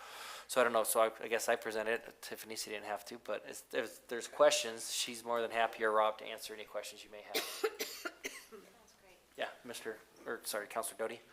Either one, Mr. Mayor, it doesn't matter. I was one that wanted the more information on this, and I appreciate it. The more information I got, I did talk to Rob today, and I do also concur that it's probably not the time for this yet. If the pot gets sweetened somewhere down the road, maybe, but right now, let's get the other parks maintained. Yeah, no, and I appreciate it, and I think it's good to get that information, because sometimes it looks really great and the idea and the thought, but you do need to kind of peel the layers away, and we appreciate the proposal. There still will be a park in there, and it may be different than what was proposed. I imagine it will be, but there is still that requirement to have open space within that development for those people that live there, so. I was just kind of saying, we don't know what the unforeseen things that may pop up with that. Yep, the continued maintenance and everything that'll come, that's right, yep. So another swimming pool on our hands. Okay, any questions on that one? Okay, next one is code enforcement matter, weeds along Marble Front Road, just kind of an update. I know Robin is not feeling well today, so Morgan is here to fill us in on this matter. Good evening, Mayor and Council. I am here to speak on behalf of Robin regarding the weeds along Marble Front Road. This is a particular parcel that we've received many complaints on to code enforcement regarding weeds over an extended period of time, and there was some question as to why the city wasn't abating this particular parcel. And back on Wednesday, September 18th, Robin did send out an email that went step by step through the process required for code compliance. And in this particular case, the issue we come into is their HOA is defunct, and we can only get reimbursed if we abate property and can place a lien on that property, get paid back for taxes. And HOA common area is not taxed, they don't pay taxes on that. So we can't be reimbursed. So the question in her email was if you would prefer that the city handle this differently in the future. Our current process for HOA property that we cannot be reimbursed on is to not abate it unless we start getting complaints that it's impeding like the vision triangle, right, and it's becoming unsafe. If it's unsafe, we have had the streets department go out and, you know, trim back those trees, trim back those bushes to make sure that you can move safely through that intersection. Other than that, we haven't pursued abatement. In the email that she sent out to the council in September, she said that there were sort of 3 options that the council could consider moving forward. One is that moving forward, we could set aside money in the budget to perform abatements within common areas that are along subdivision boundaries where the HOA is inactive. We could budget for that in the future with our general funds money. This would need consideration from council to dedicate this money, and it could potentially get quite costly in the end. Number 2 was to work with legal counsel to see if we have the legal authority to put something in code, basically saying adjacent property owners have to be responsible, or the city can abate common area, and then we would take that bill and divide it by the number of homeowners in the subdivision, and they would each get a portion of this bill, and then potentially if they didn't pay that portion of their bill, we could place a lien on their individual property. But I believe Mark could provide more information about that particular option. And then option 3 that she sent out was that we could start considering requiring subdivision developments to have common area on individual properties in easements rather than common lots, so that homeowners are responsible for maintaining those landscape buffers. Currently, code requires that landscape buffers are in common lots rather than on individual parcels within easements. There's no perfect answer. We've had problems in the past where we did have landscape buffers on individual parcels rather than common lots, and then you kind of run into the issue of the homeowner says, this is all my property, I can, you know, do what I want with it, and doesn't realize or understand that 50% of it might be in an easement for this landscape buffer. So it's just something to think about, that if we move that way, it might present some unintended challenges and have some consequences down the road. But if you wanted more information about number 2, I think Mark had done some research and he thought that that was potentially doable. And is that I mean, none of them sound like good options, to be honest. No. Which is tough, but was that the number 2, is that the one where you would? Divide the bill by the number of residents in the HOA and send out See, that's bills to tough, because then you all. may have 200 liens. Yes. For $50 on each house. Yes. And it's like, it costs more money to collect the $50 per house than you. Abating property and placing liens on it has proven to be very consumptive of staff time. So I anyways, guess that they're- none of yeah, them, that none of them are great. that's- So yeah. that's where we're at. Counselor Stoddard, did you have a Mr. Mayor. question or follow-up? How big of an area do we have there? In this particular case, it's a .36 acre lot, but this is not necessarily a unique situation. Okay. I think our new director of Parks and Recreation probably has some chemicals like methyl bromide to sterilize the ground. She probably is aware of that. If we could go in and do that, it's not, you know, it's not that expensive, so just a suggestion. Yeah. So question for you, Mr. Hilty, I know we abate weeds, would there be would there be any, like going in and basically making the ground sterile, would there be any legal ramifications on that compared to just cutting the weeds, or? Because it would be nice, because that would take care of the problem for a couple of years, but does that take, you know what I'm saying? Does that get I a do. fridge on it? I would, I guess the short answer is I don't know, and I haven't looked at that. I think if you passed an ordinance and it was understood that if the HOA failed to take care of their area, or any other property owner, that would be the consequence. I think you'd want to probably have some ordinance authority for taking that step, rather than just saying, adopting it as a practice or policy. Yeah, no, that's wise legal advice. I do think, and I agree, I emailed with Counselor Allgood a couple weeks ago. This issue up on Marble Front came up several years ago, and we did sort of bump up against wrestling with how to resolve it, and kind of ran into some of the same difficulties. And at that time, as I recall, it was either Rob or somebody in your department, was Rob, kind of met with some of the property owners. Yeah, TJ. And they sort of agreed that they would take care of things, and maybe they did for a little while, but it's obviously a problem again. I do think that you could probably charge, if you're gonna file liens, you could probably add that to your special assessment. The cost of recording the lien, the staff time to prepare it, those kinds of things could be added.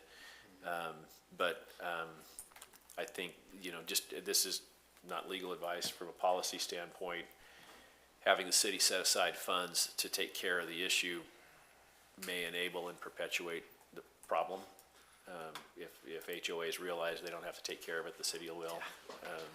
There could be some unintended consequences there. Yeah, I think, the biggest takeaway really is it is a tangled web on that, and unfortunately not an easy solution to look at. So, but something I think that would merit more discussion in the future, and kind of just let council to kind of think about it and know what kind of the hurdles that are faced from planning and zoning when they're trying to do those abatements, those things. Did you have anything else, Councilor Allgood? Just real quick, using the ground killer, this particular thing on Marble Front has a creek that runs through it. It's got lots of cattails, and you probably couldn't spray weed killer. You'd kill everything downstream forever. But the question I had for Morgan was, you said this is not an isolate. Do we have other situations like this that we're dealing with as well? I don't know that we have any sort of problem properties where we get repeat complaints, but I do know that this issue has arisen in other cases. And that's why I said it's not unique, and it is worth having sort of a policy to address everything when this situation arises. But we don't have another one where we're getting the same number of complaints as we are for this particular property. And for Mr. Hilty, this particular subdivision is only 13 houses? Am I remembering right? It's 8 houses or 13 houses. It's really tiny. If we were to take some abatement action, it would be a small number of houses. But yeah, either that or just have the city assume the property, like own it, and be done with it. Yeah, I know kind of another one, if you remember, it's been, maybe been even a couple years ago out, and I drive by it almost every day, in Sky Ranch. I don't know if you remember when they came forward and they wanted to basically take it from a common lot to where each owner had it in front of them, their responsibility to take care of it. It looks awful. And you go by it, and so it's kind of the same deal on that. We used to get a lot of complaints. I think people just kind of stopped and ignored it for now, but possibly because of all the construction going on there. But it's the same deal. It's just they basically don't take care of it, don't manage it, and so I get the concern that okay, if we do it here now, our other HOA is going to catch on and be like, well, hey, if we just leave it, the city's going to come and take care of it. So so there is that other one. I know that it's on Smead Parkway, that whole common lot area there, and it just grows with weeds over and over. So it's rampant, I think, throughout the city, several locations. Councilor Denberg, do you have one? It's 3/10 of an acre. Yes, 0.36 acres. Wow, we can get an 8-plex on there? Just kidding. There we go. There we go. Gonna see some property, so. Okay, anything else on that one? Okay, very good. Thank you so much. Thank you, Morgan. Appreciate that. Okay, so that puts us into council comments. Councilor Doty. I'll try and be quick, but Mr. Mayor, there's still issues with, within the finance that I'm concerned about, and I guess I'm looking for what your policy is on this or the direction you're going, but personal credit cards are still being used to purchase city property. The biggest issue with that is, of course, you have to pay tax with a personal credit card. And though it may be $5 here, $120 here, that can add up over time. So I would like to see if that procedure could be stopped, that we don't purchase items with a personal credit card, especially a large number. There may be an emergency, of course. However, if we're gonna purchase a piece of equipment for the city, we shouldn't be using a personal credit card. And then asking for reimbursement, and now the city's gotta reimburse the taxes that that individual paid. I'm still seeing some birthday expenses on the ledger as well, so again, just looking for what your direction is with that, and if there's a policy on that yet. Once again, I don't believe we should be using, though birthdays are very nice, I don't think that we should be using taxpayers' dollars to fund birthday parties at the city. We do need to check the phone register on the cell phones. I'm seeing names come up with people that have been gone for quite some time now, so we're paying that cell phone bill. I don't know if that phone's getting reissued, if we're collecting that phone back and reissuing it to the new replacement of that individual, but we certainly can't just keep buying more phones and giving it to new employees without, one, collecting the phone that was issued and then getting them off the phone register, so we're not paying a bill for a phone that's not being used. And then lastly, I want some information about the new intern. It's my understanding you've hired yet another intern. If I'm wrong on the budget, but I believe we discussed that at least twice during the budget process. I was under the understanding that the money was needed for the intern so that you could separate the money from having the police required to pay their half. There was a lot of debate back and forth on that, or discussion on that, and ultimately an intern was continued to work. I think Councilor Register even talked about would she lose her job or something, and so we decided to keep that one. But then lo and behold, here's another intern, and my understanding is some of that money is coming, I'll just say from the city, it may be from your budget, and some of that money is coming from the city budget. So I'm a little confused on what was sold to us during the budget, if I'm perceiving that correctly, and then how another one came about using separate funds from the very department that you asked us to give you money for to prevent that from happening. So, that's all I have. I'll stop there. Very good, and I can touch on those in Okay. my comments at the end. Great. Councilor Stoddick. Mr. Mayor, first of all, the Veterans Memorial statue from 621 was moved, and it was placed in front of the Veterans Hall right now, and it's got lighting and everything, so it looks great. Everybody did a great job on moving that thing. This is for Mr. McDonald. Do we need any fill dirt anyplace? I'm getting all kinds of calls from contractors saying the city needs free fill dirt. We have it. Come pick it up. So if you need any, let me know, and I'll put you in contact with whoever. It depends on what kind of filter. Yeah, they say it's topsoil, but you never know. Is it leachy, or is it, sandy loam, or is it, Yeah, topsoil doesn't always work. Usually what we need is more structural type Okay. Fill. Okay. I can think of one project we could use it on now if it was structural, but topsoil is not usually great for that. I guess there's a big pile out at the airport someplace off of Airport Aviation Way and Smead someplace. A contractor called me today, so anyway, but I'll put him in contact with you. Brother Spark, Mr. Mayor. There you go. That'd fill a lot of holes. Yeah, and the other thing I'm working on to address maybe Mr. Dittenberg's deal on the ambulance, I've had about 3 or 4 meetings with the fire department, police department, ambulance department, and also with Representative Skog on how we might be able to coordinate the efforts of both our fire department and ambulance service, because like I say, the biggest complaint we're getting is just too many vehicles showing up at certain residences, and then do we need them all? And I think everybody's been very cooperative, but I sent out an email. I copied you on, Mr. Mayor, too. I think it was today or this morning, and I'm just waiting for feedback now, so we'll see what they all say. Thank you. Okay, Councilor Register.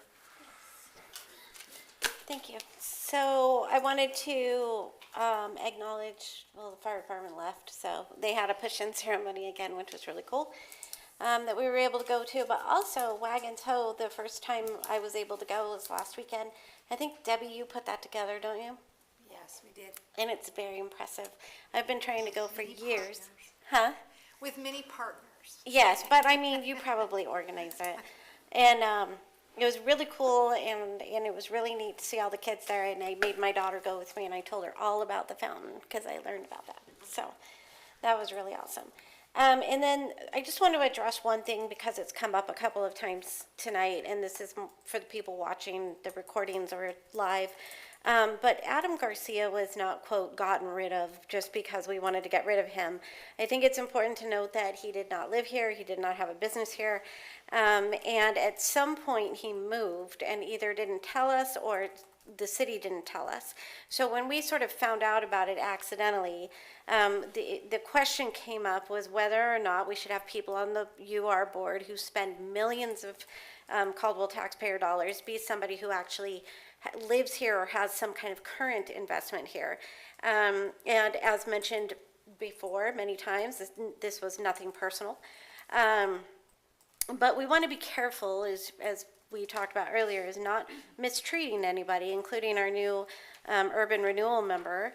And while I want to address the comment about how we said many, many people would apply for that position, the actual comment at the time, and I remember this, was Councilor Doty's comment, and what he actually said was that there were people now in Caldwell who were probably, there were more people, I guess, in Caldwell who were qualified to sit on that board, and should we give that opportunity to somebody who lived here in the council, most of us agreed to that. So it was not something where we just pushed somebody out because we just mistreat people.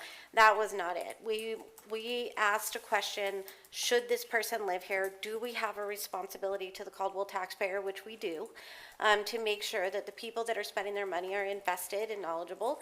And that's what we came to. So it was nothing personal, nothing against Adam Garcia himself, but I just want to make it clear that we were not just shoving people around to shove them around. We had questions, those were answered, and that's what left us to where we are.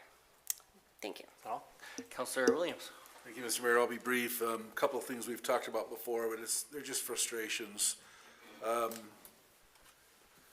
It pains me greatly when we are told as councilmen that there are certain things we can't know, and then we find out about it from people in the community.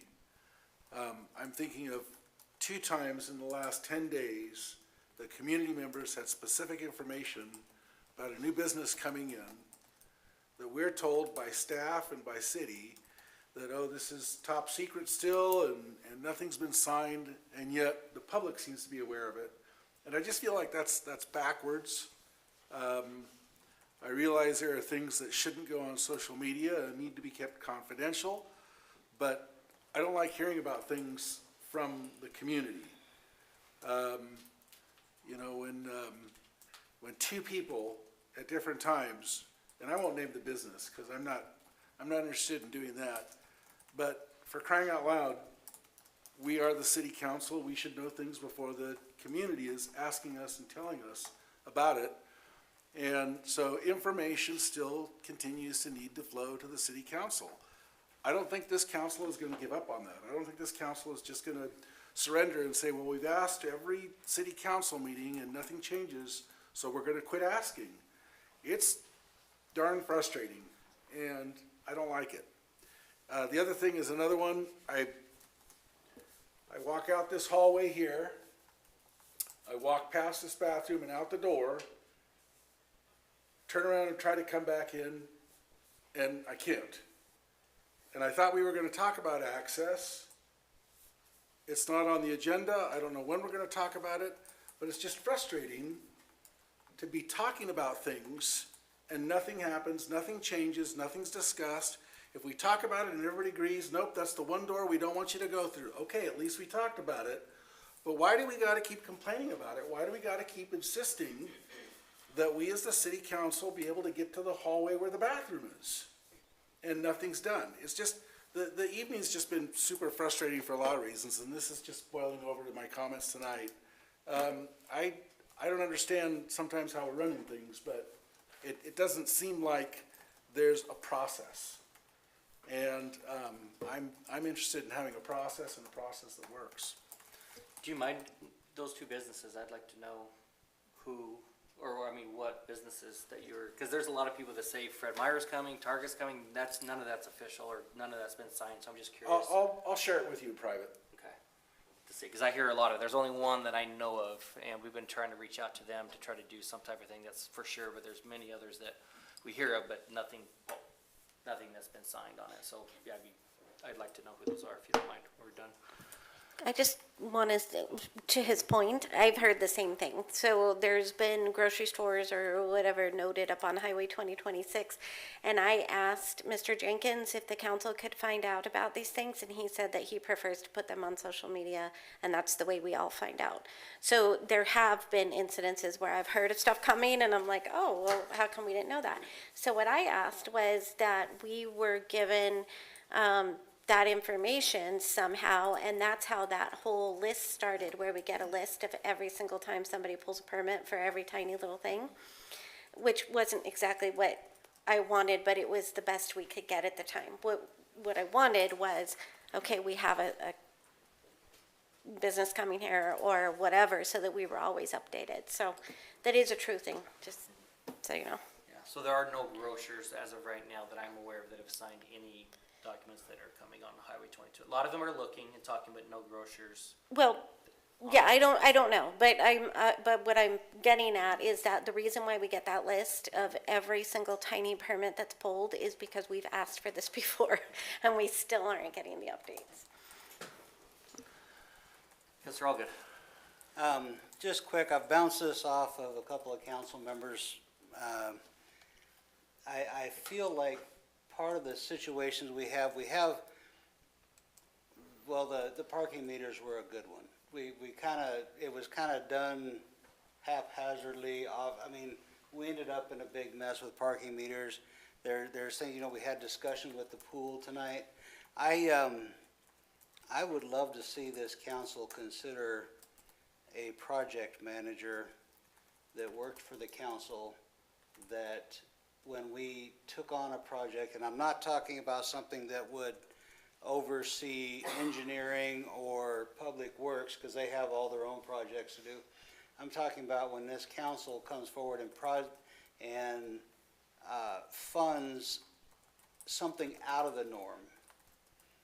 For instance, parking meters, or something like that, that we have a person, a specific person, that we can task with keeping track of that. So that when we have questions come up about what's going on with this, there's one person who should have those answers. And there's so many things we hear, as many of the council members have said, we hear about, well, we're gonna let's implement this or implement that, but we don't have a specific person that we can go to and say, so what's the story with this? Where are we at, and what's the dollars look like? I mean, a lot of times we go to Ray Lynn because she controls the purse, but it would be nice to have a professional, skilled project manager that kept track of stuff that could report to council with the exacts. I hope that's making sense, but I just feel like too many of our projects are too scattered around the city without I think Councilor Williams said, who do we hold accountable? And without someone specific managing, paying attention, who do we hold accountable? Because we're sitting here spending millions of taxpayers' dollars, and who do we hold accountable? And it would be nice to have someone that didn't have 12 other jobs, that just paid attention to those. And I'm not talking about managing what road project we have on, because we do hundreds of those, but these other things, someone that would again, be accountable and be able to come to us and give us facts. I think it would be of value, especially when we're having $3 million change orders and things like that. Councilor Denver.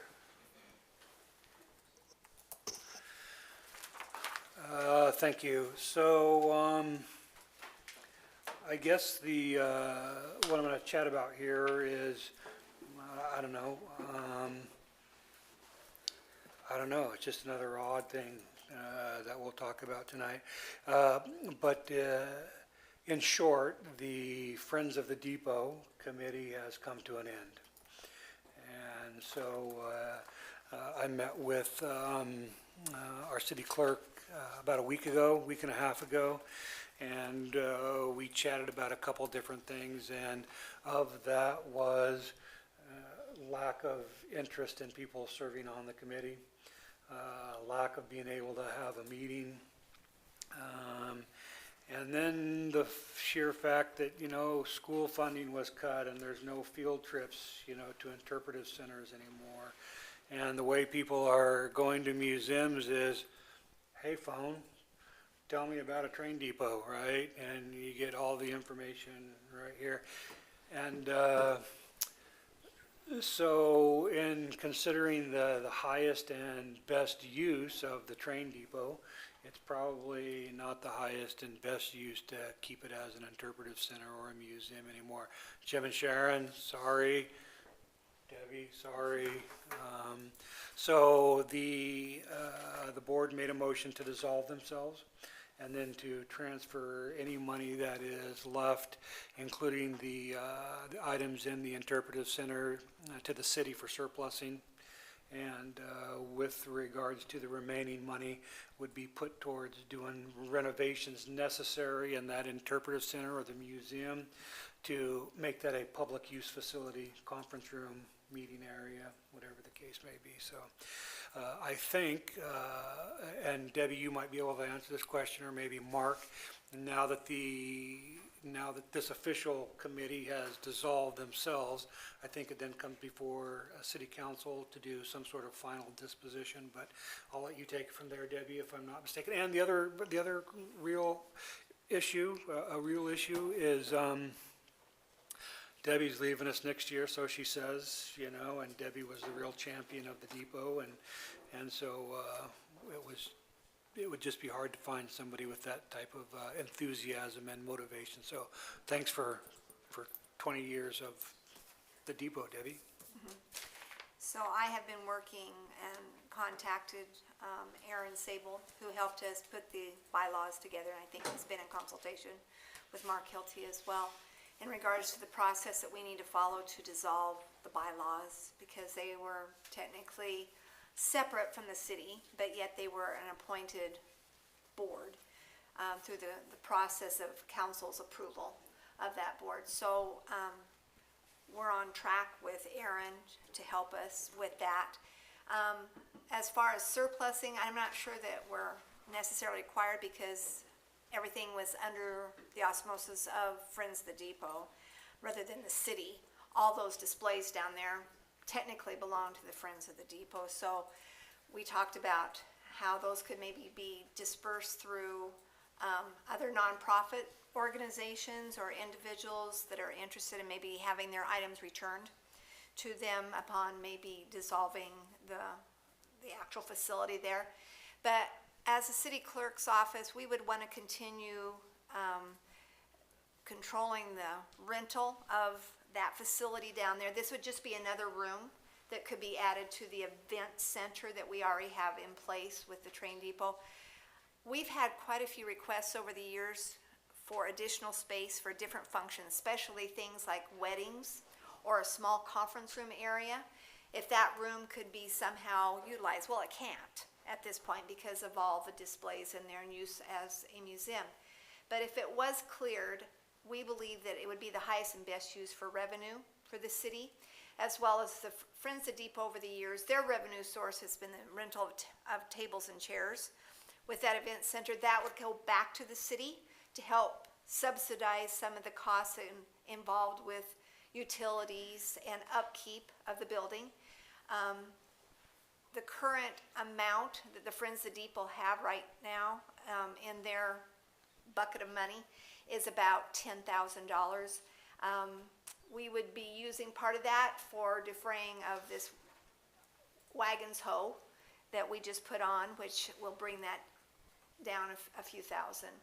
But the success of the train depot itself and the buy-in of the community, we feel has kind of run its course with having the Friends of Depot trying to do more educational, which we've done for 20-some years. There's been a great buy-in, but we really feel like at this point, it probably could be taken on with other organizations.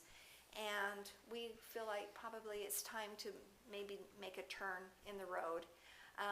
The Wagons Hoe event was super successful. One of the partners for that is Caldwell Housing Authority, and we really thank them for that. They brought in 450 hot dogs and ran out after an hour of serving lunch. And so we had about 700 people on the grounds. And that's at least those that actually ate. There was probably more than that, tell you the truth. But the hot dogs ran out at 700. And so we're very thankful. It has been a great ride with the buy-in of the Friends of the Depot, but we just really feel like through attrition, aging out, different interests, whatnot, it's probably time to rethink the use of that building down there for long-term purposes. Event center would be the best use for that room. And we think it's just the right size for different things. So that would be my comment. Very good. Yes, appreciate that and all the work and effort over the years, and also in looking at what's the best way moving forward. So appreciate that, Councilor Denver and Madam Clerk on all of that. So. Mr. Mayor, if I may. Oh, yes. Debbie, is there any military displays in there? There are, and actually they're on our list. Okay. Contract. I think the hall would be Contact interested the in. Veterans Hall. Mhm. And actually, Chuck, I think you have a neighbor that. Yep. And I think those things, but there's several, Warhawk Museum, Canyon County Historical Society, OYHE, various organizations, I think would really be receptive of some of the beautiful things that we've collected over the 20 years. That'd be great. Thank you. You bet. Okay, excellent. Okay, so on to my comments. So I'll kind of touch on those things that were brought up, and then the one item about the potential future hotel we're looking at. So the finance department, so with Rochelle and Raylene, are busily working on policy regarding purchases, regarding use of credit cards. City credit cards are going away, so it'll be a P-card system. They've been working on for several months and coming up with policies in that regards. So as far as personal credit cards, they sometimes do get used for equipment. I agree that, all of it really, we want to try to get away from that. That's the thing with the P-cards.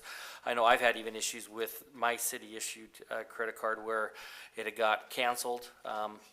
I was unaware of it, so it was obviously dead for about a week on that, so I had to use my personal credit card just because I didn't have access to a city card. So yeah, in that case, so that does come up, but we're busily working at getting that P card. Should be coming out within the next couple months, and that's going to really, limit to who has access to the P card and kind of cutting that back.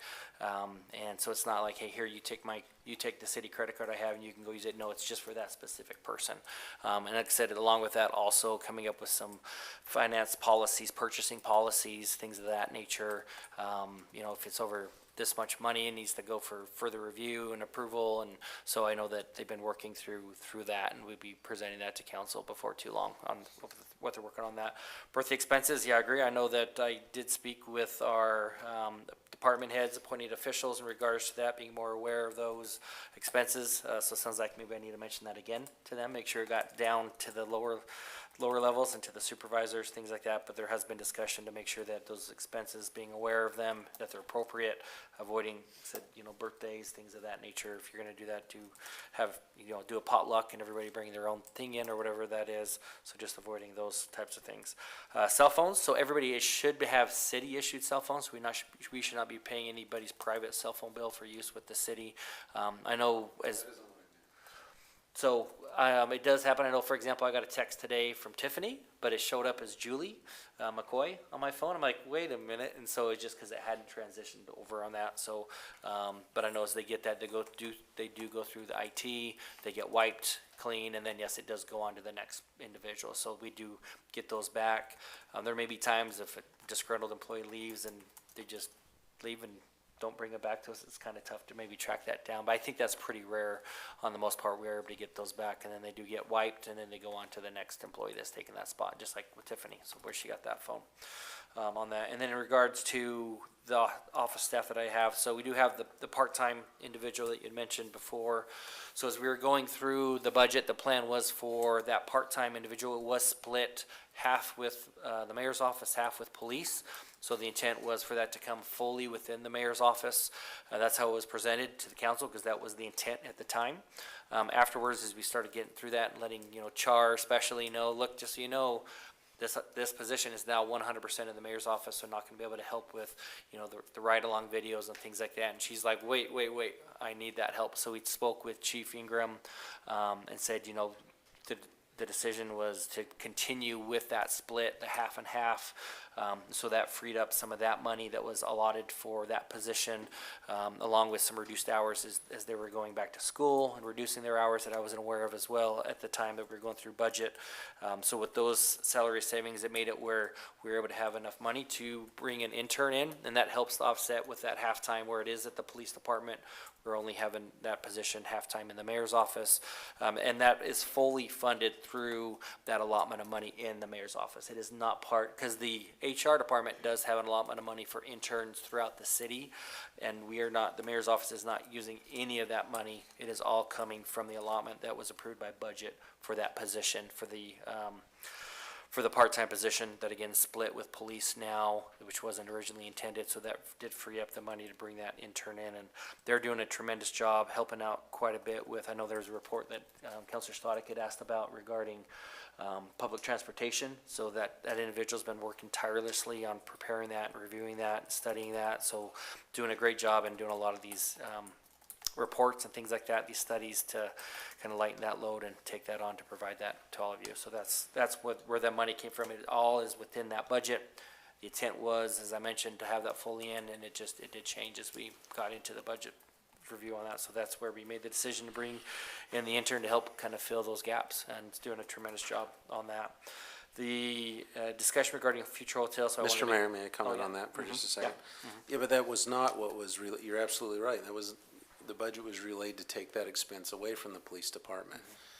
And then I'm guessing you made a decision to add an expense back to the police department with the chief, but that was not the direction of the council. It was not what we perceived. It's not the direction that we said to go with that position. And that's my frustration is, if it's all well and good and everything's hunky-dory, then why wasn't that shared with the council to say, hey, I'm gonna go a different direction than what we talked about in the budget meetings? And I think that's the frustration, not their resumes and what work they do and all of that. It's that the money was given and separated to take it away out of an obligation from the police department and then turn right back around. As soon as that budget passes, boom, you hire another one, a second intern, and split it with the police department. So we were not led that direction by what was discussed at budget, and then you turn around and did it anyway. And that's the frustration. Yeah, and there's a number of items, as the mayor, the day-to-day activities rest on that individual shoulders, whoever that is. Obviously, at this time, it is myself. And so there's a lot of things that do go on, and that is just, again, the day-to-day activities that was considered part of that. Was no intent to mislead the council during the budget workshops, the budget approval. It was intended that way. As we got into the workings of it, this is in discussion with the police department, the police chief, with my staff as well, looking at, how does it work best for our day-to-day operations. So those decisions were made in respect to your desire to have that. There's gonna be things that it's next to impossible to divulge or to put everything out there. And I get it that there's things that may raise higher on your level of priorities than others on that, but again, just as part of those day-to-day activities and workings within the city, the rest on the shoulders of the mayor for that. So, and appreciate the thoughts and the opinions on that, but that's kind of where we're at. And again, there was no intention of misleading, misdirecting, not informing. It was just a direction that we went, and I'm happy with where we are, and we're doing some great job in there with those individuals. So the future hotel, so there's been discussions, we've been approached by an entity that wishes to build some hotels here in the city. One site that they're looking at wanting to get going as soon as possible, it is city property. So there would be a lease that would need to happen in regards to that. It is the gravel lot off of 21st Avenue, located next to the Caldwell Event Center, the rodeo, that area over there. So they have submitted an LOI a few times already, wanting to move forward on that, wanted to have my signature on it by the end of last month, and I told them that I did not feel comfortable doing that. I support it, but did not feel comfortable signing anything until I had a chance to talk with the council, make sure you were all aware of it in that regard. So they want to move forward and start construction spring of next year. Obviously, any of that would have to come to council for your review and any final approvals that you may have on that, but just want to make sure you're aware of it. I've had discussions. I know Councilor Doty also was able to meet with the Coal Night Rodeo. I met with them as well. So there's been discussions with them, the fair, make sure they're aware of that. So just the rodeo, for the most part, agrees and thinks it could be a great thing in there, could provide some needed hotel rooms for people coming to see the rodeo, for contestants. Obviously, we want to make sure we have adequate parking still, so parking at that site, and then also some parking looking at over where the center is at, the County Fair building, adding onto the parking over there, which needs to happen regardless, either way. I know many of you go to events at the center, and that lot fills up pretty quick, and we have plenty of ground out there to expand that and build on that, so that was one concern of the rodeos. If that does go in, they'd like to see the parking improved, enhanced, expanded over by the center building to have that for use for the patrons coming to see the rodeo on that. So that is kind of where that is again. So there is a letter of intent that they're wishing for me to sign that simply just says we do have an interest. We'd like to look at this further, and then it would come back to council for your review and approval. And we'd want to get that back to you as soon as possible, even possibly by the next city council meeting, so you can start reviewing that and giving your thoughts and opinions in the direction you'd like to see that go. Next item, and I'm going to let Debbie kind of take this one, is the cemetery gathering shelter report that she has here. So she's got a little more info on that, so she's going to Mr. provide some Mayor. handouts. Yes. This is something that you and I can't agree on, so I just wanted to say it. So I'm in support of the hotel as well. I did meet with those folks, like you said. Also, another option may be the RV park. It doesn't fill, what's the intake, the income intake from that? They could certainly park there, even at a different fee. At least that would help gather some income there too. For the contestants. RVs, yep. Not so much the participant, or the people viewing it, but they could park there too. And so, just another, it's seldom, what is there, 4 RVs been in there in the last year? So Yeah. just another source, if they have a big truck and trailer, they could pull there as well. Are we able to get the LOI out so that we can all take and get our questions answered, again, with the planning and making sure everything goes off without a hitch? Just if council has a question about that LOI, either reach out to yourself or Mr. Hilty and say, I don't quite understand this paragraph, what does this mean, what does this do, and I think that would help. Yeah, so we can get that sent out to all the council tomorrow, so for your review.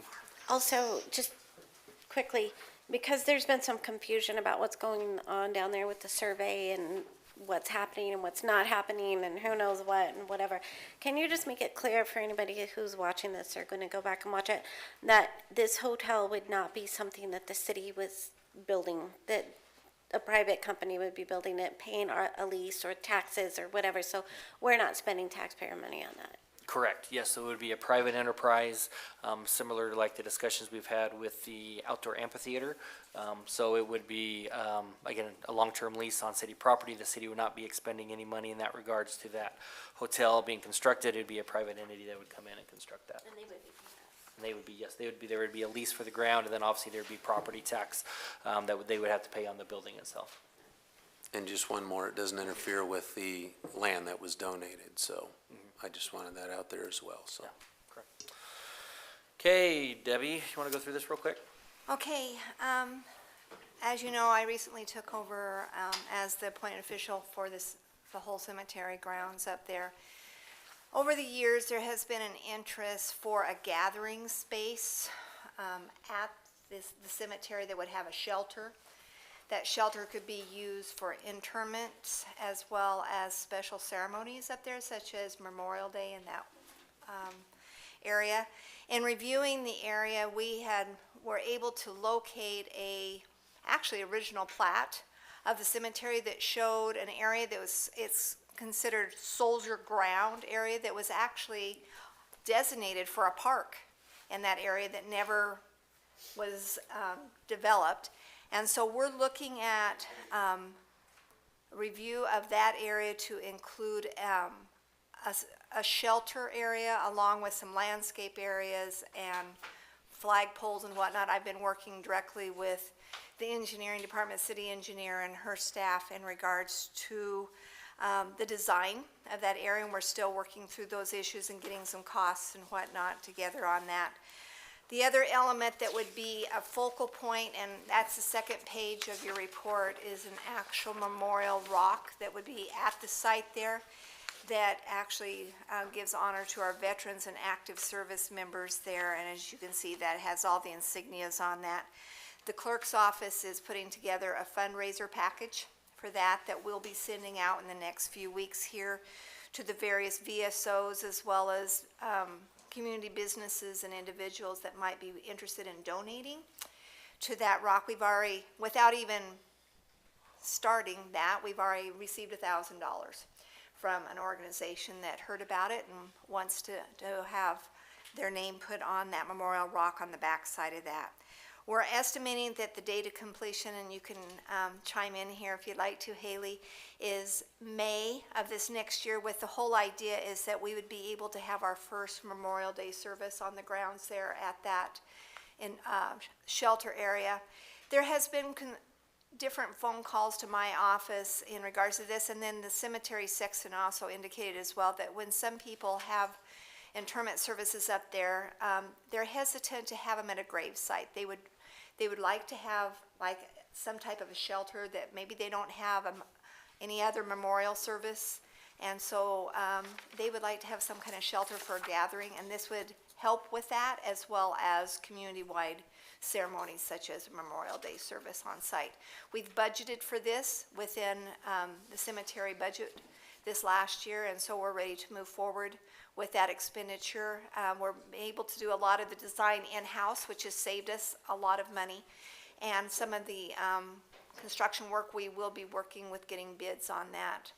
But we're excited about the project. We think it'll be an asset to the community, but want to keep everybody involved and on track with the updates with this, because we will be asking for donations of various veterans groups and individual businesses and whatnot. We don't want it to be a surprise if someone in the community asks you, what is the city doing about this now? But it's going to be a beautiful area that we feel would be kind of a highlight to the cemetery grounds.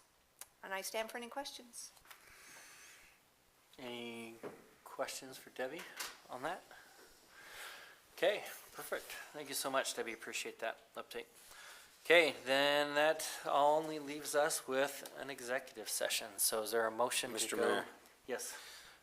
Move to convene into executive session pursuant to Idaho Code Section 74206 subsection 1A for the purpose of discussing the hiring of a public officer, employee, staff member, or individual agent, and I would also like to include 1F for items likely to be litigated. Okay, do we have a second? Second. So a motion from Councilor Doty and a second from Councilor Stoddick to move into executive session for the listed items.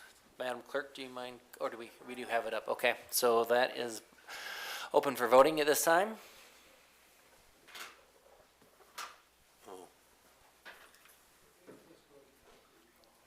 And all votes are cast, so voting is closed, and that passes unanimously. So with that, we are proceeding into executive session.